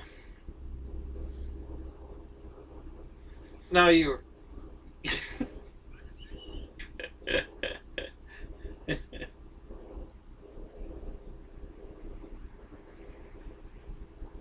Yeah, the cold weather affects batteries. It's best to warm them up a little bit before you put them in the plane.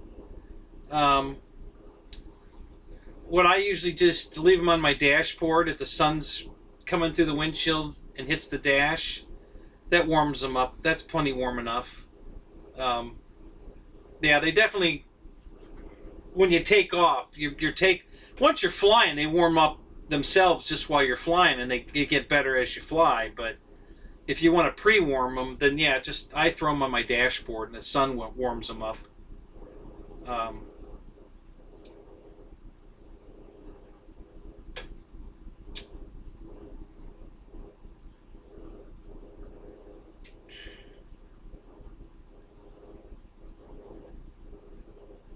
did you go look the bag up, Paul? It was a good deal. Yeah, it really was. So yeah, I'm real happy. I had to get away from the stupid bags I was using, and these are going to work out great. So I'm real excited about this. You know, I spent quite a bit last night just playing with my bags, kind of put the batteries in them and kind of organize them. I got my battery checkers here on the end now, so I don't have to dig through the bag to try to find them. They're right here on the end, and yeah, it's really cool. I really like the bag. It's nice to have things organized now where, I can just grab a battery. Like I said, the way I'm going to do it is the batteries on the outside of the bag are going to be charged batteries. And if they're in the bag, they're not charged. So I know what's ready to go and what's not. It's going to be cool. I'm really excited about the bag.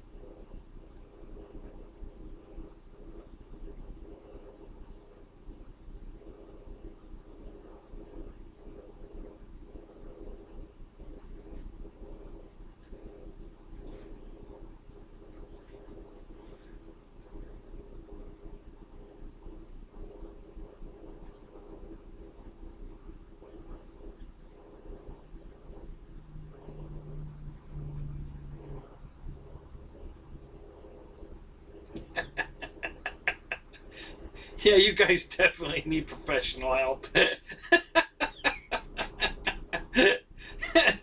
Without a doubt. uh,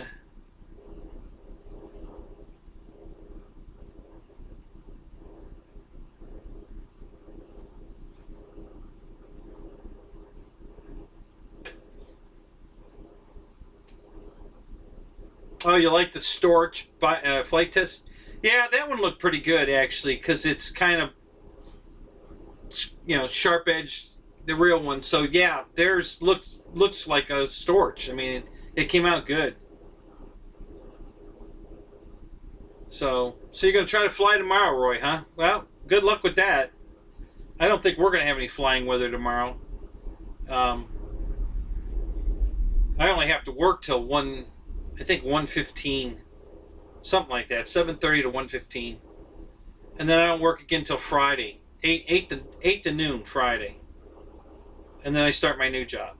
So yeah, so I'm pretty excited to get this plane built, get go maiden it. The Havoc, looking forward to that getting here. Um, That's supposed to be here Friday. So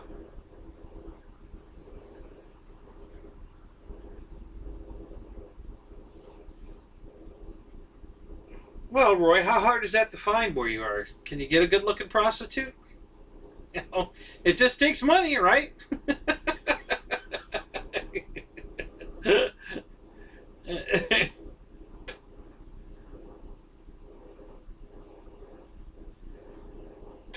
A little surface crawling with your new toy. What'd you get, Michael?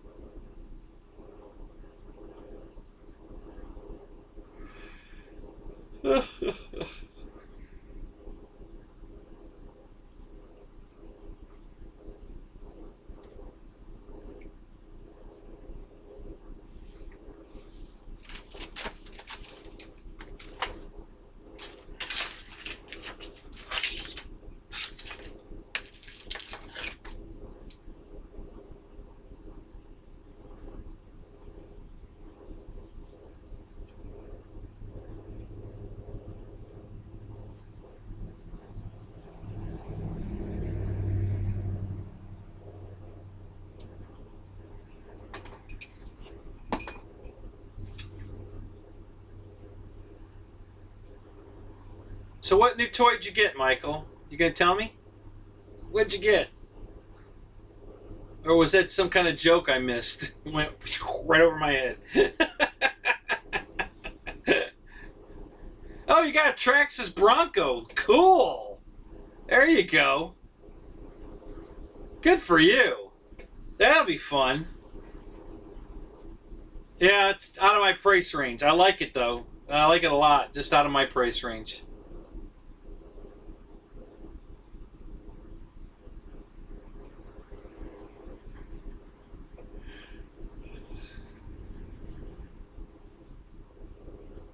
Since the Backpage.com got shut down, it's been a challenge. Really? Oh, God.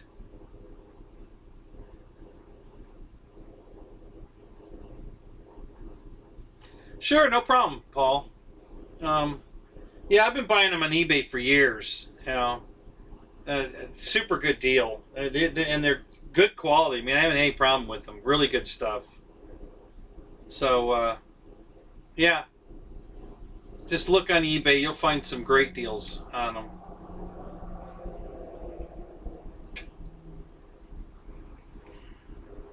They're 12 volt too, so 3-cell.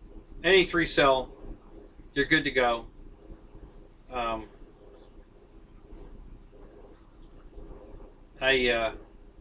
If I'm flying in a plane, it's a 6-cell plane. I'll either throw another battery pack, like one of my drone packs, the little ones.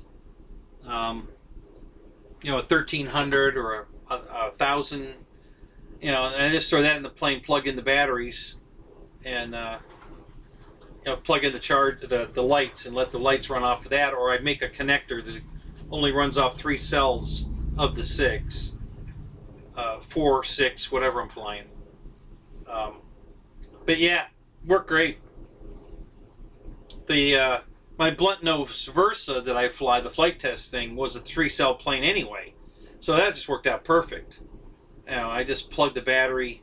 I made an adapter up with a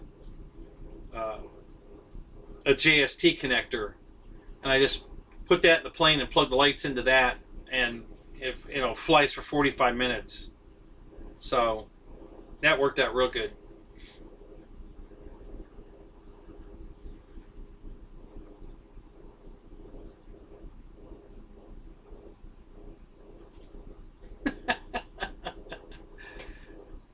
Oh, God. So when it's legal in Vegas to have a prostitute, does that mean you can fuck her right there on the street? Or do you still have to get a room?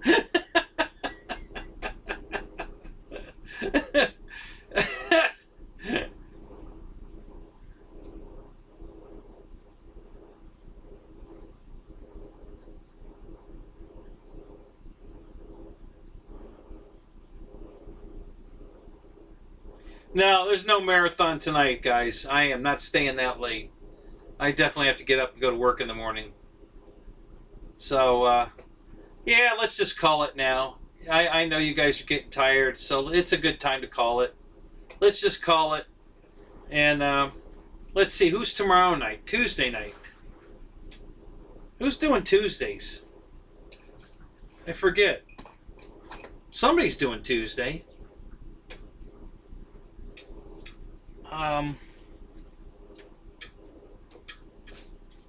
Oh, Bledsoe's doing Tuesday, isn't he? Yeah, I think tomorrow night's Bledsoe's night. Yeah. So I'll see you guys in Bledsoe's show tomorrow night. If you're going to be in his show, he'll be on. So we'll see you then. And if not then, Wednesday at Weaver. Weaver Wednesday. I know GB's doing a show for sure, but I bet Josh will too. I'm betting Josh will do it. He wants to be, he loves it as much as I do. So he wants to do his show. I know he's got kids and everything, but he still wants to do his show. Where did I put my keyboard?